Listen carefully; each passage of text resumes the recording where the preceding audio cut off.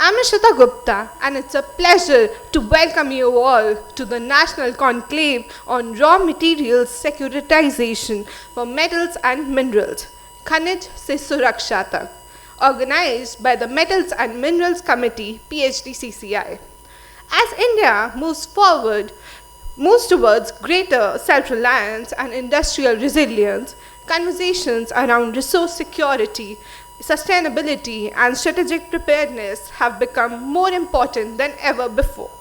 Today's conclave brings together policymakers, industry leaders, and experts to deliberate upon these very priorities shaping the future of India's metals and minerals ecosystem. To formally begin this prestigious conclave, it is my privilege to invite our esteemed dignitaries to kindly grace the dais for the inaugural session. I first request Dr. Ranjit Mehta, CEO and Secretary General, Phdcci, to kindly join us on stage. I also request Mr. Vijay Sharma, Chair, Metals and Minerals Committee, Phdcci and Director, Jindal Stainless Limited, to kindly join us on stage. Now I would like to invite Mr. Sanjay Kumar Singh, IAS, retired Director, Jindal Steel Limited, and former Steel Secretary of India. Joining the inaugural session, we are also pleased to welcome Mr. Abhinav Sen Gupta, Associate Director, PwC India. Also, we have on the dais Ms. Shalini Sharma, Assistant Secretary General, Phdcci. Ladies and gentlemen, let's give a big round of applause to our dignitaries. It is beautifully said. The future belongs to nations that prepare not only for growth, but also for resilience. And in today's rapidly evolving global landscape, resource security has become central to industrial strength, economic progress, and national preparedness. To begin this conclave on a patriotic note, may I request everyone to kindly rise for the national anthem.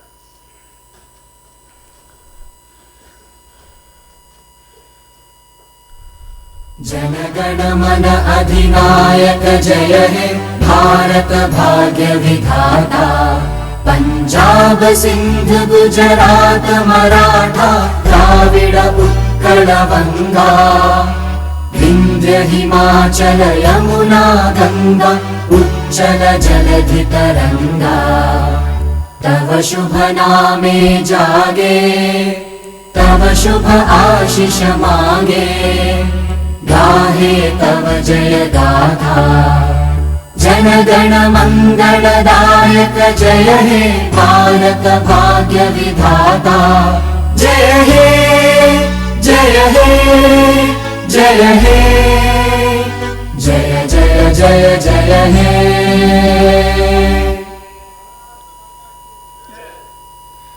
To formally welcome all our esteemed guests and dignitaries, may I now invite Dr. Ranjit Mehta, CEO and Secretary General, Phdcci, to deliver the welcome address. Thank you. Very good morning to everyone. Mr. Sanjay Singh ji, Vijay ji, Abhinav ji, and Shalini ji. Very distinguished ladies and gentlemen, good morning to you all. It's a pleasure and privilege to welcome you all in this very important conference on how to secure our future in critical minerals, and which is extremely important when India has such large visions, including to be Viksit Bharat by 2047. First of all, I would like to congratulate our chair, Vijay ji, who had thought of such an important subject for discussion in his committee. Why it is important? Because when we talk of manufacturing, infrastructure, semiconductors, all these things are very, very important. They are going to take the country, as the country is undergoing through a defining moment. I think in this situation, the most important thing which is at the heart of all these development is definitely critical minerals and metals and raw material for that. When we think of 10 years down the line, the countries who have secured, who have partnered with the countries who are having all these resources or who have secured all these resources, those will be the countries who will be self-reliant. We all know that our Prime Minister had given a clarion call for becoming Viksit Bharat. So for Viksit Bharat, every time we are talking of manufacturing, we are talking of very good infrastructure. Those things are very, very important. I think at the heart of all these things is definitely the securitization of all these minerals, which is very important. We cannot imagine our defense without these minerals. We cannot imagine our manufacturing. We cannot imagine the semiconductor which we are building an ecosystem for our future. I think all these things are very important. And this is a very, very timely conference as India wishes to achieve 500 gigawatt of renewable energy by 2030. And to do that, when you are talking of solar, wind, EV, electric vehicles, in all those things, I think we need these critical minerals. Without having the security for these minerals, we cannot achieve that vision. And same way, when today the world is talking about climate mitigation, in that also I think we need, because when we are transitioning from fossil fuels to green energy, this green energy transition definitely needs all those. All these visions, all these plans will remain unmet until and unless we really secure these critical minerals. I think this subject must be talked, and the countries who are partnering with the countries who have all these minerals, they'll be the winners for the future. I think today in India, we'll have to build an ecosystem. We have many such minerals, but we have to build an ecosystem, ease of doing business, even in technology, because today we need many technologies where and how fast, how productively we can really secure it from the earth. So those things are needed. And industry needs to be given those facilities. I think that ecosystem needs to be built for all those things. And today's conference, we are really looking forward to your valuable suggestions, feedback, and I'm sure that when we discuss this whole day and the suggestions which we receive from the deliberations of this conference will be sent to the ministries, to the right people, where we can help them bring or come out with good policies where industry can work. And ultimately, we need the partnerships. We need great partnerships. We need that collaboration where everyone gets benefited. Ladies and gentlemen, once again, I welcome you all to Phdcci, which is 121 years old organization. And we are extremely delighted that you have spared your time and you are taking part in such an important discussion which will definitely help our nation to progress further. Thank you very much.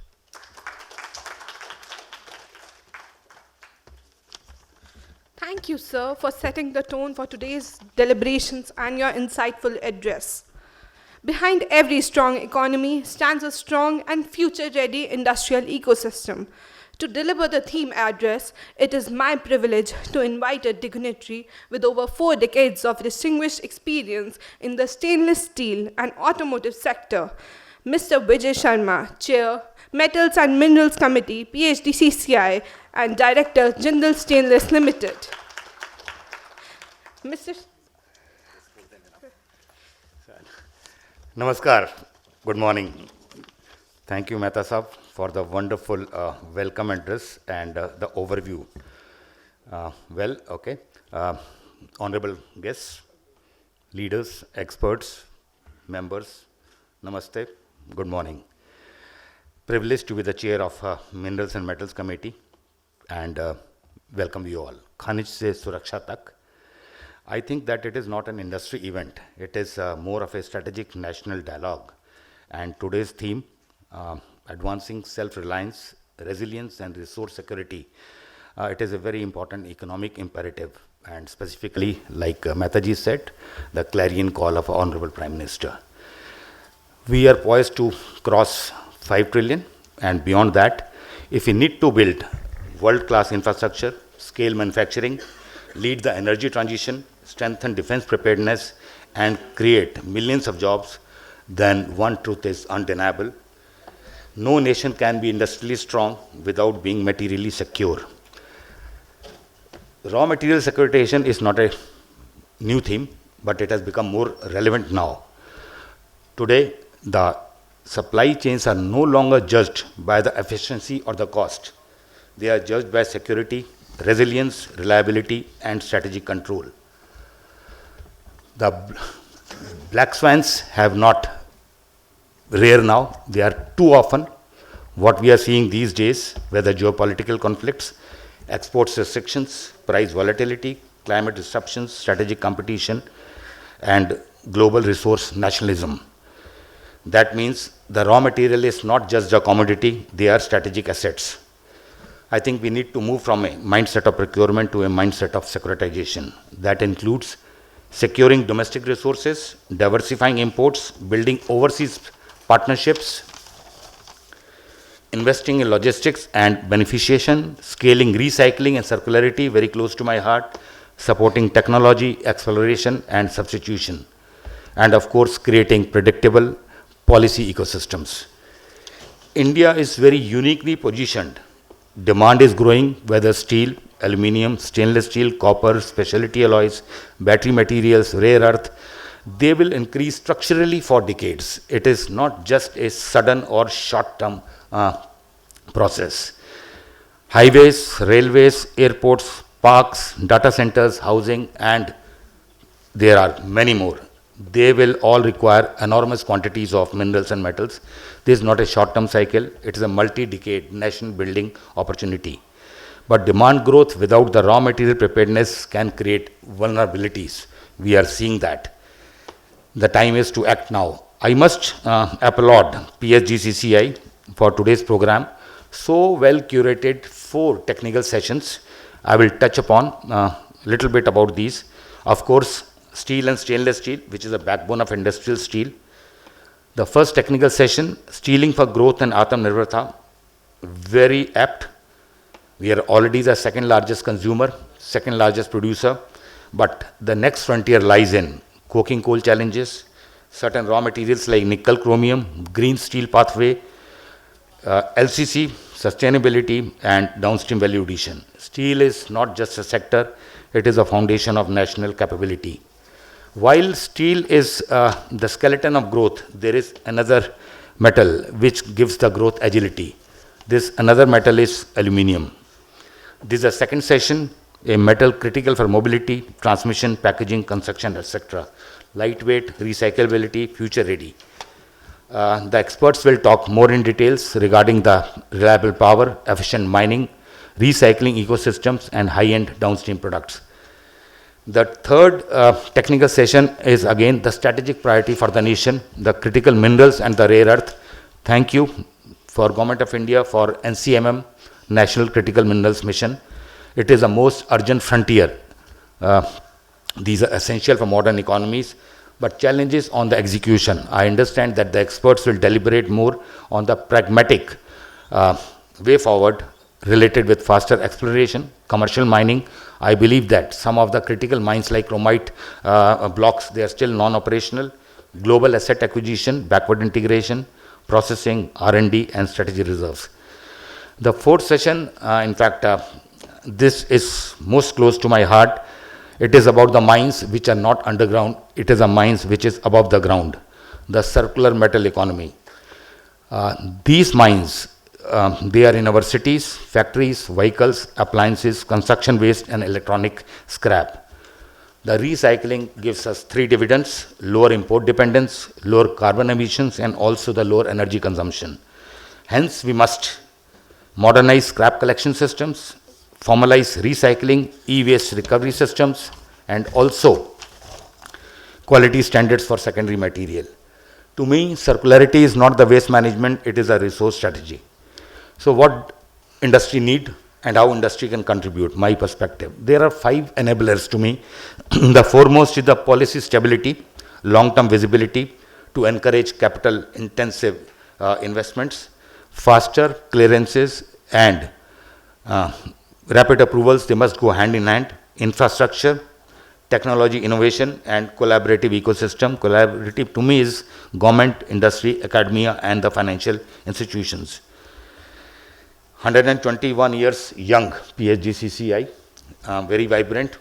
It energizes me also. We are all committed. I understand that this conclave is designed to generate practical recommendations, actionable ideas and strategic consensus.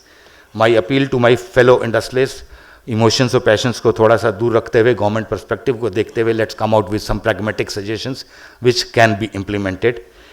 And also, I'm very happy to announce that Shalinji, under your leadership, thank you for launching the quarterly newsletter focusing on metals and minerals.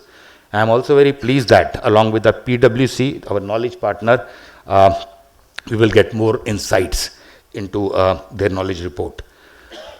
While closing, I think that India's development story is not limited to the boardrooms and budget speeches. I think it is written in mines, smelters, furnaces, recycling yards, research labs and also supply chains. The road to Atmanirbhar Bharat runs through raw material security. The future belongs to those nations which have resilience, which can convert resources into resilience, minerals into manufacturing and materials into national strength. I wish the conclave a great success and let's work together. Thank you. Dhanyavad. Jai Hind.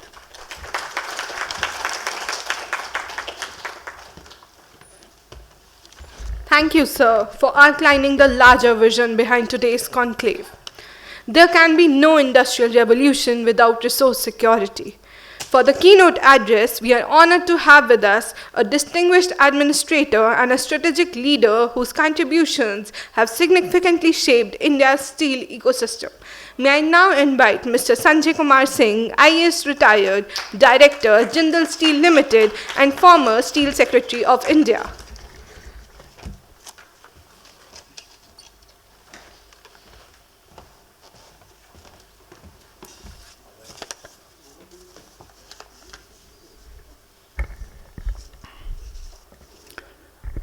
Namaskar. On the dais, Ranjit Mehta ji, Shalini ji, Vijay Sharma ji, Abhinav ji, और सभी को नमस्कार, ladies and gentlemen. There are certain words which have been buzzing. I mean, since the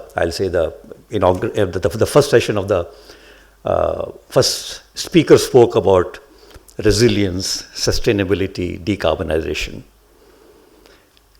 critical minerals.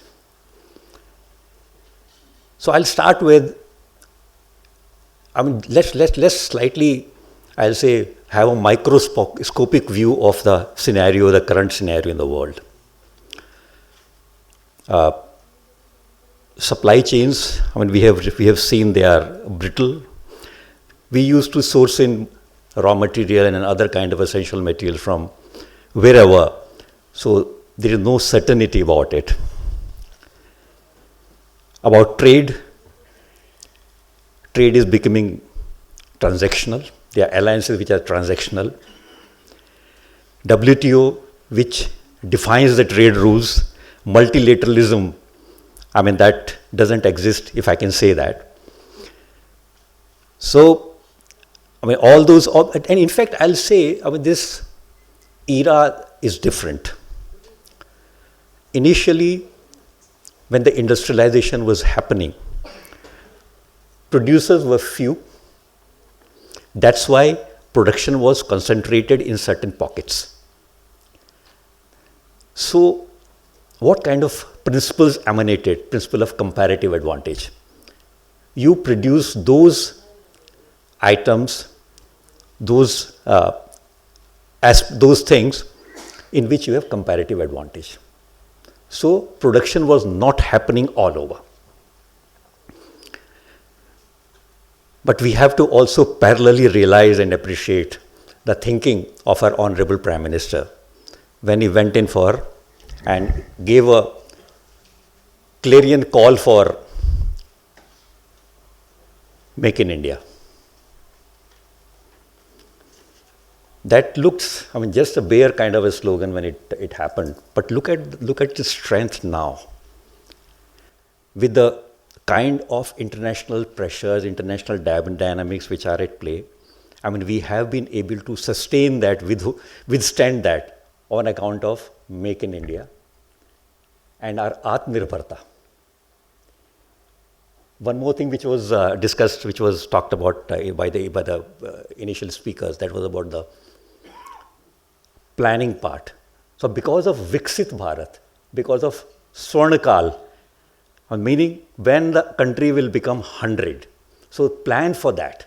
So we have a plan, ready-made plan for that. So accordingly, all these plugs, all these cardinal aspects which were required, they are in place or they are being put in place, whether it's a critical mineral mission, whether it's a green hydrogen mission, it's a renewable energy mission. So they are to really carry us to the beyond 100 years of Indian independence. I represent steel sector, worked in the government as in the same sector. Now I'm in the private sector working in the same sector. There are a couple of very, very glaring kind of aspects about the steel sector. One is raw material based. Cost of steel is determined by the cost of raw material. It is not determined by demand. Because in our country, demand is there, it is taken for granted. That's the reason. Had it been, we were not a consumption-based market, which we were, whatever, I mean, you look at the last year's figures, whatever we produced, we consumed. And we produced around 164 million tons last year, have a capacity of 220 million tons, and 169 was a sponge iron. I mean, that's but the finished steel was 164 million, and that our consumption was also of the same level. We have been consuming, at the rate of consumption is going up by between 8 to 10%. 10% last year it was 8%. It went up to 14% also at one point of time. I mean, two years back. But with that comes another thing, and which is typical to metal industry. We emit carbon dioxide. There is a peculiar characteristic of carbon dioxide. It is a stock pollutant. Although carbon dioxide emission, of course, steel is it produces 2.5 times carbon dioxide than what we are producing, the steel we are producing. It's about 2.5 tons of carbon dioxide per ton of steel. I mean, that's a kind of figure. But when I'm talking about in the atmosphere, carbon dioxide only 0.043%, meaning 430 ppm, parts per million. But carbon dioxide remains in atmosphere for thousands of years. It cannot be removed. Removal used to happen through natural sinks, which are no more there. So they are there, but they are getting depleted. So that is the problem. I'll say energy sector, oil sector, for instance, it produces immense amount of methane. That's another big pollutant. But its life is only 10 to 12 years, although it's much more potent. But for a gas which is there for thousands of years, what to do? The only solution is removal.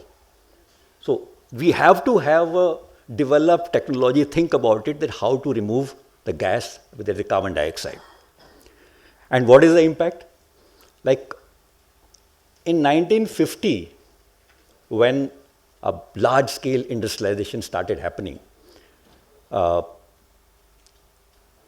carbon dioxide proportion in the atmosphere was around 0.03%. I mean, it has increased by, I'll say, roughly 45 to 50% in last 70, 75 years. And the temperature rise right now is 1.5, but in between it has gone to 1.7 degrees centigrade also. Above 1.5 degrees, the scientists, they labeled it that it is going to be catastrophic. When the glaciers will melt, ice caps will melt, so the kind of havoc that might create. And in fact, when the year it was 1.6 degree, then we saw the kind of things happened in Saudi Arabia. Thousands of people died because of intense heat. And we had large scale photos. I'm talking 2 years back. It was in 2024 when the temperature rise was 1.6 degrees centigrade. So with the kind of, even if we become net zero, that's what I'm trying to hint at, temperature will increase. So we have to have technology to remove carbon dioxide. And imagine a scenario when we now have 430 odd parts per million. Even if annually you are adding 2 parts per million, in say 35 to 40 years, it's going to be 500 parts per billion. It is going to create havoc. And with the kind of, I'll say, NDCs, there's another thing which is national determined contribution, which every nation in the world, they contribute, they give their plan for certain number of years to UNFCCC. So that UN body which looks after climate change. Indian goal target which has been given for 2035 is carbon intensity reduction by 47%. That's 2035. And that has been given recently, I think 1 month back or 1.5 months back. Renewable energy, how much proportion of entire energy composition is going to be through renewable energy? That right now is 65%. So what I am trying to arrive at is, like, if we are going to reduce our carbon intensity by 47%, renewable energy alone is not sufficient. Because what is the output of any plant which you set up for renewable energy? It's not more than 25 to 30% in terms of, so that's the kind of, I'll say, energy intensity of of renewable energy. So we need, that's why all the energy intense sector, they are looking for nuclear, they are looking for other kind of energies. So that's about the steel. And steel, another paradox is, we are growing, we require more steel, and we gave a target of 300 million tons by 2030, 500 million tons by 2050, but I am sure by 2030 we are going to have larger than 300 million tons of steel capacity in the country. So that's the kind of a scenario. So it is raw material based. It is required for the construction of for development of the nation. Whatever steel is produced, 65% of that is consumed by the infrastructure and construction sector. Roughly 28 to 29% is consumed in the national projects, in the government projects. So it is required. And so there is an assured market for steel in the country. That definitely is one aspect. But what are the kind of challenges? Raw material is depleting, quality of it is depleting. So how to utilize that? That's the biggest challenge. So beneficiation, pelletization of the kind which does not add to environmental cost, which does not, because right now the processes which are following for beneficiation, so that kind of research needs to be done. That's number one. Second most important thing which we need to really follow is circularity. Reduce, reuse, and conserve. These three principles have to be integrated in by, especially by sector which is as humongous, as large, as critical, as strategic as, I'll say, steel. So towards all these, government, as has also been mentioned, is doing several things. Towards minerals, they have critical mineral mission. For coking coal, which is a very, very essential item for steel making, they have a coking coal mission, where the target is to produce 140 million tons of coking coal, reduce the dependence of imported coal to 15%. That's the kind of target. And green hydrogen mission is there. But we need our indigenous innovative solutions for which industry has to contribute. And right now in the research and development, industry contribution is negligible. Whatever, whether it's a kind of amount which is being spent on R&D or the kind of solutions which are being generated from R&D, both ways. We as a nation, we have only spending around 0.07%. It's of our 0.7% of our GDP on R&D, and out of that, roughly 60 to 70% is contributed by the government. World over, R&D spending is 4 to 5% of the GDP, and 80% is the contribution of the private sector. So things we need to really think about when we are growing, we are going forward on these lines. Environmental impact we should reduce as far as possible. If I'm hopeful that in time to come we might have a technology to reduce, to eliminate, remove carbon dioxide. So that is going to be a very, very big challenge, very, very big thing for the metal sector. And along with that, develop technologies which is based on indigenous resources. We cannot aim of what everybody else is doing. We also do that. I mean, one thing which one technology which I see has immense future is electrolysis. Now there are also bioleaching and also where enzymes can also produce, I think, iron out of the iron ore. I mean, that kind of research is also happening world over. So I've spoken enough. I'll end my talk here, and with the hope that in time to come we'll see that we grow at faster pace and we are more become more environmentally sensitive, and we develop indigenous technologies to really be able to check whatever climate change is happening in the country. Thank you very much.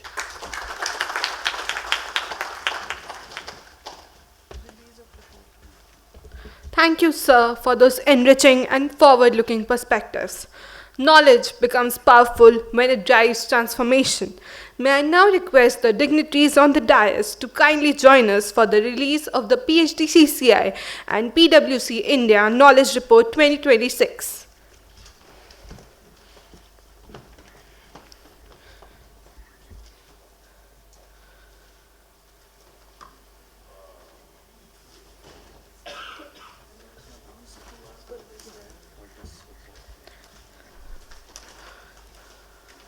The QR code has been pasted out front in the reception. You can scan and get the knowledge report there.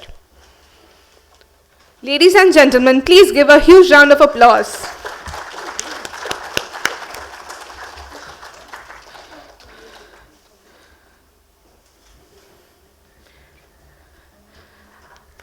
I now request for the release of newsletter by the Metals and Minerals Committee, Phdcci.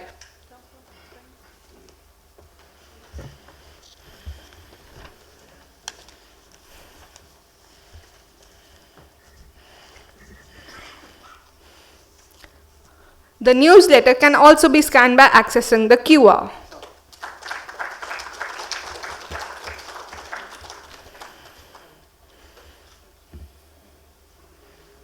Thank you, ladies and gentlemen. To present the key highlights and findings from the Phdcci PwC India Knowledge Report 2026, may I now invite Mr. Abhinav Sen Gupta, Associate Director, PwC India. Mr. Sen Gupta brings over 14 years of experience across mining, energy and infrastructure sectors with deep expertise in strategic advisory, techno-economic assessments and policy-oriented search. I request...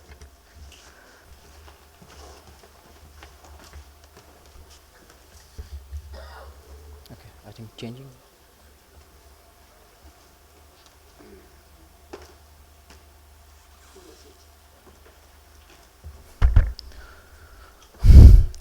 Good morning to all of you, all the dignitaries on the dais, off the dais, all my industry friends. It's really being a privilege standing in front of such an august gathering and addressing a very critical issue that we are going to address is the raw material securitization. Now, this is the first time that has happened that you have discussing, we'll be discussing about the critical minerals, also with about, steel and aluminum. So without much ado, let's get started. Now, as you already aware that, I think I have 20 minutes of time, so I'll finish it up. So, as you already aware that last decade, the last century, 20th century was being fought over the oil. But this 21st century will be fought over the minerals, specifically all the critical minerals. And the nations will be actually fighting. Literally they will be fighting, apart from diplomatic as well as technology-wise. So, why this is the right time for us to address this important issue? So, if you can see what is happening in overall in mining and metal sector globally. First point is the macro threats. Now, these are the threats which is actually hampering. The organizations are understanding that your midstream processing, the processing is the real bottleneck, that's number one. Number two, they're also understanding that every country is trying to bring their own kind of rules and aspirations as well as law. So that is an issue. Third point, they also understand here that the supply chain is tightening post-COVID and all. Second thing, this important part that India is sitting at a very important strategic intent. We have come up with their own NCMM policies. Also, we have established Kabil for mineral asset acquisition, and we are coming up with number of steps. So this is very heartening to see. Third important point, the paradox. Now, India has endowed with number of resources. Good geological endowment of resources are there, but are we actually mining it? We are still importing. So that needs to be solved. Fourth point that we understand, the enablers. That here we require a skilled manpower in this place. We cannot run a next decade with the old archaic manpower. We need upskilling of the right people for the right technology. And also important part is that the secondary route, which is the circularity, needs to be given a special impetus.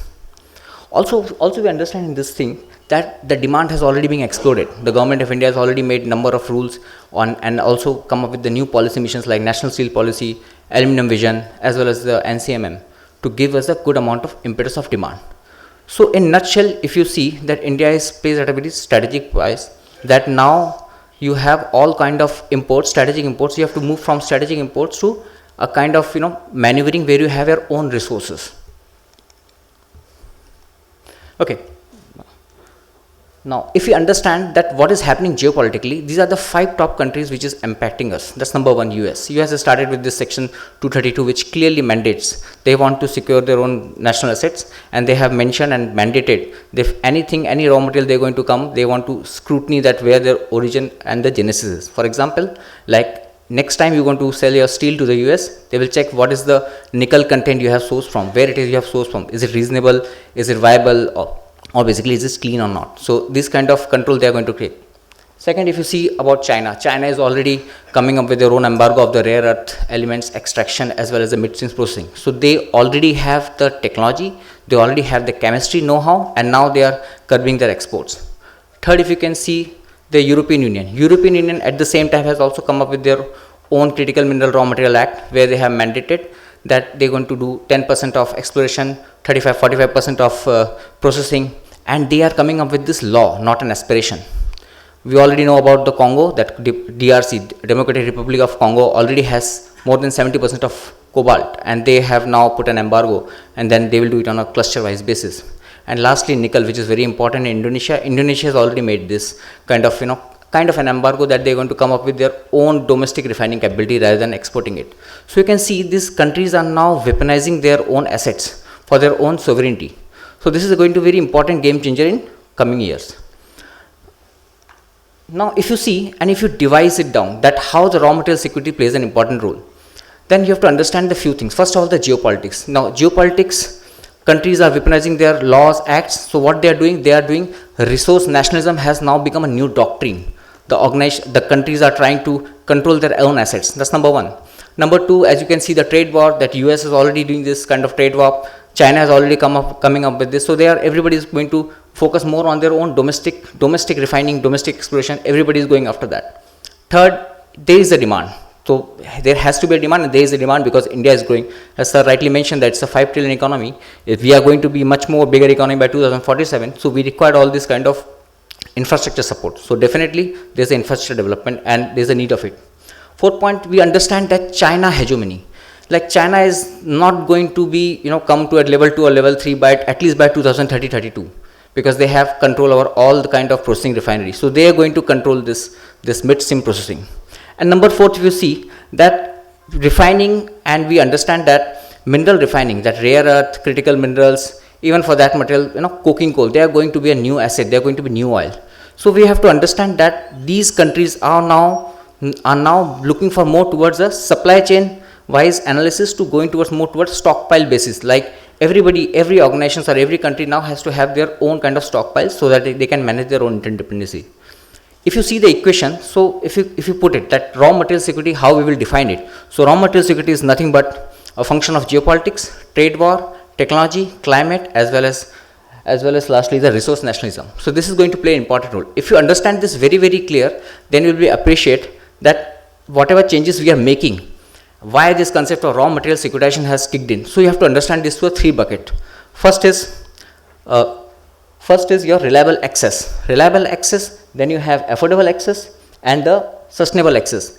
It doesn't matter if you are procuring any raw material very cheap, but it has a sanction problem, then it is definitely not, it's definitely not reliable. If you are procuring something very reliably, but again it is impacting your forest, so it is not sustainable. And like otherwise, if you are having a proper sourcing of minerals, but it is very at a high cost, that is not affordable. So there are few levers which is impacting. If you can see on the screen, the levers like enablers. So right policies, right frameworks, right institutional mechanism will impact this. And on the other hand, there are certain things which is impacting this, like geopolitical issues, climate, technology change is going to impact the overall sourcing. And the outcome in this case would be the strategic positioning, where every country will see that there is enough resource for them. So this is what we call raw material securitization. That is overall the theme of this agenda. Now, in this knowledge paper which we have prepared along with Phdcci, we have tried to cover about steel, aluminium, battery minerals in categorically, and rare earth elements. So we'll see one by one. Okay, so you're already aware about the steel sector. Now steel sector has 2 kind of routes, primary and secondary routes. Already we have good amount of iron ore resources, but still we are importing because we somehow fall back on in cases of right grade. But it also requires at the peril of coking coal. India still imports 80 to 85% of coking coal. So that is something which is to be considered. Also for the stainless steel we require nickel and chromium, and India doesn't have any indigenous mining for nickel. And also for chromium we have abundant of resources, but they are all highly concentrated in the Odisha region. So we required smart beneficiation, we required proper technology to extract that. So that's again one thing.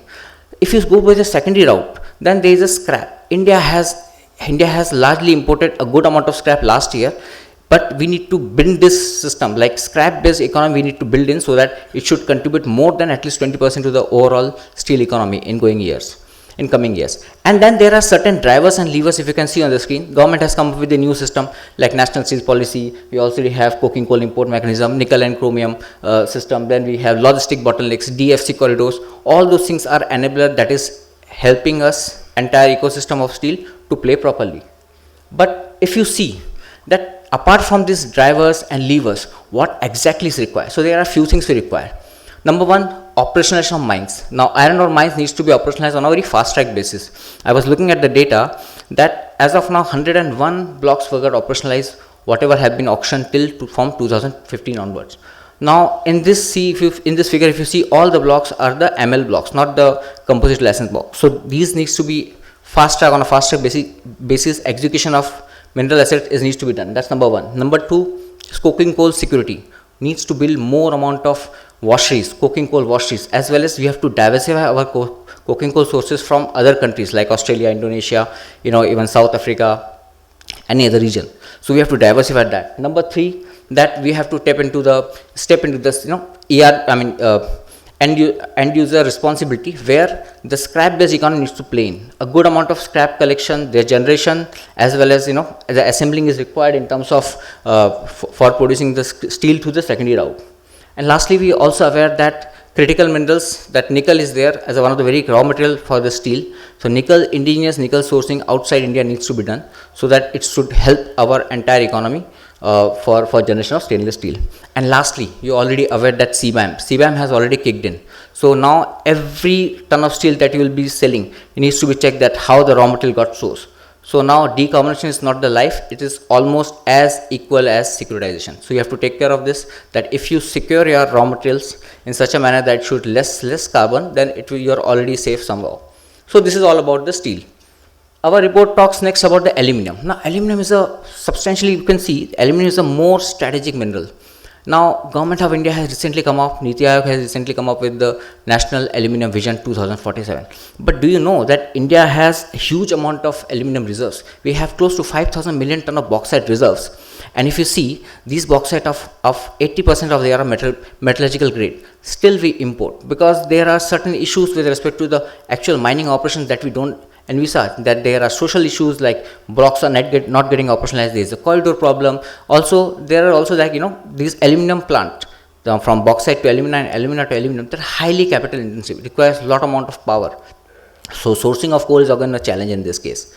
So, but apart from this, the government has come up with certain drivers for this aluminum mission. As you can see, that they have already come up with the CPC pitch, coal tar, all needs to be imported. Caustic soda is something which, it depends, your entire process from bauxite to alumina comes in, so that needs to be properly strategized. Government has given more focus on the recycling. Higher the recycling, the better it is. So these are the levers they have come up with. And alumina is the one sector, alumina and aluminum refinery, then you have to make it integrated. We need bauxite, alumina, aluminum refinery at one place so that cost of logistics can be controlled. So again, in this case, for the bauxite, what are the levers that we need to take care of, and what are the measures that our report will talk about in detail once you get your hands into? It will be bauxite mine operationalization. We need to fast track this operationalization. Just a simple example, like Nalco has a bauxite block. Recently they have won it. They have the Potangi bauxite mine. They are trying to operationalize it, but there are certain issues like tribal issues, forest clearances, all those things are there. So these things are impacting our overall progress. So we need to take care of that. Mine operationalization needs to be done on a fast track basis. Number two, logistics. Any sector logistics is the peril, because if you don't evacuate your mineral, it will not going to play it will not going to work. So we need to have a proper dedicated corridor for aluminum, steel. Third, we have, like as I already mentioned, that it's a highly carbon intensive and energy intensive sector. So we need to decarbonize our operations in terms of alumina, either with the help of renewable energy, some storage, with the help of hydrogen, CCUS, all those things need to be applied, and these are all given in the detail in our report.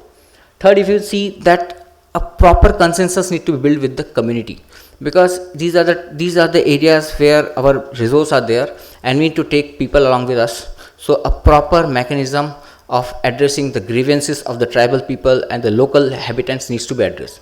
And lastly, circularity. This extended producer responsibility should be given more towards like aluminum packages, as well as aluminum based packaging system, as well as the automobile industry, so that end of life vehicles, these can be put to use again as a new generation of aluminium.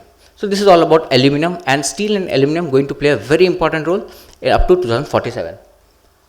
Third, we have the critical minerals, and I think enough has been spoken about this, but these are the basic battery minerals I'll be talking about: lithium, cobalt, nickel, graphite, and copper. And lastly, we have touched upon the rare earth. So our report contains the detail. India till date has no lithium mine. We are 100% import dependent. There was only one mineral block auction. In the first time the block auction was happened, but it didn't get success. So that's number one. Number two, for graphite, we have a good amount of resources. We have started generating this, but the problem is with the midstream processing. The spheroidization of graphite is a challenge, and we need a proper technology transfer from the other countries. Third, if you can see nickel, we do not have any nickel mine. We are still dependent on import, both for stainless steel as well as for the battery. Nickel is used as an energy density for the batteries, EVs. So we require nickel sourcing. So India needs to get into this area. We have to acquire new mines abroad, so we can make this a resource. Fourth point, if you can see, is the copper. Copper, after the closing of the Sterlite plant, we can see that India's import of copper has increased by 10-fold.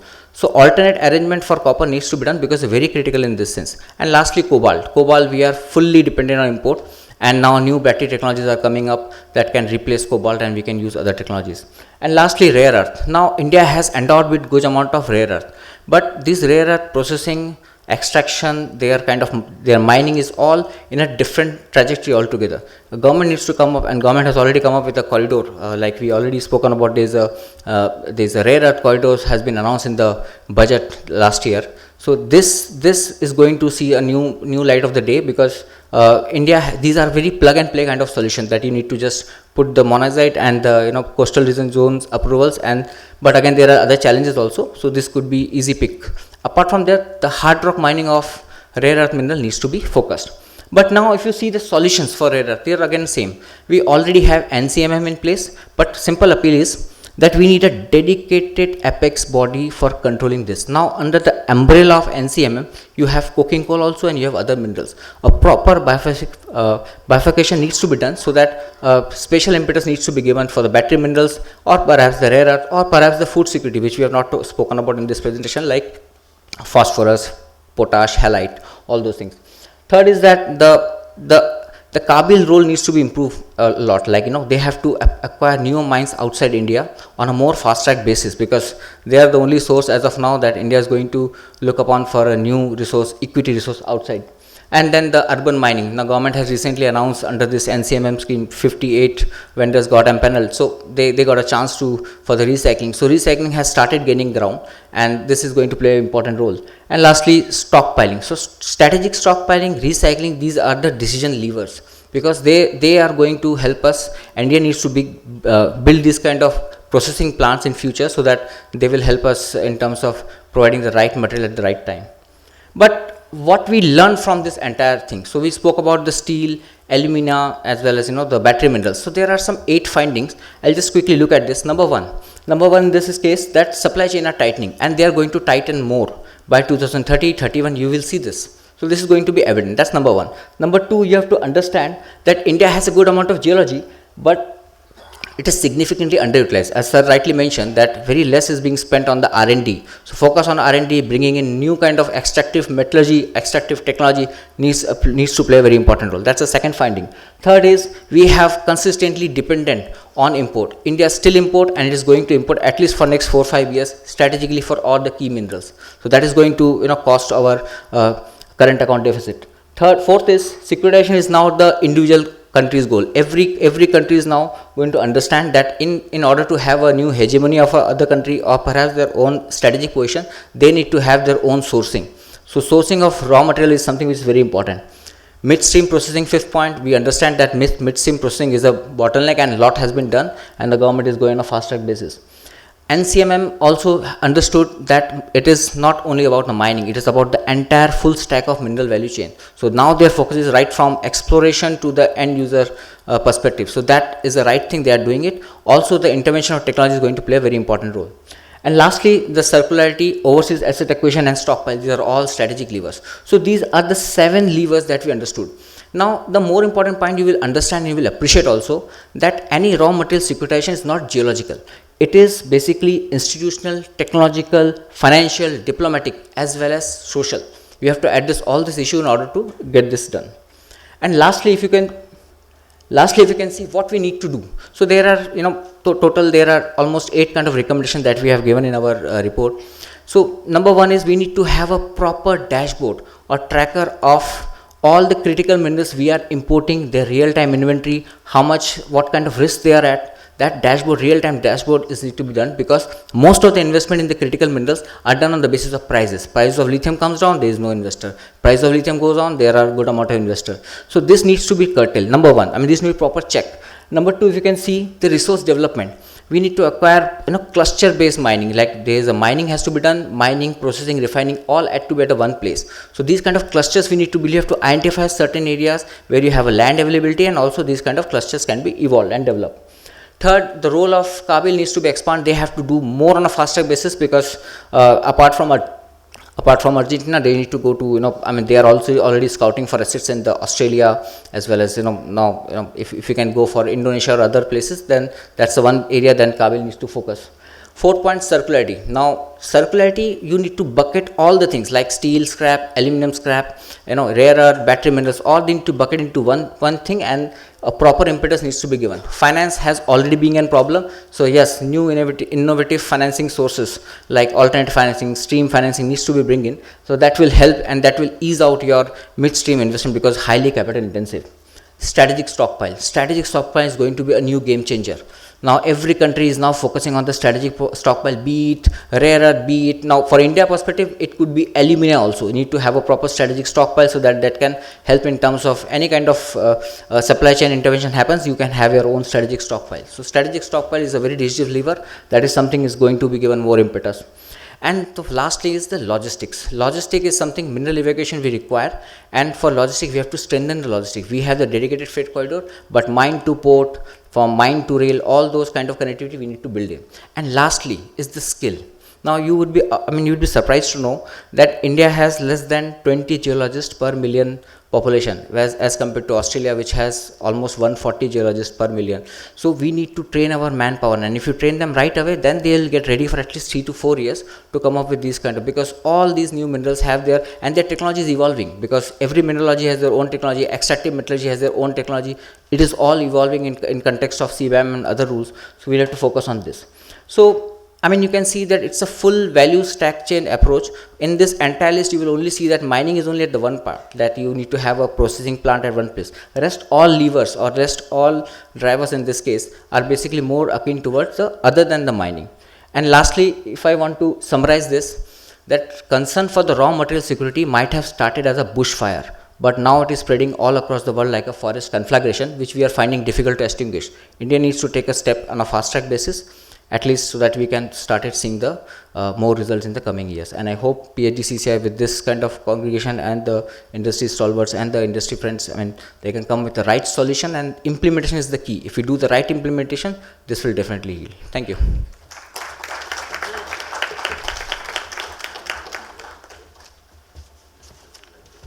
Thank you, Mr. Sen Gupta, for that insightful and data-driven presentation. I would now like to request our Chair, Metals and Minerals Committee, Mr. Vijay Sharma, to kindly felicitate our guests, Mr. Sanjay Kumar Singh and Mr. Abhinav Sen Gupta, with a memento as a token of our appreciation and gratitude for their valuable presence and insights.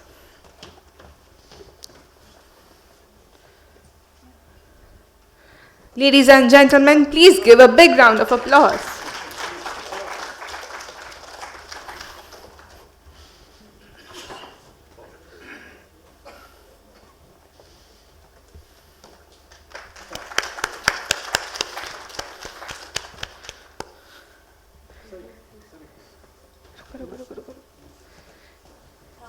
I would now like to request Ms. Shalini ma'am to kindly felicitate our chair, Mr. Vijay Sharma.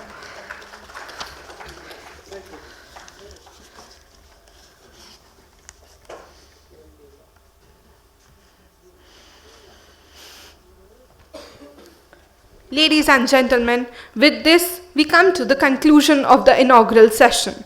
The perspectives shared today have highlighted the growing importance of resource security, industrial resilience, and sustainable growth in shaping India's future. As we now move towards the technical sessions, we look forward to insightful deliberations and engaging discussions through the course of the day. I would like to thank our chair, Mr. Vijay Sharma, Mr. Sanjay Singh, and Abhinav for gracing this inaugural session. My special thanks to our sponsors, Jindal Stainless, Jindal Steel, and Rashmi Group, without whose support this conference would not have been possible. I would like to mention here that we reached out to all industry associations, and the foremost among that is the Pellet Manufacturers Association of India. We have the Secretary General, Mr. Deepak Bhatnagar, present here. Deepak ji, thanks a lot for your support, and a big round of applause to Deepak ji. And the work which PMAI is doing, they are the primary raw material suppliers for steel industry, and they have done a wonderful work in reaching out to stakeholders for inviting them for this conference. So thank you, Deepak ji, once again. Our thanks to Indian Steel Association. Thank you, Mr. Sahai, who's present here. He'll be speaking in the next session. We have Mr. Anil Dhawan from Alloy Steel Producers Association, ASPA. Thank you, Dhawanji, for spreading this message about the conference in your network. Indian Stainless Steel Development Association, ISDA. Mr. Rajbani Krishnamurthy, who's the president, he also wrote to his members about this conference. Sponge Iron Manufacturers Association, Mr. Dipendra Kashiva, he wrote about our conference to their members. Then Aluminium Secondary Manufacturers Association, Mr. Naveen Pant spread awareness. Aluminium Extrusion Manufacturers Association, and Indian Institute of Metals Delhi chapter. They did a wonderful work. Lastly, the Material Recycling Association of India, Mr. Sanjay Mehta, who is the president, he personally wrote to his members. Because of the support of all these associations and many more, other than the ones that I have just named, there are about 25 associations that we had reached out to, and I thank everybody for coming here, for sparing the time, for our chair, for so ably leading us in this work. This is the first Metals and Minerals Conference that Phdcci has organized. In the past, we have been focusing on steel sector. There are several initiatives in the steel that we have undertaken, but this year we thought that we must enlarge the scope to include other sectors also, because the segment is so vast. And our chair's emphasis from the beginning has been that we have to give adequate and equal importance to other metals, other minerals, because they all are playing equally important role in the growth of the nations. So thank you once again, dignitaries on the dais, dignitaries present here in the audience, for coming here, and I request you to stay on till the end of this conference. Thank you.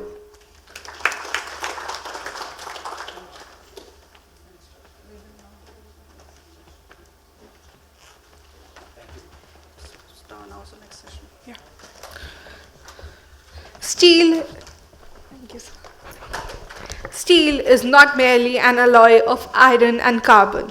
It is the foundation upon which modern economies are built. Ladies and gentlemen, we now move on to our first technical session titled Steeling for Growth and Atmanirbhar Bharat. This session will explore various perspectives on the evolving landscape of India's steel sector, covering key developments, emerging priorities, and the way forward towards sustainable and self-reliant growth. To moderate this important discussion, we are privileged to invite Dr. Phdcci, Executive Vice President, Corporate Affairs, JSW Group. Dr. Phdcci is a distinguished mining professional and sustainability leader with over 3 decades of experience in strategic planning, mining operations, project management, policy advocacy, and regulatory affairs. Ladies and gentlemen, please welcome him with a big round of applause. May I request our distinguished panelists to kindly join the moderator on stage as we invite them one by one. First, I invite Mr. Alok Sahai, Secretary General and Executive Head, Indian Steel Association, to join us on stage. Mr. Sahai is a distinguished industry leader with over 4 decades of experience in the steel sector and has played a key role in strengthening India's global steel competitiveness and promoting sustainable steelmaking practices.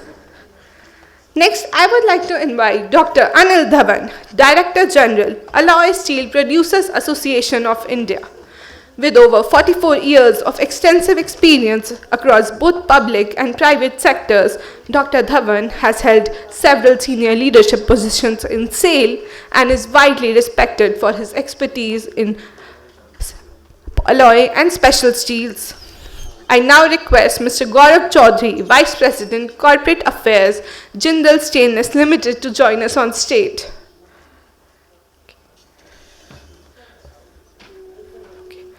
Mr. Chaudhary is a seasoned public policy and corporate affairs professional with over 27 years of diverse experience across regulatory affairs, logistics, commercial operations. May I also invite Dr. Abhinav Mathur, Advisor to the Board, Atero Recycling Private Limited. A distinguished technology strategist and sustainability leader, Dr. Mathur has contributed extensively across government, corporate, and non-profit sectors and has played an active role in sustainability and circular economy initiatives, including the Critical Minerals Mission. Ladies and gentlemen, please welcome our distinguished panel with a round of applause. Over to you. Yeah, good morning, everyone. The inaugural session was concluded much before in time. So that gives us advantage to ask as many questions as you can. And this panel is very unique. There are members who have been in industry for more than 4 decades. And I can assure you that with the kind of experience they have, they will be answering all the questions which you will be posing. For the questions they know the answer will be brief. For the question they don't know the answer will be long, so that you forget the question. I also request the audience not to listen as a Japanese. Please listen as an Indian, because Japanese, they close the eyes and they listen. They are all soft spoken और बहुत मीठा बोलते हैं. I am afraid that you fall into a different zone. And हो सकता है कि आपकी आँख जो है वो आपको मदद करे, नाक धोखा दे सकती है. So that will be a surprise to the nearby people. With that, I am going to start my this session, and we have a veteran, Mr. Alok Sahai, who is spearheading Indian Steel Association. And all those who are in the steel industry, they take shelter behind him. So whenever the ministry asks any particular question, so we say, ISA will come and give the answer. So that's the Sankat Mochak part he has been playing. Whenever I think of iron ore, I always think of cardamom. और उसके बारे में है कि इलायची की तरह किस्मत है हमारी, उतने ही महके जितने पीसे गए. Iron ore is also like that. I mean, 10 years before, 71% of the ore which was used in steel making were more than 62%. And now this ratio has come down to 41%. Because the high grade ore are not available, and the primary reason is the new mines are not getting open. You all are aware that iron ore usually happens on the hills, because iron ore is a hard material. It has seen the weathering of millions of years. That's why in a new mine you will get hard ore lumps. As you go deeper into a mine, you will get material which is little flaky, more fines, and not so good lumpy material. And the grade goes down. And going forward, you all are aware that India produces close to 289 million tons of iron ore. And 55% comes from one state. So usually steel making was concentrated earlier in eastern state, but now more and more steel plants are coming in Andhra and Maharashtra. So there also low-grade ore utilization will be very important, and that would be the lifeline for days to come. Mr. Sahai has been seeing the ups and downs of steel making. 2015-16, we have seen how the trade scenario and the dumping from China has created a lot of issues for the Indian steel players. And this always comes up. So very recently we have got the safeguard duty where he has played a critical role. So I'll keep my question both from the past and from the future. That in last 15-20 years since you have been in Steel Authority, you have also heading ISA. What are the critical moments in the steel and the iron ore and raw material? You have seen that these were the times where we felt that we need to come out of this situation. I recall in 1991, I don't want to name a consultant agency, they have written a report to Dr. J.J. Irani at that point of time that please come out of the steel industry. It's a sunset industry, close to 1991, 92. And the steel industry has seen lot many such cyclic weather challenges. So my question to you is, what has been those critical moments in previous, say, a decade, and where you see that we have learned from those challenges and we are geared up for the future challenges? Thank you, Pankaj. Yeah. When it comes to iron ore and mining, he's an encyclopedia. We only, every time I seek his support, whether he's in Tata Steel or now in JSW, whether he was in raw metal group or not there, he was always part of my group because I never allowed him to exit that group. So he's a key person so far as I'm concerned when it comes to iron ore and raw material. Thank you for your question, and we have time, so I can spend a bit of time on what happened in past. I agree with you, 1991, all of us, whether it was SAIL or it was any other company, all of us went through that phase in 91, 99, 2000, and 2008, after that when the meltdown took place. Every time there has been a crisis. And then I think it came to a situation in 2014.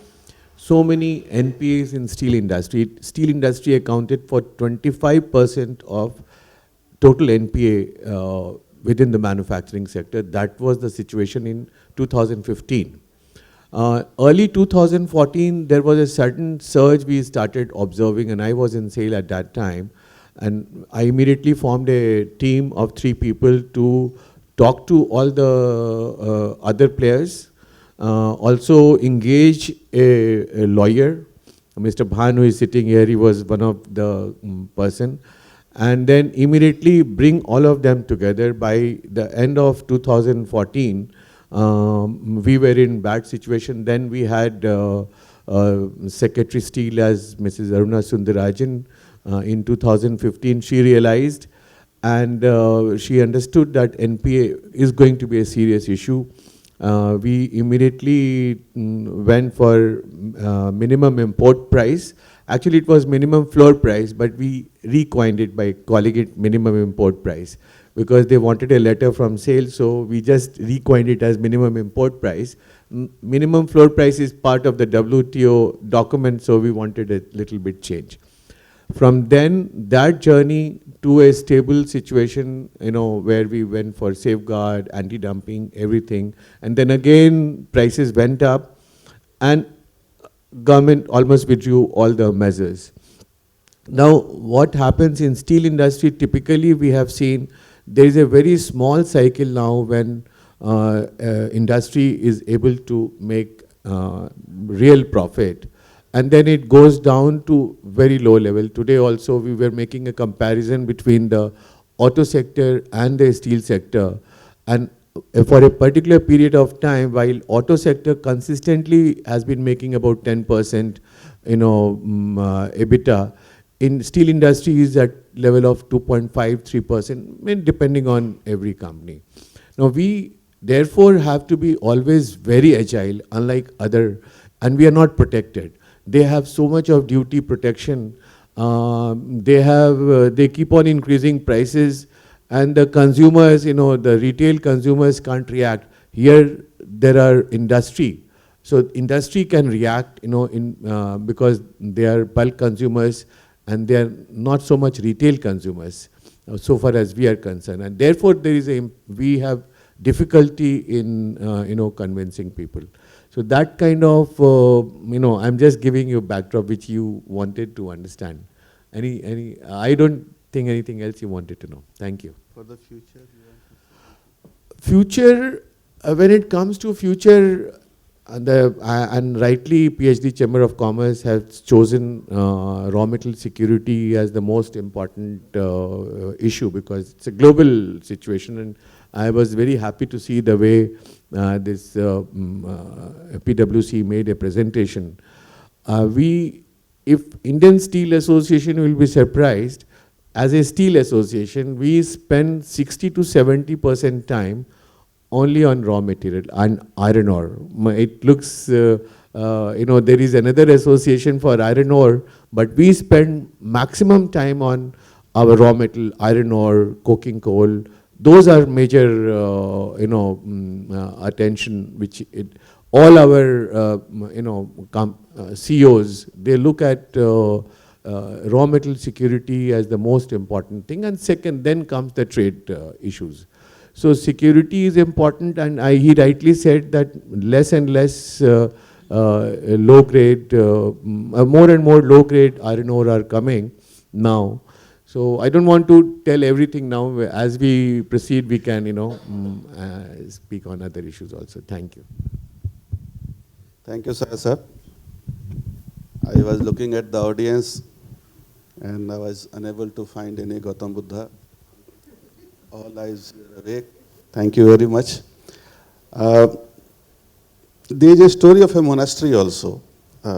Long back in a monastery, all the monks, after the daily prayers, they used to go for breakfast. And there used to be an empty chair. And no one was knowing why this empty chair is there. So one day, one young boy came who was inducted into the monastery. And he was very curious to know that why this empty chair is there. He asked the fellow monk that why this chair is there. They told that we don't have the courage to ask the master. You can ask. And the young boy asked the master that why this empty chair is there. And the master told that this empty chair is to unlearn. Unless you unlearn the old things, you can't learn the new things.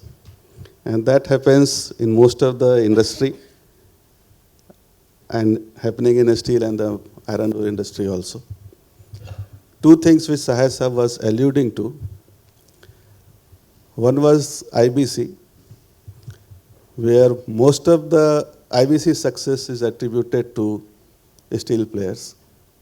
And 3 or 4 major units of Bhushan and SR, they are up and operation and taking care of the livelihood of the people and the community thereby, was made success by steel players. And second, we all know the COVID time, because now in geopolitical, many views are coming. Hours before, Singapore PM told that the crisis is going to be very severe. Mr. Uday Kotak yesterday spoke on the severity of this issue, and they are linking it to COVID-like situation.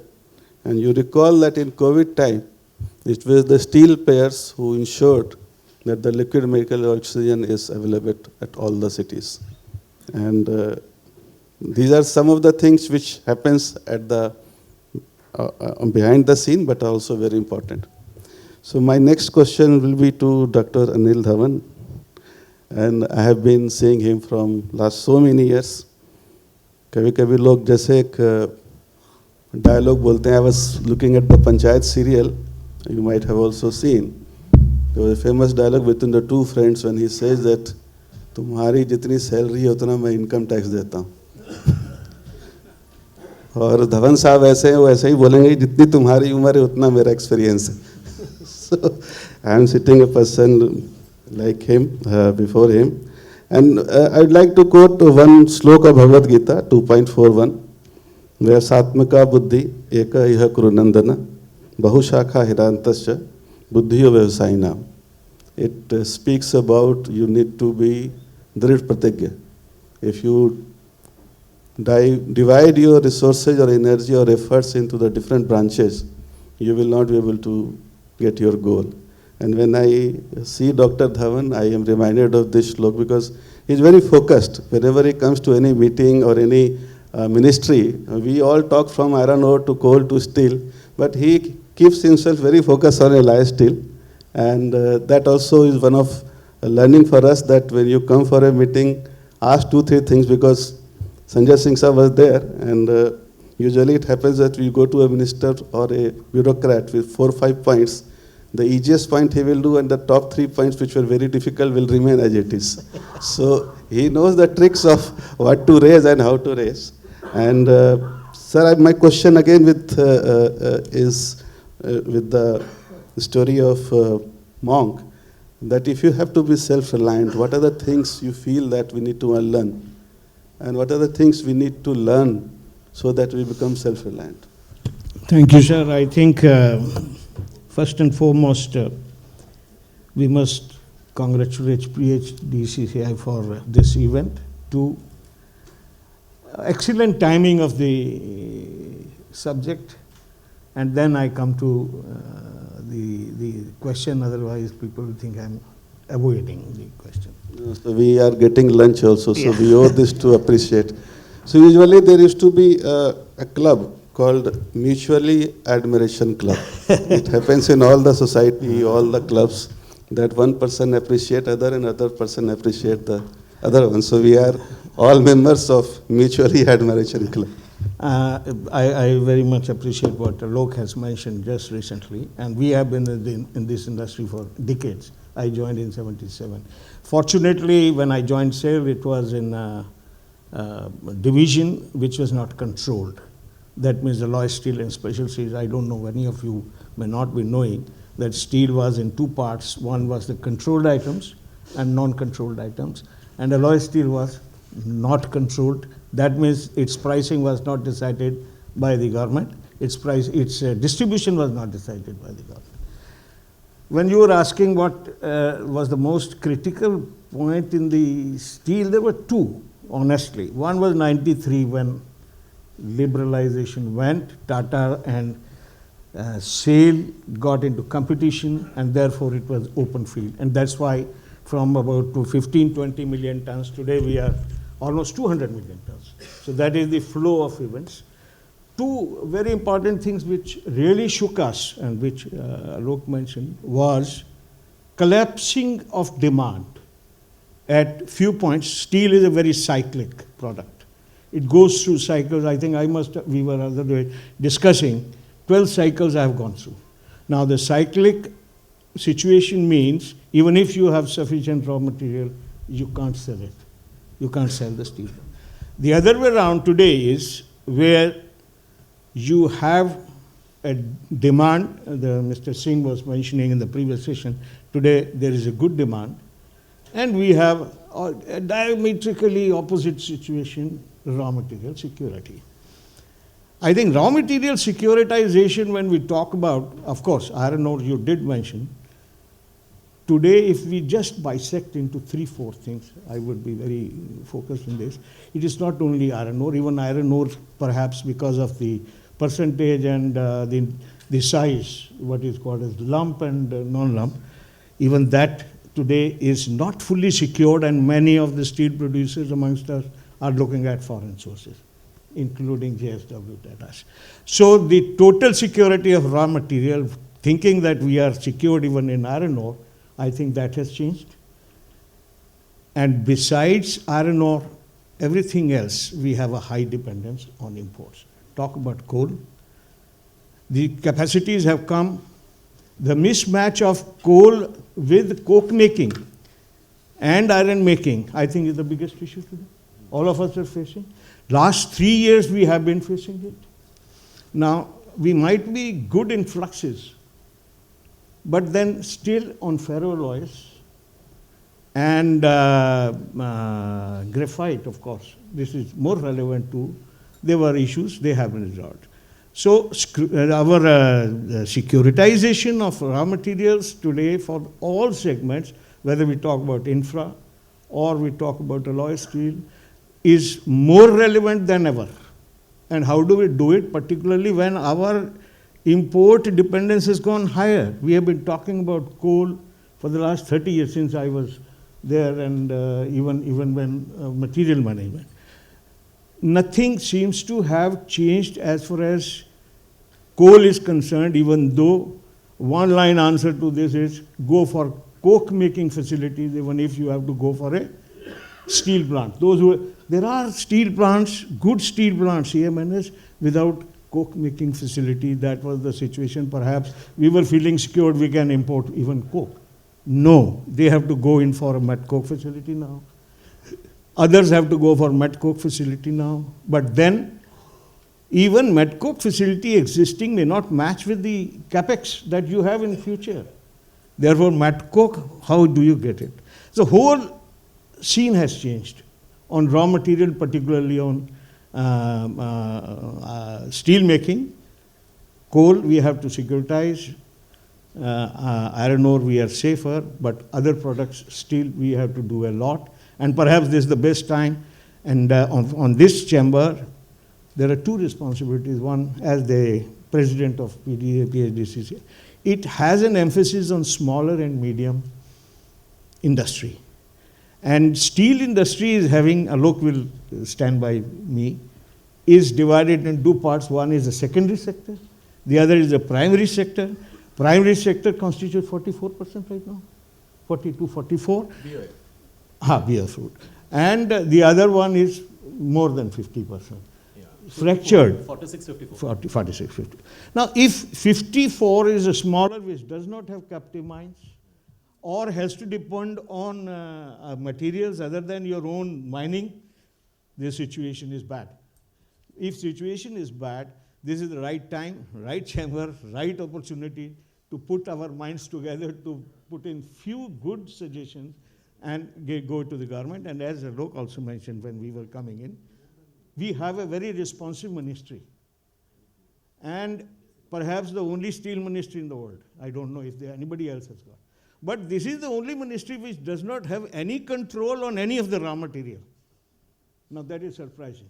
When I went to, Shalini ji is here, I went to the secretary, joint secretary, I said this. He says, "Hum wahan jaake kya karenge? I am the steel ministry, mining ministry, iron ore ministry, coal ministry, मेरे को पीछे नहीं है, वो जो मैं बोलूँगा क्या बोलूँ." So I think this is something as a weak point with the steel industry, that we do not have a direct linkage with the raw material ministries which needs to be bridged. I think this is one single line I would like to finish here with as a theme that we have a lot to do. Thank you. Thank you, Dhawan Sahab. 2-3 points I would like to add here. There has been a lot of debate that where there is a Ministry of Steel, there should be a Ministry of Aluminium, Ministry of Cement. The second theory was that IT boomed because there was no Ministry of IT. So there are different angles, different spectrum of it. And thanks for highlighting. Flux part, I can tell you, limestone, steel grade is seeing a lot of supply disruptions. And thankful to the cement companies and steel makers also. They have started blending those little high silica limestone from the cement companies so that they are able to meet the target of limestone. And that will continue. My next speaker is Gaurav Chaudhary. Gaurav has been a very avid reader of geopolitical issues. So those who are not able to travel overseas, because Modi ji also told that for 1 year travel is banned, he will take you around the different countries and you will feel that as if you are visiting. हाँ, but वो पहले ऐसे ही आता है sir कि आप bank account खोल लीजिए, उसके बाद डिमोनेटाइजेशन आता है. तो ये प्रीकर्सर है. If you have seen Modi ji, then you have to see, I should not comment, but then there are things which may come later on. I'm not sure, but this is the experience what we all have gone through. Because many of the things which came, people asked that, why you have done this? Then he told that, why you have not read my manifesto? Then you have to also see whether it is mitro, bhaiyo or behno, pyare deshwasiyon, then you have to interpret that where it is starting. Gaurav is from Jindal Stainless. While most of the companies have gone for making steel, Jindal Stainless shows a path of stainless steel. And it reminds me one of the couplet of Wasim Barelvi कि हर शख्स दौड़ता है भीड़ की तरफ और चाहता है कि रास्ता भी अलग मिले. But JSL has taken a different path, and they have proven that stainless steel is competitive in India. They have also started a plant in Indonesia. So we will have a glimpse of Indonesia by sitting here.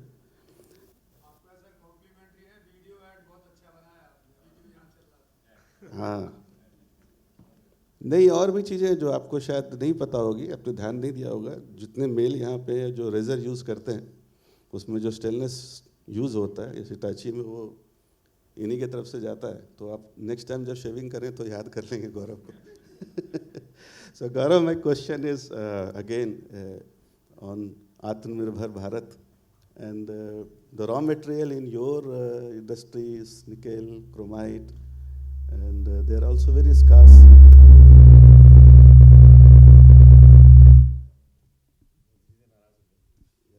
No, so it is. So it is acknowledging your robust performance of JSL. So that was the applaud. So my question is how you are confident of the nickel, chromite availability to your plant, your own company expansion to the different countries, and how you see that stainless steel will be self-reliant in the days to come. Thank you, Satya sir. Good morning to all the delegates. At the risk of making it sound like a mutual admiration club, Satya sir, I was actually looking forward to your witty quotes and your own usual load of stories, and you have not disappointed us. You have not disappointed the audience. So thank you for making it so interesting. So before I actually get to the main question, so there is a quote. There is one industry which can turn you into a millionaire. And it can turn you into a millionaire very fast. And that's the aviation industry. Because billionaire से millionaire जाने में ज़्यादा time नहीं लगता जब आप aviation में जाते हैं. The same thing can be said about the stainless steel industry. So it's one industry जो आपको बहुत जल्दी billionaire से millionaire बना सकता है. So that is on the lighter note. Now coming to the more serious issues. Satya Saab has already set the context, so it actually spares me the botheration of having to explain how stainless steel is different from carbon steel, because I think the discussion will get very boring. Of course, it's different in terms of raw materials, in terms of the manufacturing process, in terms of the end applications, and in terms of the intrinsic nature of the product. So the hallmark of stainless steel is corrosion resistance. And added to that, there are a host of other, properties like superb mechanical properties, weldability and formulability, and a lot of other things. Long life cycle, low maintenance costs, etc., etc. So in stainless steel, the bulk of the growth which has actually happened, it has only happened in the last 15 years. And which is a good thing because it shows that there is a huge potential for future growth. Our per capita consumption of stainless steel in India is around 3.2, as against a global average of 6. And when you compare it to countries like China and Europe, the per capita consumption is actually in double digits. And despite such low per capita consumption, India is still the second largest market for stainless steel. But having said that, it's a very, very challenging industry. And most of the challenges, they essentially stem from the issue of raw materials. So nickel and chrome, like in stainless steel, we do not have, let us say, a fixed bill of materials. So there are more than 300 grades which are commonly produced and sold. Each grade has a specific chemistry. And in order to get to that chemistry, you can use different combinations of raw materials, which makes our job very challenging. Because, for example, if there is one grade like 304, now 304 has a specific chemistry, which is like 18% chromium, 8% nickel, and other elements, and of course iron. So to get to that chemistry, you can use different combinations of raw material. जैसे chrome है आपका, so chrome you can get from ferrochrome, you can get chrome from stainless steel scrap. Similarly, when it comes to nickel, you can use virgin nickel, you can use ferronickel, and you can use stainless steel scrap. So one has to be very, very intelligent in terms of taking those decisions regarding the combination of raw materials that you want to use to get to the desired chemistry. Now, fundamentally speaking, as an industry, we have a very high degree of import dependence for the raw material. On an average, for any stainless steel company, about 65 to 70% of the raw material is actually imported. So which poses very high risks. And why is it so? That is something that we need to understand. And linked to it is obviously the question of carbon emissions as well, which is a hot topic nowadays. I still haven't got around to fully understanding this issue of sustainability, but I will try to dwell on it briefly. My own understanding is not very complete, so let me try and make some sense out of it. So the main issue that we are looking at today, nickel and chrome, these are the two vital raw materials. Chrome is essential because chrome is what makes the steel stainless. Nickel is there in most of the grades, but there are many grades of stainless steel which actually run without nickel. which are typically referred to as the ferritic grades and the martensitic grades. But the austenitic grades, which account for 80% of the consumption worldwide, they will have nickel in varying measures, from as low as 0.5% to as high as even 25%, 26% nickel. So you have a plethora of grades, austenitic grades. So nickel obviously is a very, very important constituent of stainless steel. Now, coming to chromite first, most of the discussion on critical minerals typically are focused on nickel. But it is important to understand that in chromium, where supposedly India has a lot of reserves, the situation is actually very, very difficult.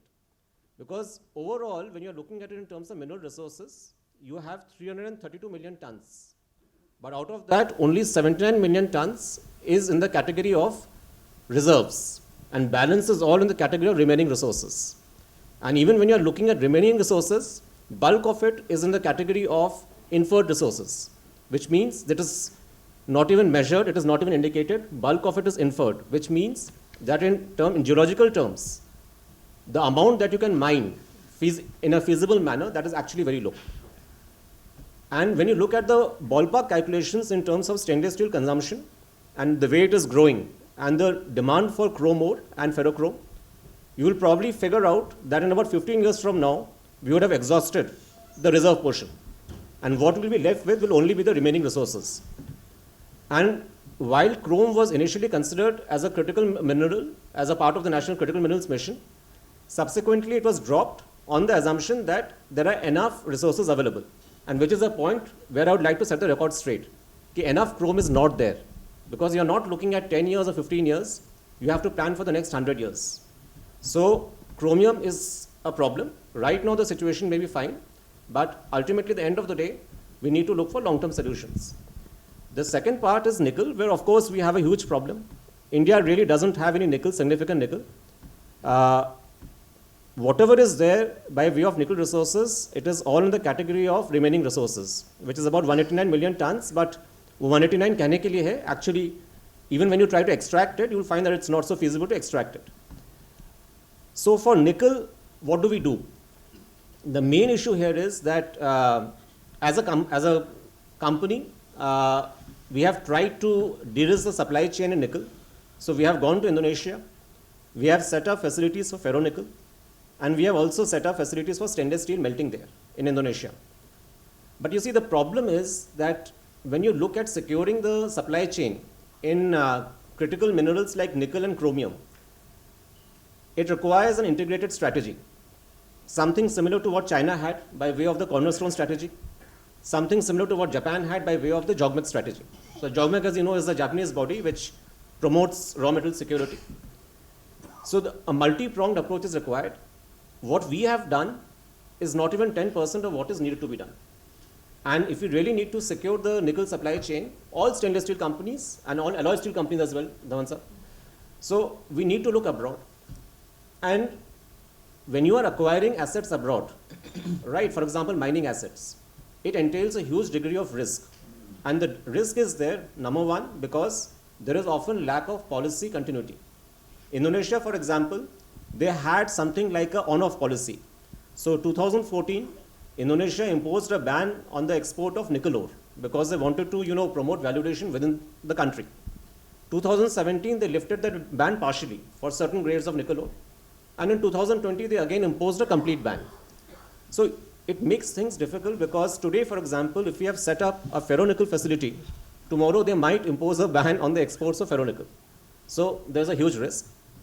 And similarly, for example, if we have set up a steel melt shop there to produce a semi-finished product, tomorrow they may say, no, we will not allow the export of slabs, you will have to export coils. So there's a lot of uncertainty. So how do we deal with this uncertainty? So the question, now it's not an easy question to answer because it's very good to say that you acquire assets over, abroad, but at the end of the day, government support will be required in different forms. Acquiring a mine will require money, so we require concessional financing. Indian government has engaged in a lot of bilateral talks with a lot of strategic partner countries like Europe, for example. So we now really need to start zeroing in on those countries which have those critical minerals, and we have strategic pacts with them. And what we need to ensure is investment protection. When an Indian company is going abroad, the investment needs to be protected. And the only way the protection can come is through policy certainty. That's one. The second part is that unfortunately a lot of the critical minerals are found in third world countries, and many of those countries are suffering from, let us say, political uncertainty.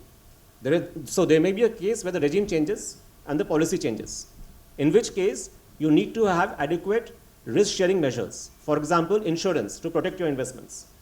And like, for example, in the Japanese model, so you also need joint ventures between state companies and private companies to actually go and explore assets overseas. So that's the first part of the problem. Second part of the problem, yes, in terms of better exploration and better extraction of our existing resources within the country, it goes without saying, so it's too generic, so I'm not going to comment on it. The third part is that nickel, because it is not found in the country, it becomes very difficult because now the nature of demand has changed. See, so far, stainless steel industry used to account for 67% of the nickel demand. But today, because thanks to the transition to EVs and the demand for batteries, now we have a serious competition from the EV industry. So that has changed the dynamics. So Indonesia, for example, is going to become the hub of electric battery manufacturing. And a lot of Indian manufacturers are actually thinking of setting up facilities there. The Chinese are there in big numbers. But the important part for us is to understand is that we need to scale up. If we have to compete with the Chinese for securing the raw material supply, we have to scale up, and we have to scale up really fast. And that is where the role of the government comes in. Now, coming to the fourth part, how do we moderate the nickel demand? Now, I know this is going to be, it's going to sound a little counterintuitive, because on the one hand, I'm saying that nickel demand will increase. On the other hand, I'm saying that nickel demand also needs to be moderated. So what I mean is that, for example, in India and stainless steel, what we have done is that traditionally worldwide, most countries have relied on 300 series stainless steel, which is extremely nickel heavy. But in India, what we did was, JSL specifically and other players in the industry as well, we switched over to 200 series. It was typically an Indian invention, which is where we brought down the nickel and we increased the manganese percentage, because manganese can replicate to a certain measure some of the properties of nickel. So that is how we were able to bring down the cost, and we were able to bring down the demand for nickel in the country. Most important, since there is this huge talk about transition to EVs, we also need to understand that it is not just about the transition to EVs. That alone will not, de-risk your supply chain in terms of crude oil imports. What we also need to look at is that your current EV technology is by and large, today it is based on lithium, nickel and cobalt.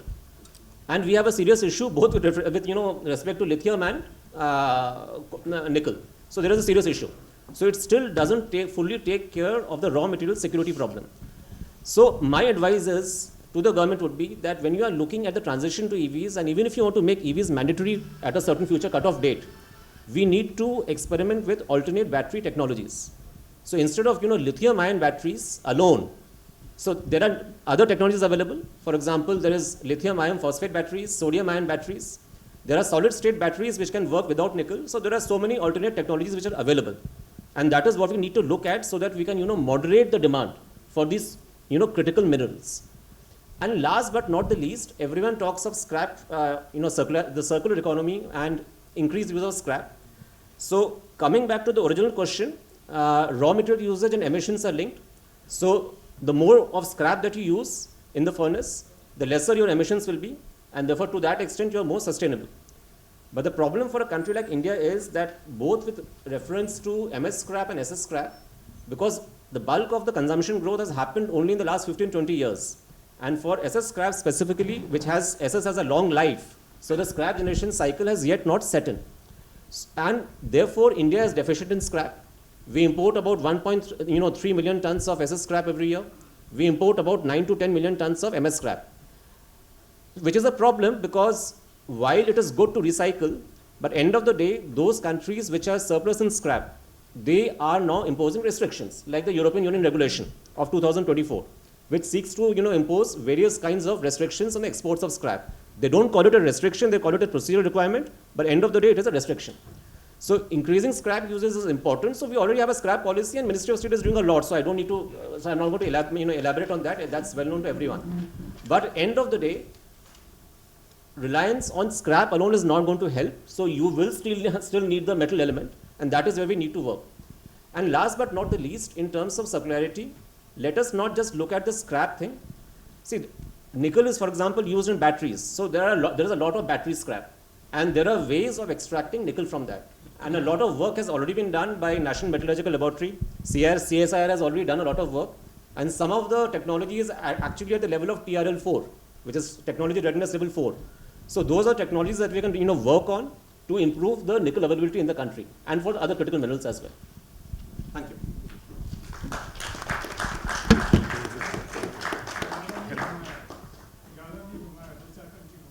हाँ वो आगे हैं doctor अभिनव है वो आपको ले जाएंगे no he is very passionate orator. When he speaks I also keep quiet, let him complete. So last but not the least came 3 times, but I didn't intervene.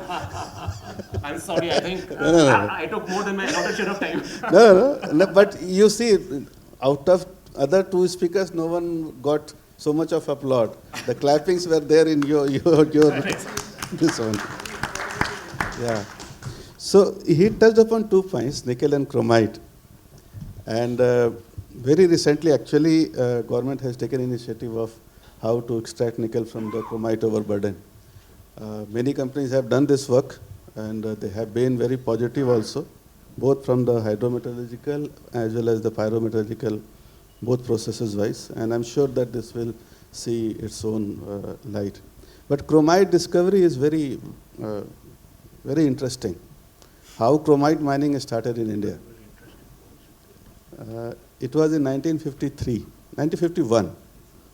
There was a person called Katepurti. He was a tribal working in Jamshedpur, but originally from Jajpur district of Odisha.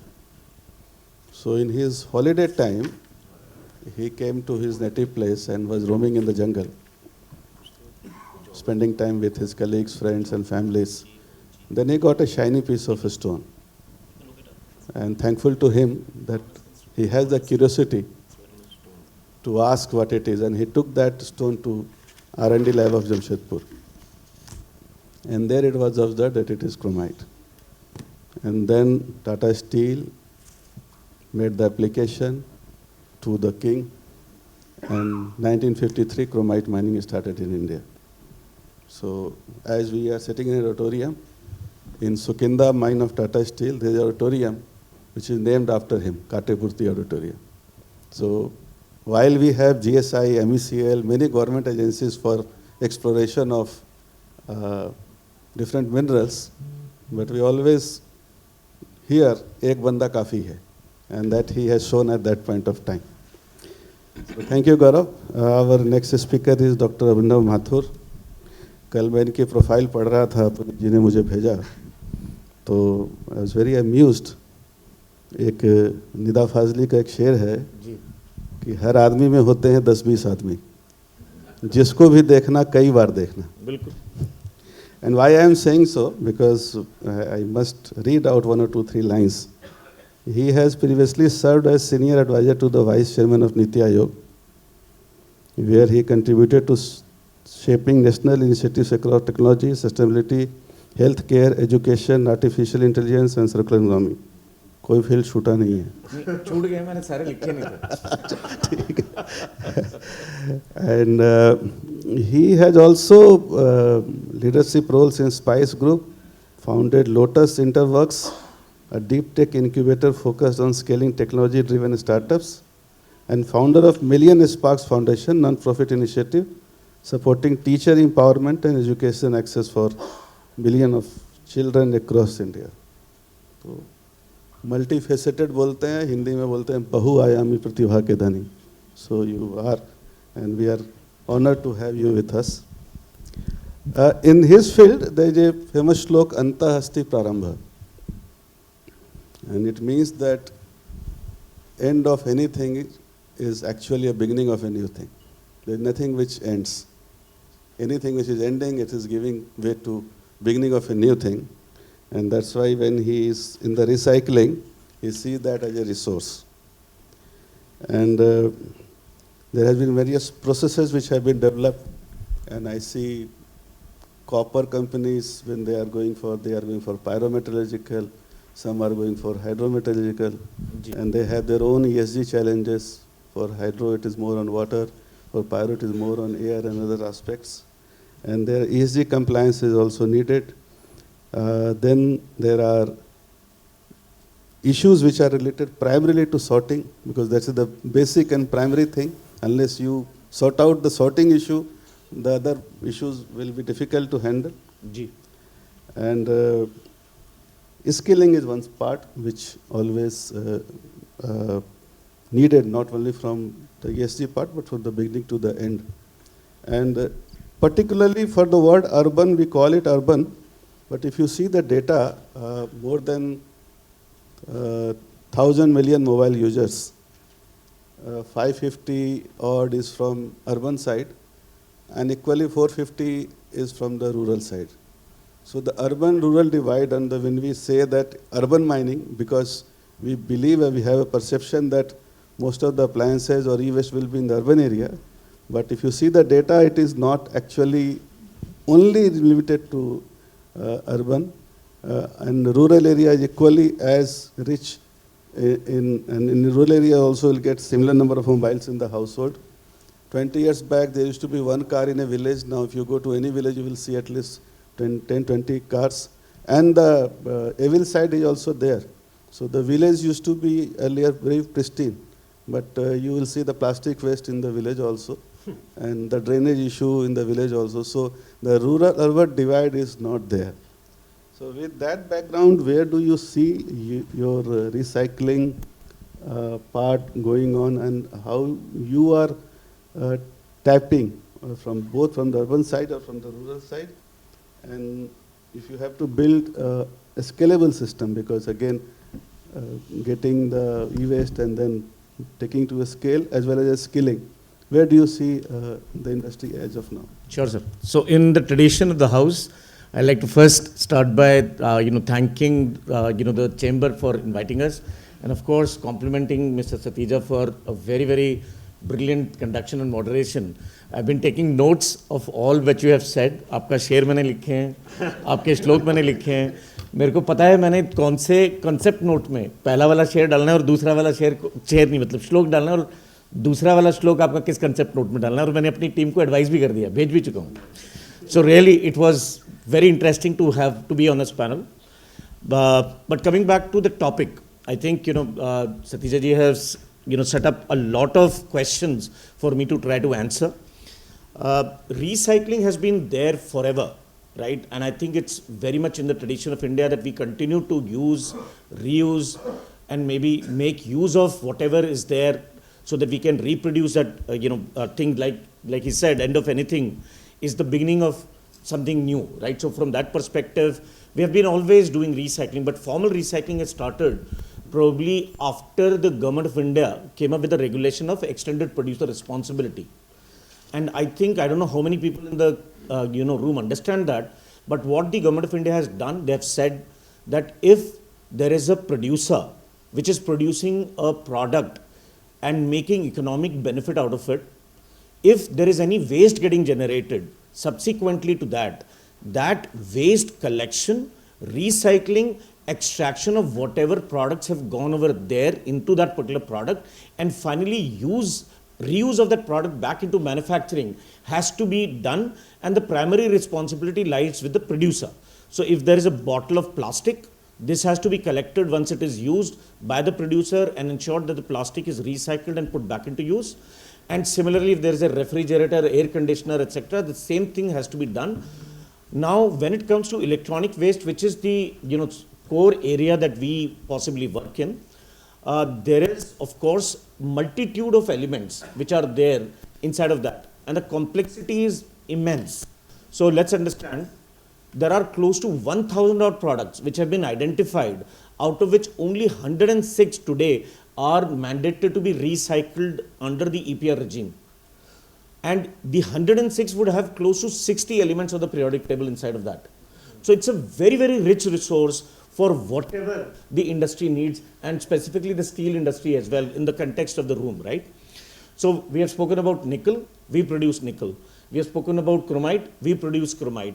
We produce steel, we produce iron. From that perspective, I think there's a whole plethora of things which are being sort of produced. The only thing at this point in time is that when recycling started and when this EPR regime was introduced, the whole idea of the government from a policy standpoint was largely compliance. There should not be, sort of waste dumped on the streets, rather than that it is a strategic resource and we need to extract more and more out of it. So while I say electronic waste has close to 60 elements of the periodic table, if you look at across all the waste streams which are there, however, the current focus from a CPCB standpoint, which is primarily the ministry which has been sort of focusing on this, is iron, copper, aluminium and gold. And gold is not really extracted as much, so it is iron, copper and aluminium, right? Now, this is changing. With the recent concerns around critical minerals, with the recent concerns around the geopolitics around it, with the recent concerns like you mentioned that countries are now stopping to provide these raw materials and encourage their own value addition, the local industry. So that has started to really play up, and which has now created the National Critical Minerals Mission. However, like you yourself said, that the steel industry, while it is focused on manufacturing of steel, the raw material of that steel industry is in another ministry. Now, mines has to be looked at, right? Similarly, if you look at electronic waste, there is MOFCC, which is the Ministry of Environment, Forest and Climate Change. Then there is CPCB under the MOFCC, which is the two nodal agencies which are driving it. But if you look at it, right, collection, you spoke about urban and rural thing, and I will come to that in a minute. But the Ministry of Housing and Urban Affairs is responsible for collection of the waste. Right, mining is now, interested in the minerals part of it, and we were there in the meeting the other day, and I was making this point that we need to look at it from a strategic standpoint, and the Ministry of Mines has to look at, now in fact the Ministry of Mines should not be called the Ministry of Mines. That was the point I made. It should be called the Ministry of Minerals, because that's the primary objective. It's not just mines from where you are getting these minerals. There are multiple sources now from which you are getting these minerals, and each of these should be of equal, focus. I was under the impression when I came to this meeting, panel, that we have around only 30 to 40% of steel getting generated from secondary sources. But I'm sort of surprised to note it is 54. And it will only increase. It will only increase. And that's something that has to be brought to focus. Now, to the point that you made with regards to the urban and rural divide, see, when you look at scrap, right, and we look at it from a compliance and a waste generation standpoint, and that's how the ministry looked at it, they're not so much concerned about the numbers. They're concerned in terms of the weight. And the weight of electronic waste largely comes from larger appliances. Let's say an air conditioner, a washing machine, a refrigerator, and so on and so forth, right? Now, these are primarily found in the urban side of life, not so much in the rural. While you're right about the smartphones, and therefore the quality of the material which is there in smartphones is much higher, the weight is such a criteria which has actually caused all the policy to be framed. And so therefore, at this point in time, urban still remains very, very important in this entire thing. Now, you spoke about technology. I don't know how many of the people in this room, I'm sure it's the steel industry, so they do understand this. When recycling started, largely it was just focused on pyro. Because typically, when you looked at recycling, the products of yesteryears were very simple in form. Right, so there will be either a product made out of steel or it will be made out of plastic separately. There will be very few products which will be alloy driven, right? And even if there are multiple products being combined, they will be typically put up by a screw. So dismantling itself will separate them, and then you can put it into the pyrometallurgy. And that is how Europe, Japan, etc. have evolved in terms of recycling. Today's products are extremely complex, and they are only getting more and more complex. So therefore, pyro does not remain an effective mechanism by which you can actually extract or recycle these materials. So therefore, new technologies like electrowinning, like hydrometallurgy, like separation, there are multiple technologies which are starting to come up, and recycling is becoming a real hub for innovation. And I think that is going to be the next, wave. Of course, mining and minerals will be a primary driver, but recycling will start to become important, and we'll have to look at technology from that standpoint. Now, if you look at the world, right, the world has been investing a lot on these technologies. The two countries which have they're still leading the race, I think, is China, of course, by far the most advanced in terms of recycling. But then there is India, which has started to come up. And there are few examples in India with regards to recycling, which have done exceedingly well. I'm happy to, I'm very proud to be representing Atero while I'm talking from an industry standpoint. But Atero, Loham, a few companies have done really well. Atero has close to 45, 46 patents, and we are able to extract 22 plus elements of the periodic table from the waste streams, which is unique. Nowhere in the world is anybody able to extract more than 6, 7, maybe 10.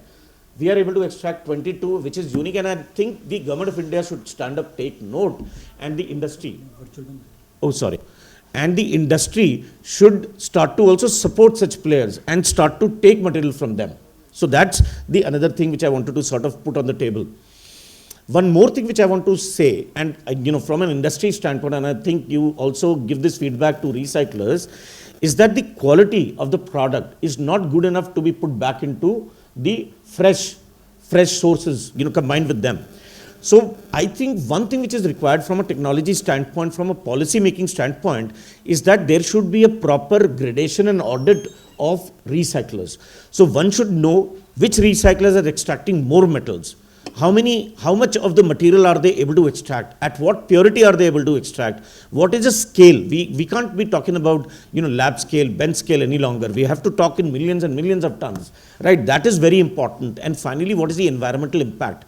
And whether we are actually saving on the GHG emissions, or are we actually making the same amount of GHG emissions that are typically made if you're doing something from primary sources, right? So from a technology standpoint, that is extremely important. The last point that I want to make is, of course, collection is extremely concerning, and it should be of concern because a lot of material, while it is getting collected also, is not remaining in the country and it's exported back, right? So what is being done, at least by us, is that we have done a lot of lobbying with the government, trying to ensure that a policy which is in support of collection mechanisms is done. Because there is a lot of material lying around. There is a lack of education. I think every single, like the Prime Minister said, let's not do foreign trips. Let's not buy gold. Let's not maybe go to school. Let's not go to offices, right? So those are the things he's doing. It's an extreme thing which he's trying to suggest so that, the price of the rupee keeps on remaining stable. But having said that, one thing which is very important, and I'll ask, if we ask around the room, each of us will have at least 6 or 7 smartphones in our drawers. We'll have laptops. We'll have a lot of scrap which we have not thought that we will throw away. There is some emotional bonding or something like that which is stopping us from throwing them away. I think the velocity of the recycling has to be very much high. And I think the Prime Minister somewhere has to, in a speech also, when he's talking about, that we should be in circularity, he should also speak about the speed of circularity. The moment there is something which is not used, we should throw it from the room. From the house, right? So clothes, smartphones, TVs, utensils, each of these things have to be thrown back. Even if a couple of utensils are coming from each house, maybe another 2 years or something like that, it will add to the manufacturing sector and the import bill will actually reduce. So what we have done at Atero is we have started 2 initiatives. One is called CellSmart, where you can go to cellsmart.in and you can say that, okay, we want to dispose of this electronics item, and somebody will come and pick it up from your house. So that's one initiative that we have done. We have run it in 25 cities, and we are sort of getting better and better responses by the day. The second initiative that we have done is we have started something called Metal Mandi, very similar to M Junction, but across multiple other waste streams as well. So, what we are doing is organizing traders and ensuring that we are able to provide them a very transparent and a value, a platform which can add value to them. So trainings are provided and so on and so forth, so that there is greater and faster access to scrap material. So hopefully that will further reduce the dependence that we have international sources. Would be happy to answer any further questions, but for now I think I'll just stop. Thank you so much. Thank you. Thank you very much. Everyone was... challenge बना रखे हैं ना नहीं इसके साथ में बैठा है इनका निकल का रिक्वायरमेंट है you can give it to him So all I can say is that at the end of the day, we keep talking about startups. We talk about Zomato. We talk about Blinkit, and there are so many others. But there are so many, companies which are doing such good work. Scrap recycling, for example, different kinds of scrap. Recycling is very, very important. When we talk about sustainability, I think that's the best way to ensure sustainability.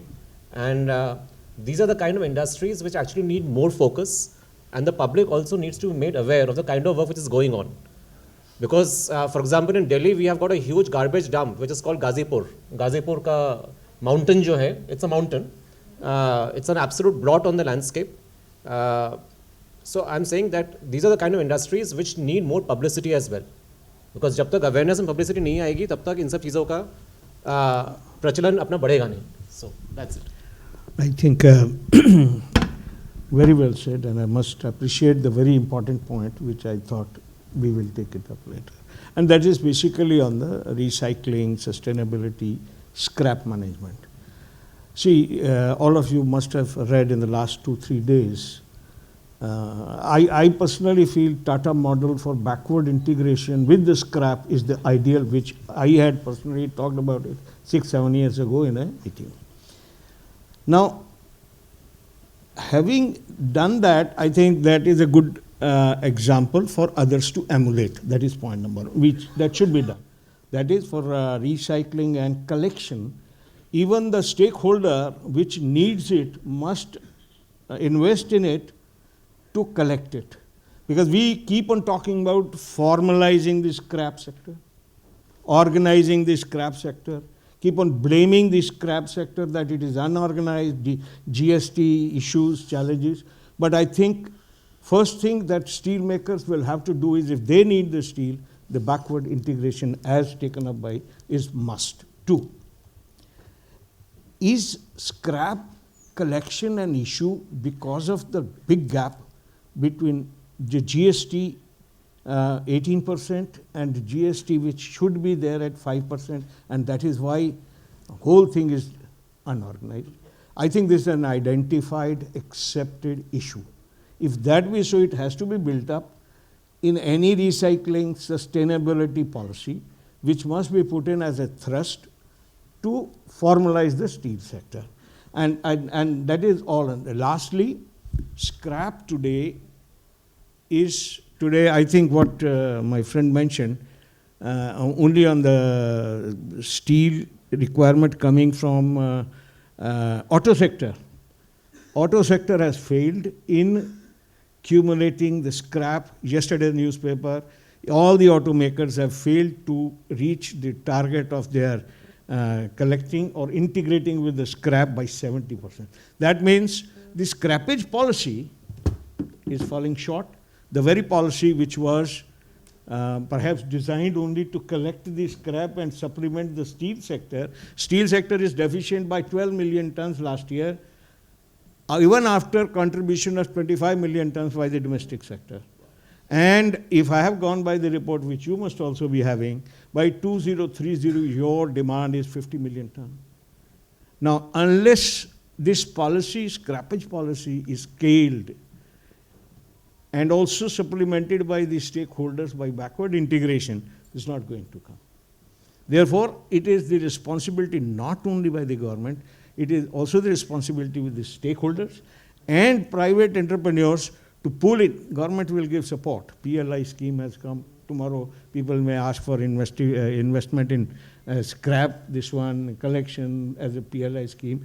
Government has done its job by introducing PLI schemes, but I think industry also has a role to play in this recycling sustainability. There is one issue which remains with government, that is with regards to the, how we create different number of bins. Go to Germany.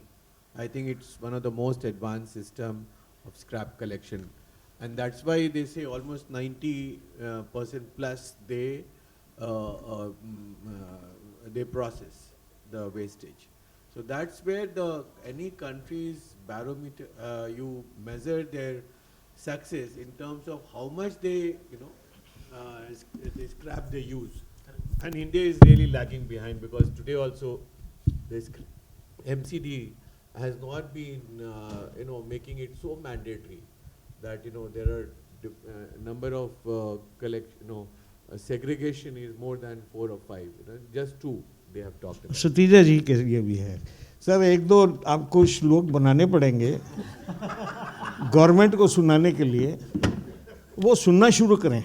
They feel the perception about steel sector is ये सब आत्मसंपन्न हैं, इनको कुछ नहीं चाहिए, जबकि when we have all found that on raw material on everything we are deficient. Number one. And one more issue I will come to, that you also will have to work out a kind of a strategy for recycling of all products. Auto ने कर दिया तो काम खत्म. But you know, most of the steel producers are on infra. And on infra, life cycle is, I don't have to go into it. Similarly, on FMCG products, the life cycle is, in fact, every product should have some life cycle, including the TMT. Don't you agree? If that be so, scrap will be a good. Thank you. Can I make a point, if you will allow me? Extremely sorry, but to the point that sir is saying, so one of the things that I've been talking about, and during Niti Aayog times also, which I said, that whenever we are having any policy coming out of the government of India, be it any ministry, finally some infrastructure gets built and an older infrastructure gets out. However, no ministry actually talks about what happens to the old infrastructure which has been pulled out and how it will be recycled. Because that's a very big, government is the biggest bulk consumer, right? And that is such a big problem. So I'll give you an example. The Prime Minister came with a very progressive smart meters policy, right? And saying that 25 crore meters across households in the country will be taken out and smart meters will be put in. Now imagine 25 crore smart meters, each of them weighing anywhere between half a kg to 2 kgs. Purane wale bhi meters hain. Now this coming out, but there is no policy at all of what to do with that meter. And that meter has so much material. Jo purane meters hain, they have rare earth elements, they have copper, they have iron, they have every single thing that you would require for the manufacturing sector in the future. So one small example, but imagine the amount of money that the government spends on infrastructure building and removal of the existing depleted, obsolete infrastructure. You will be able to find probably the largest mine in the world just from that particular waste stream. So I'll answer because the questions were asked to me. And it was reverse way. Usually moderator asks the question, but this time panelists started asking question to the moderator. So the first answer to your question of rural-urban divide, actually there are 3 sector council. Sector council for mining sector, which is primarily in the rural area. Sector council for green jobs and electronic sector council. So these 3 sector council can work in the rural area to skill and train people on the different devices, and then that can be used. So that's my point. Second point on sir, Dhawan Saab, you told slok banane padenge. So banane nahi padenge, batane padenge, because there is always slok, and I have written a chapter in a book which is going to be published in 200 countries, maybe next month. And that slok which you are referring is mentioned in that chapter. And it says that amantram aksharam nasti, nasti moolam anaushadham, ayogya purusha nasti, yojaka tatra durlava. There is no letter from where a mantra cannot start. There is no plant which doesn't have a medicinal value. There is no person who is useless. What we lack is the enabler. So सारे चीज़ enabler का ही है. आप सब लोगों ने सारी जिम्मेदारियां मेरे ऊपर डाल दी, तो मुझे एक स्टोरी पहले वाली याद आ गई. एक बार ऐसे ही 5-6 लोग बैठे थे, और ये 20 साल पहले की बात है. उस समय 2000 रुपये का नोट होता था. तो एक साहब आए और पूछा कि आपके पास 2000 रुपये का छुट्टा है क्या? तो जवाब दिया कि 2000 रुपये का छुट्टा तो नहीं है, बट इतने लोगों में से आपने मुझसे पूछकर जो मेरी इज्जत बढ़ाई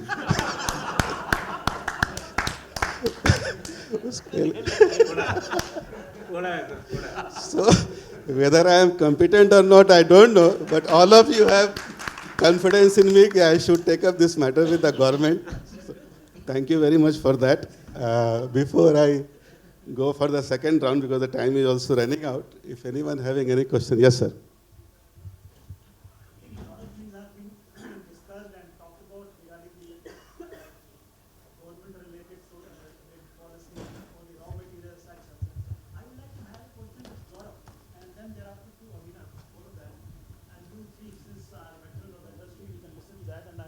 see that, the answers for that. Anything related to the technology, new technology. For instance, say flash technology for iron making. Is there anything GSW is doing, or maybe Tata is doing, or something else is doing, right? Or maybe I would say the so-called carton steel, of course, the another one you can talk about. Nothing is coming out of it.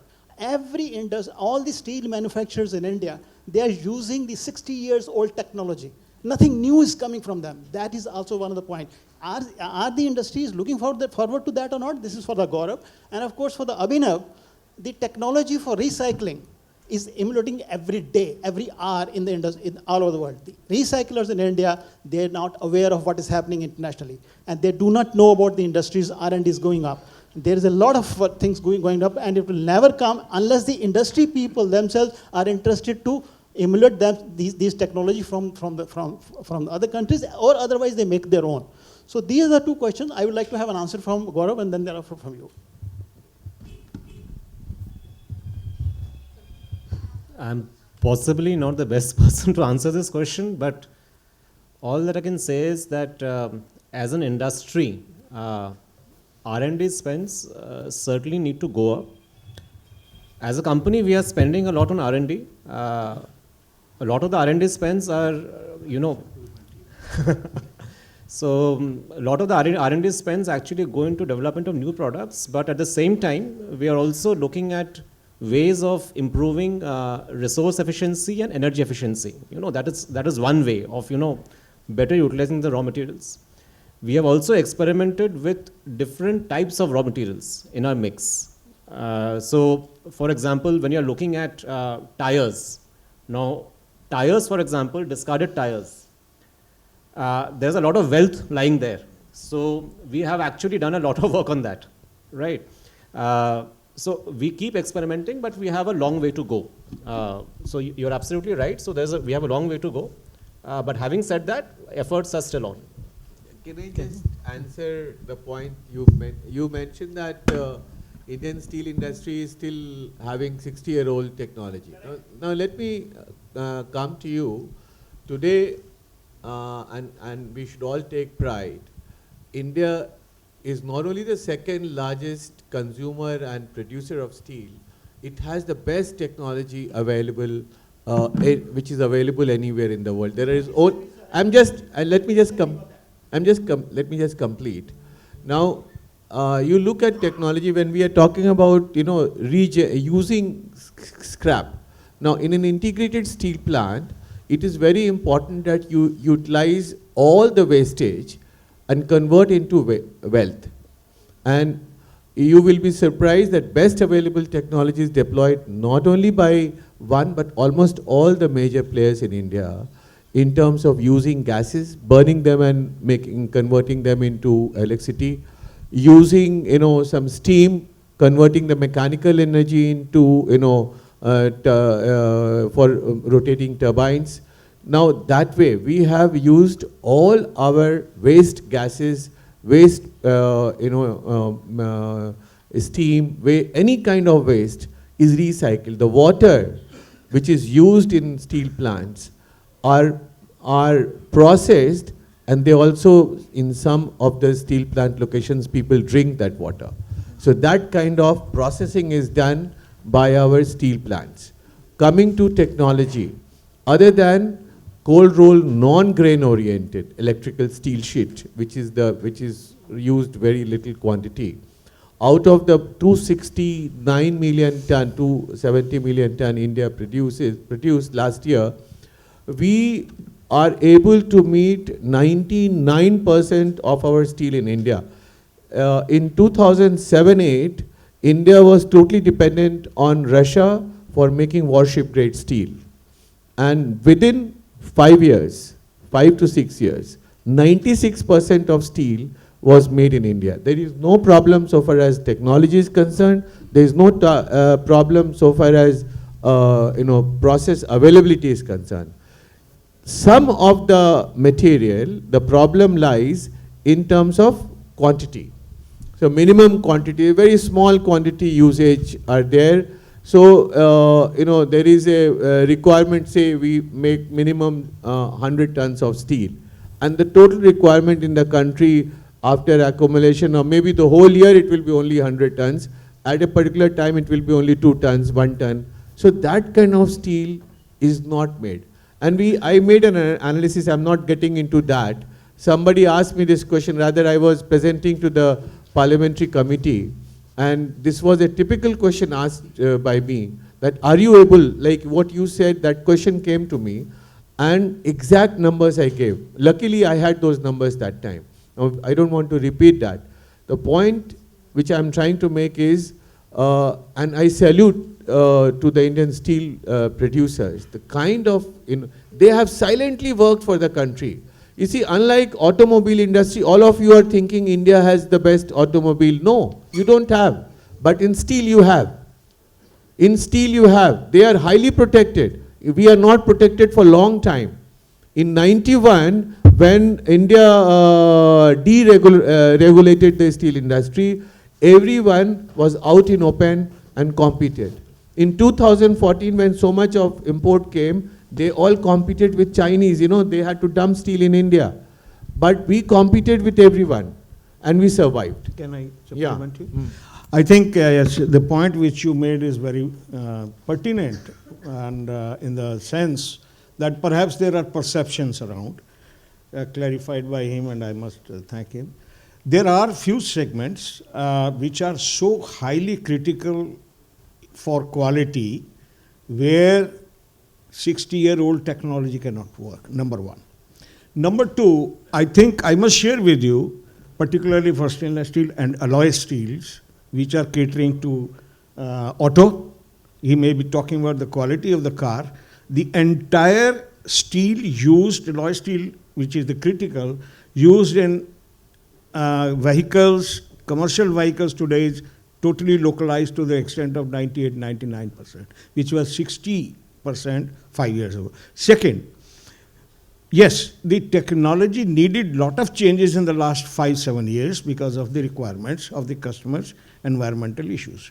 And therefore, most of the companies, particularly alloy steel companies, have gone into a JV with Japanese and Korean companies who are working here now, and they have created those facilities which are similar or even better than Japanese and Korean, which is producing steel today, which is used not only this in Indian auto sector, defense sector, it is being exported. The other day in CII they say, auto components, 70% auto components made out of Indian steel are being exported to USA and EU. So therefore, yes, technology is a continuous process. It is an investment.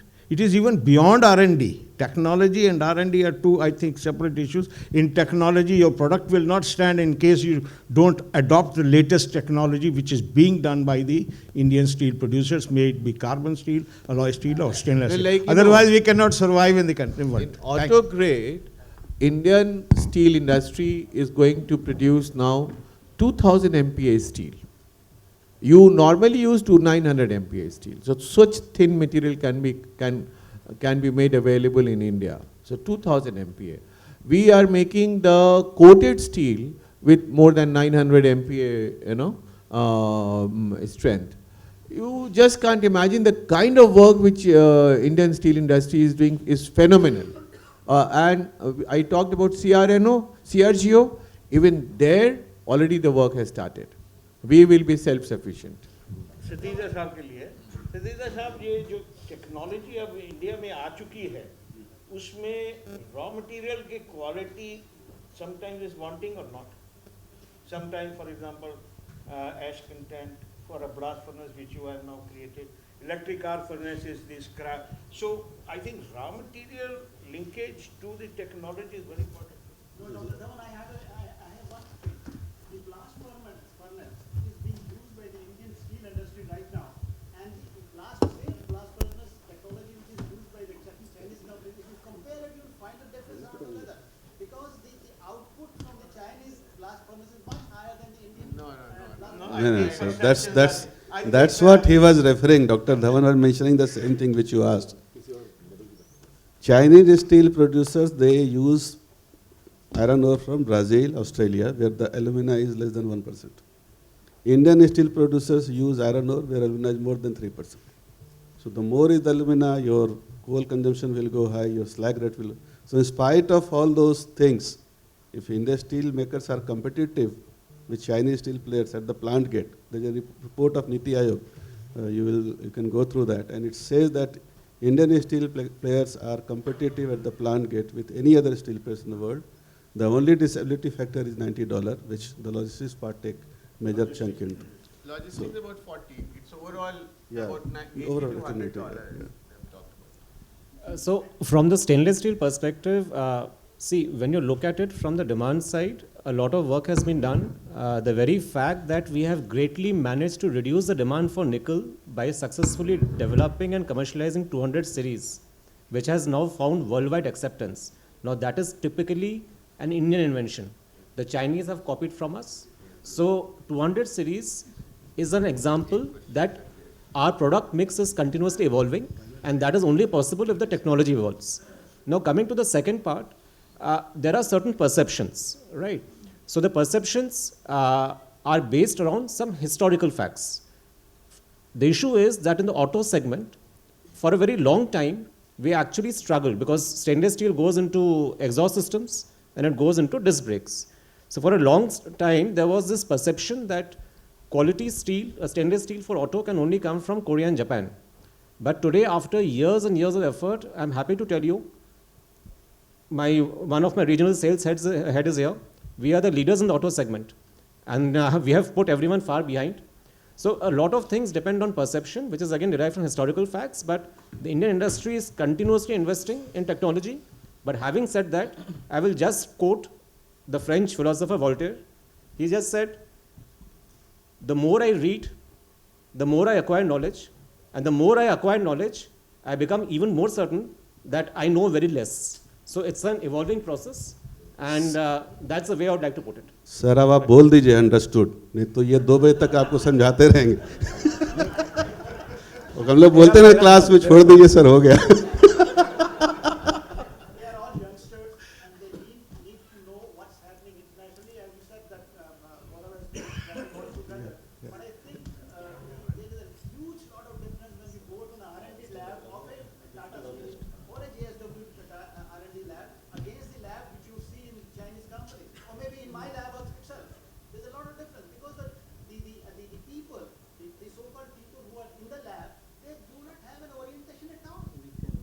So we can take that offline, I think. I think we should take that offline. And he's taken offense. He says he's not a youngster. I'm the only young person in this.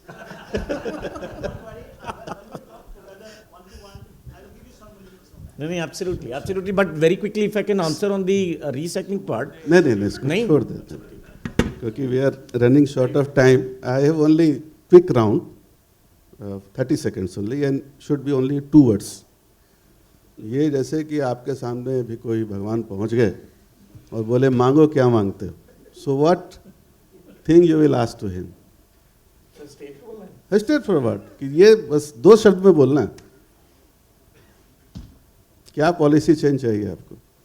Sir, essentially it should move from from being a compliance driven to a national security and strategic sort of orientation.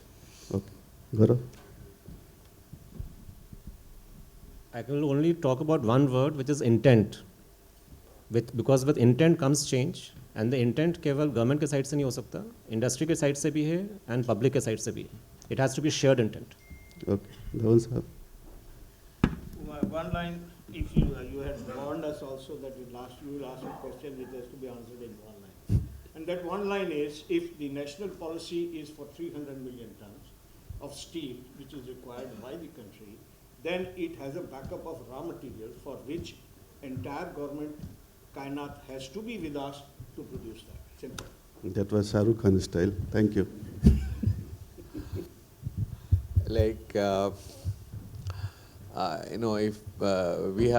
If we have to talk about within India, one thing which has to be done for the raw material, then I would say that let government be one-stop shop.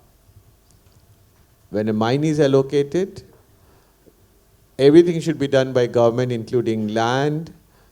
Whatever money they want, they can take from the leaseholder. But one-stop shop should be there, and they should be seen how they operationalize the entire mine. You have to take the cost. Tell them this is the kind of money you will deposit. This is the kind of compensatory afforestation required. This is the cost of displacing people, bringing them, all in one place, and there should be one place where a miner should go, deposit money, and they must start the mine immediately, full throttle. Thank you. Sure, sir. Thank you. Thanks to all the audience, because I could see all of you give a very patient hearing, and had you not been there, you would not have spoken also. So thanks to all of you, and thanks to all my panelists. One thing you would have seen that they were very eager to tell more and more, and that because of the experience, and that also a caution part for all who are 50. Those who go above 50, they try to preach more and more. बच्चे उनसे दूर भागते हैं. So that's a caution line for all of us, that is speak only when it is needed. And thanks to the organizer. I mean, all of have spoken about PhD, they have applauded, so I am sure their lunch is there for them. Thank you.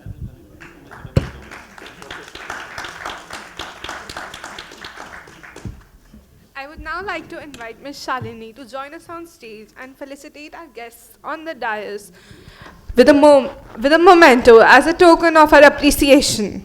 So conferences की यही beauty है. बाकी जगह आप काम करो तो 7 तारीख को सैलरी मिलती है. यहाँ पे आपको इमीडिएट मजदूरी मिल जाती है.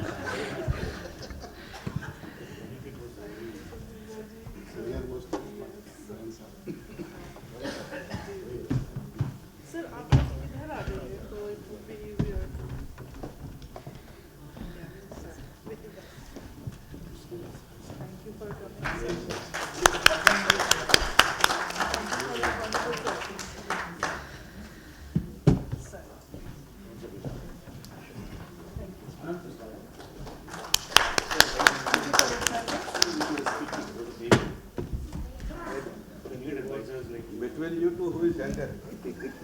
Sir, Jawaba आ गया. I will take it as a compliment.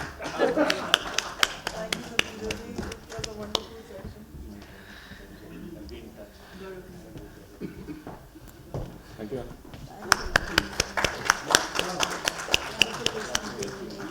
Pleasure is on my part. Thank you.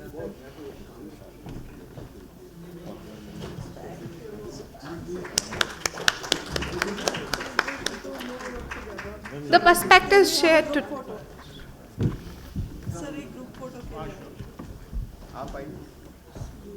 So this is me. Oh, okay. I left it.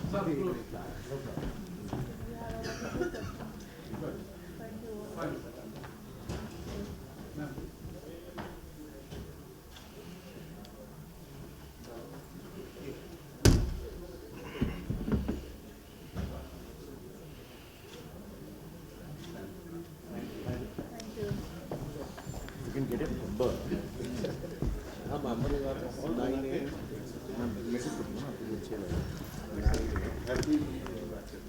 We'll be back at 2:30 for the next session, which will be on aluminium, followed by the session on critical minerals, and then the recycling session. Request you all to please stay for these very important 3 sessions, which will be after lunch. Thank you. aluminium industry. This session will explore the key trends and priorities shaping the future of the aluminium industry. To moderate this critical session, may I now invite Mr. Abhinav Sen Gupta, Associate Director, PwC India.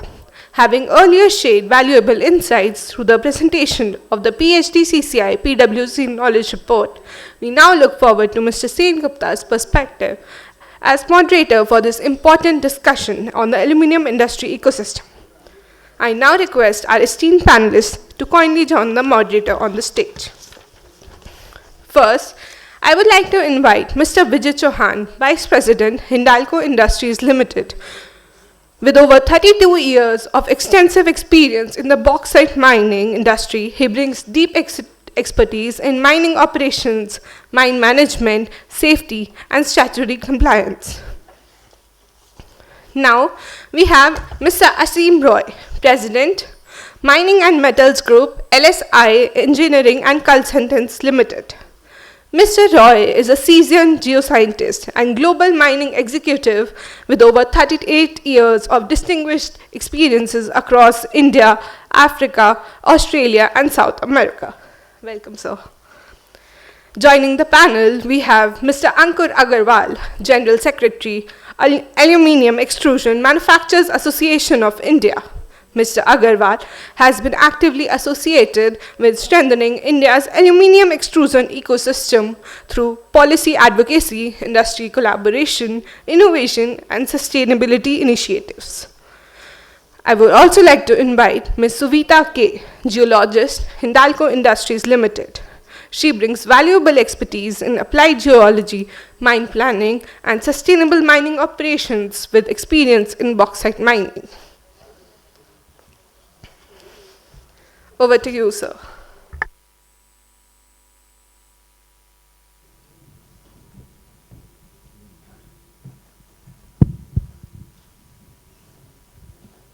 Okay. A warm good afternoon to all of you. Now, this is the session which requires special attention because aluminum is not being much talked about. And if you know about aluminum, that aluminum is the third largest abundant element in the earth. I mean, it has more propensity of occurrence. But you have to understand that this aluminum, how it comes from bauxite, from bauxite to alumina, and from alumina to aluminum. And supposedly, sir, my panel member which we have today, they are all from different sectors. We have from exploration, we have from mining, and also we have from the downstream industries as well. So it's a very eclectic panel which will be discussing about this entire value chain one by one. But just want to give a context that, as you're already aware, that Niti Aayog has come up with the Aluminum Vision 2047, which talks about that what needs to be done in terms of resource security for aluminum. And this, if you do the backward integration, it will boil down to alumina and then to bauxite. So the focus and the deliberation will be more towards how this entire value chain will become securitized, what needs to be done.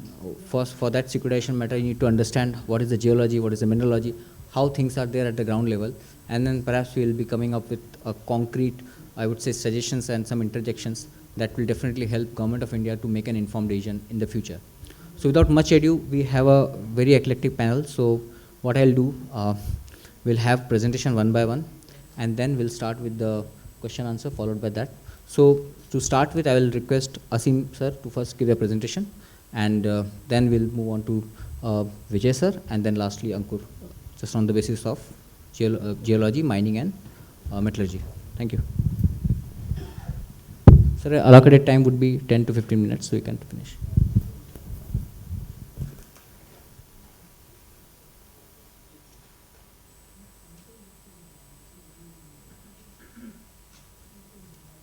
Good afternoon, ladies and gentlemen.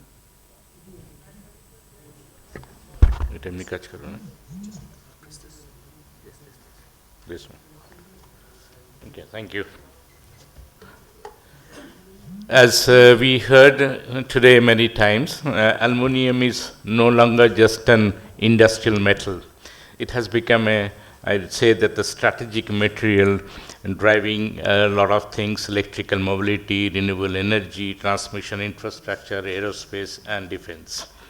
However, the aluminium value chain itself remains highly vulnerable to the resource, to the energy, to logistic disruption, and the geopolitical instability we have around us. Today, I would like to discuss how India can build a resilient and self-sufficient aluminium ecosystem through integrated raw material securitization. So quickly, okay. So why aluminium matters, this security matters for India? India has a strategic growth. We have seen the EV revolution, energy transmission, infrastructure growth, and then aerospace and defense industry. These are driving, we are seeing these industries will demand a lot of aluminum. And what we have is we have a large bauxite resource, about 3.8 to 4 billion tons strong aluminum industry, which plays across the value chain, and we have a refining and smelting capacity. So why it is important, again, the global disruption and the risk which is happening nowadays, which is putting that we should see.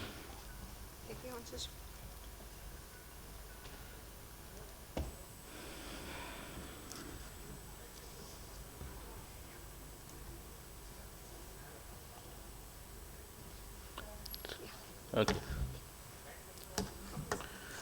So if you have a quick look into the India aluminum sector snapshots, so India has about 3.8 to 4 billion tons of resource and annual bauxite production and aluminum.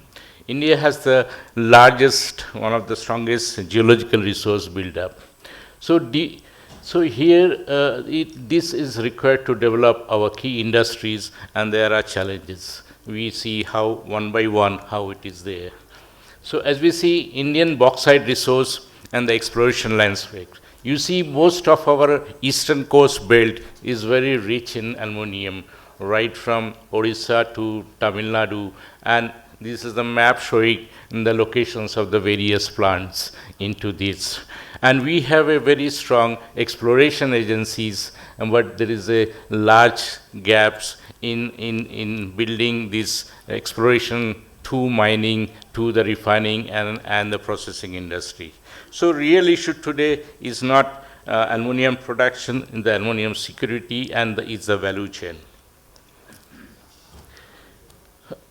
So where the risk basically lies into the aluminum value chains. So basically the key issues are we have a energy risk, we have power supply energy risks, and I think the logistic risks are the main issues which is playing a part into this. So apart from environmental, technology, market, and other risks, which is also there in the aluminum sectors, one by one we will see. So even if we have such a large bauxite deposits, India still import, we have a big import from Guyana. We see that a lot of material we import. But why we are importing so much of alumina bauxites for our refineries, though we have such a large bauxite deposits here? So mainly reasons, if you see, the Guyana ore give you a consistent high-grade supply, which is there, which is required for the blending and all with our low-grade things. Refinery blending requirements and easier maritime logistics and the coastal refinery economics. But key issues, there are the challenges along with this because of the recent geopolitical things that India is facing and will be facing, that we may get disturbed and whole our aluminum sector, the chain, value chain will get disturbed, and it is very important to look into this. This is what I was spoken. The main disturbance could be recent geopolitical things. What we see these days are happening across the global aluminum value chain. These import may affect, and this will affect the whole value chain in our industry. Power is a very critical issue in the energy sector or the aluminum sector, whole value chain. You see, we need about 30 to 40% of the aluminum production cost, which is generated is for the power. So we need to have a security into the power sector, and how we do it, that is also a question of discussion. But some captive powers mode, maybe a green aluminum corridor we have to keep, and this is how we can develop this, or we can look into this sector. Next, we see that we have talked in the morning session a lot about the recycling. You will see the recycling in the European Union or China or USA, 70–80% of the material is recycled, whereas the recycling in India is very unorganized and fragmented sectors. So urban mining's recoveries, we heard in the morning sessions, a lot of people have given stress to these, which I think is a very key sector. And one more important thing is that if you recover the aluminum from the recycle, it is estimated that about you save 90% of your energy into these sectors. So this is again makes a lot of difference into the whole value chain. So urban mining from waste to value is become important. So what we are talking today about the Atmanirbhar Bharat building, we need to have an upstream security. Upstream in the sense we need to accelerate our exploration program. We see a lot of areas are there, the plateau regions, which are inaccessible, which we cannot develop the mines, though we have the resources, which is exploration stage to the mining stage, and the mining stage to the refinery stage, and the refinery should be close to where we are mining. So that will help you to reduce the logistics things, and that will again become a very important part into this. Refining, splitting, and of course, then in the circular aluminum economy, the recycling will play a part, and strategic value operation. So if we look into our vision of 2030 to 47, we have very policies which supports the aluminum nowadays. India already has a very strong policy, foundation for the aluminum-led industrial growth. But this policy execution speed, which I think remain a major challenge for me to these. So we have to reduce the import dependence, we have to expedite our exploration programs, we have to expedite the exploration to the mining side, and then also we, in looking forward towards 2047, we should aim for a green aluminum corridor for us to present into this. A phased roadmap, if I talk about, I put it in a 3-phase. Accelerate exploration, immediate priorities, fast-track mine approvals, strengthen the domestic logistics, improve refinery. To expand second stage, we have to expand the recycling things. So recycling, though we talk, but we are in a very unorganized sector, especially for these elements. Strengthen a downstream manufacturing also requires strengthening, and then could be move into a global exploration things. Key conclusions, quickly. Again, India possesses a very strong aluminum base. Resource is not a problem. We have enough resource, but though we know that we have a low grade of these. Now we have to improve our beneficiation program. We have to spend R&D, or we have to increase this R&D sector to elevate how we can process this better and faster, so that we can be a self-reliant on the ore. So import dependence versus despite the domestic abundance. Recent geopolitical crisis, supply chain vulnerability has been there. Resource ownerships alone does not ensure strategic security. But recycling and green, of course, we talk about. So we have to accelerate this exploration, improve logistics, and build a strategic market for these. Expected a green aluminum hub in 2047. So we in LSI, what we can do is basically we can help in exploration, strategic advisory, operation ESG support, and future fund opportunities we can look into. Thank you very much. I thought I will take a very less time and talk small, and this is in nutshell what I can present. Thank you.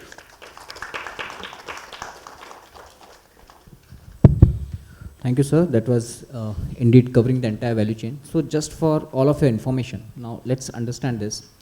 Almost 2.65 tons, let's say 3 tons of bauxite is required to produce 2 tons of alumina. And from 2 tons of alumina, it requires to produce 1 ton of aluminum. So if you can see this ratio, close to 5 to 6 tons of bauxite is required to produce 1 ton of aluminum. So that is the importance of this. And second thing, the process which takes from your mine, that is bauxite to alumina and alumina to aluminum, is highly energy intensive. Because in the first process where you prepare the alumina, it is by named as, Bayer's process is being used, where you use the caustic soda, which is highly now we have to import because there is again a challenge for that. And in the second phase, from alumina to aluminium, it is a Hurd-Herold process where it requires a lot of energy. I mean, huge. So that's why sir has rightly mentioned that 30 to 40% of entire aluminium cost, the end product cost, is because of power. Now, since we already spoke about the overall area nutshell about this sector, what needs to be done, now I would like to invite the next speaker, Mr. Vijay sir and Suvita, for the next deliberation.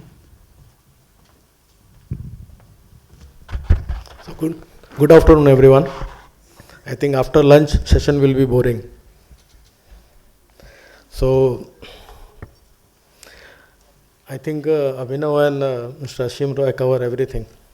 So you are aware, aluminum is emerging a key driver of sustainable growth of industry because it's lighter weight, corrosive resistance, 100% recycling, and its durability. And aluminum basically used in automobile, aviation sectors, electricity, packaging, transport, etc. So just I would like to know, inform you that India's per capita aluminum consumption is around 3 kg, and global standards is around 12 kg. So, and for developed nation, it's around 20 to 30 kg. So there is a huge gap from domestic to developed nation. So study says there will be drastic development by 2030. There will be 20 to 30% increase in aluminum demand, and by 2047 there will be around we will be in the path of developed nation. 20 to 30 kg per capita aluminum consumption will be there. So Hindalco is the leading aluminum producer in the world. Almost you can say primary, we are the second largest in the world in primary aluminum after China. So we have a live case study regarding our sustainable mining practices and red mud management, and we have a biggest refinery at our Odisha, so who is having latest technology from Rio Tinto as well as Alcan and hydro aluminum from Norway. So Savita, please show that. So good afternoon, everyone. So I'd like to add a ground perspective on the aluminum inputs.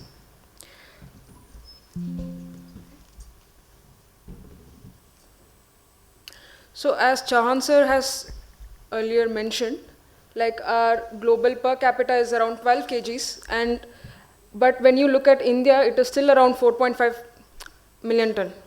And by 2030, we are expecting around 9 to 10 million tons. So the global demand for aluminum is going to increase by 40% by 2030. So resource securitization is an operational necessity at this point. So as we have had the global and Indian perspective, let's move on to the opportunities India has. So in India, as per the reports, we have around 4.96 billion tons of resource, bauxite resource, out of which, as Asim sir has also mentioned earlier in his presentation, we have around 646 million tons to be precise of reserve. There is a significant gap between the resource to reserve. And although we are in global, top 6 in global productions, still there is a long way to go. So in one advantage that we have as an Indian bauxite is predominantly gibbsitic in nature, which is highly advantageous. And most of our bauxite is also metallurgical grade. And our resource is not evenly distributed throughout India. It is particularly concentrated in our east coast bauxite deposits, including Andhra, Odisha, and some parts of Chhattisgarh. So, Odisha being the major bauxite resource holder, my focus will be more on Odisha bauxite.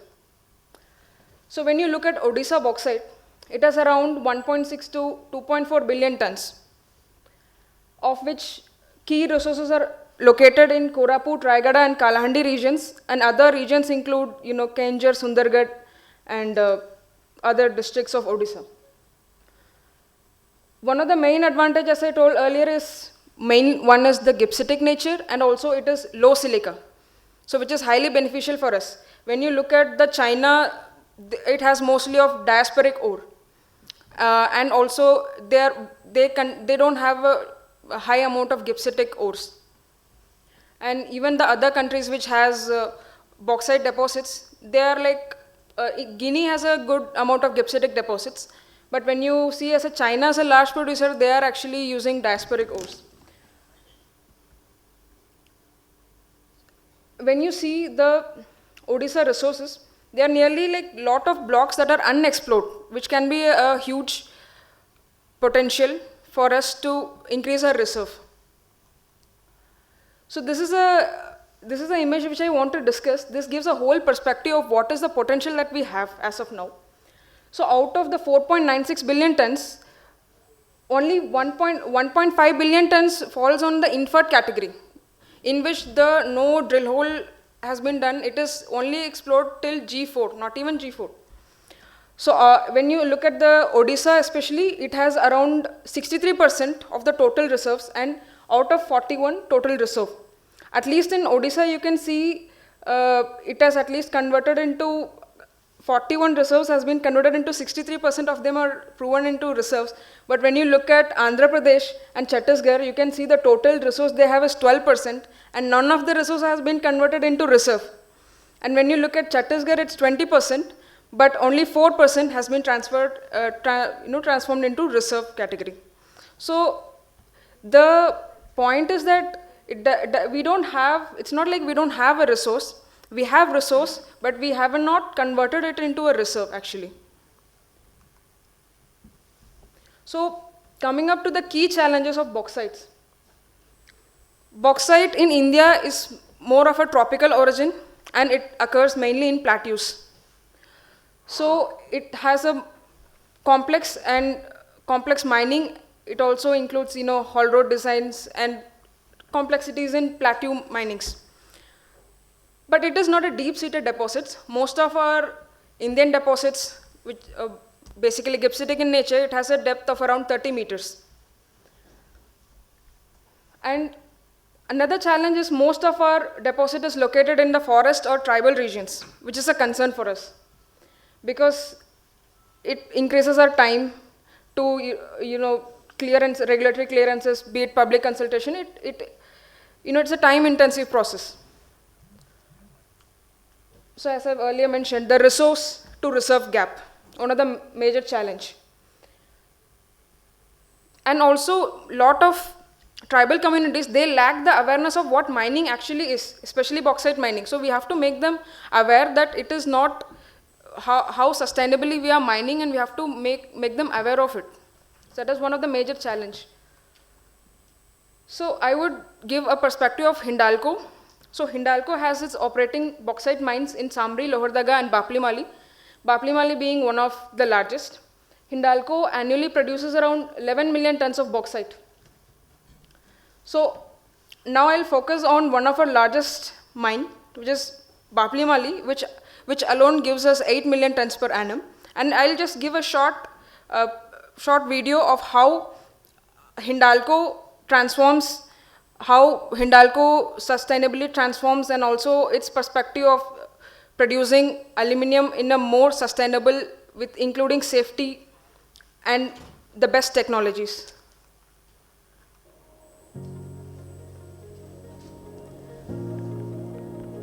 This is one of our biggest mines, and with our biggest refinery. Welcome to Utkal Alumina International Limited, a proud subsidiary of Hindalco Industries Limited.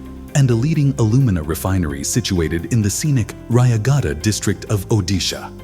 Established with a vision to excel in safety, sustainability, and community development, Utkal Alumina International Limited has been at the forefront of innovation and excellence.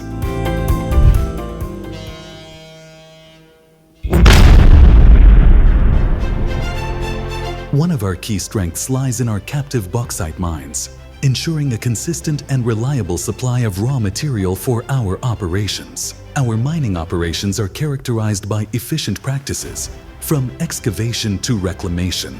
The bauxite from our mines travels over an 18-kilometer long distance conveyor, a testament to our commitment to sustainable logistics. Also, all our inbound and outbound materials are transported by rail to optimize resources and minimize our environmental impact.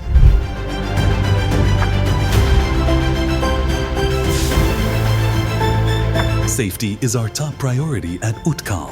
We employ cutting-edge technologies and best practices to ensure the well-being of our employees.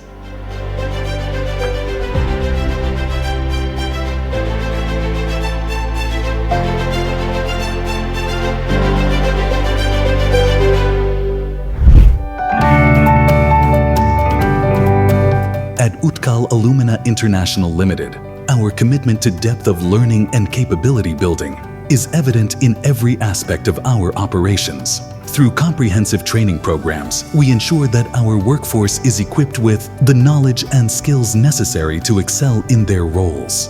This commitment not only enhances individual performance, but also strengthens our collective ability to innovate and adapt in an ever-evolving industry landscape. At Utkal, we understand that investing in our people is key to our success, and we are proud to cultivate a culture of excellence and empowerment throughout our organization. Utkal is dedicated to sustainability, with initiatives like Greenland development and zero liquid discharge leading the way. Our commitment to environmental stewardship is reflected in our clean and green practices, including the use of biomass and solar energy.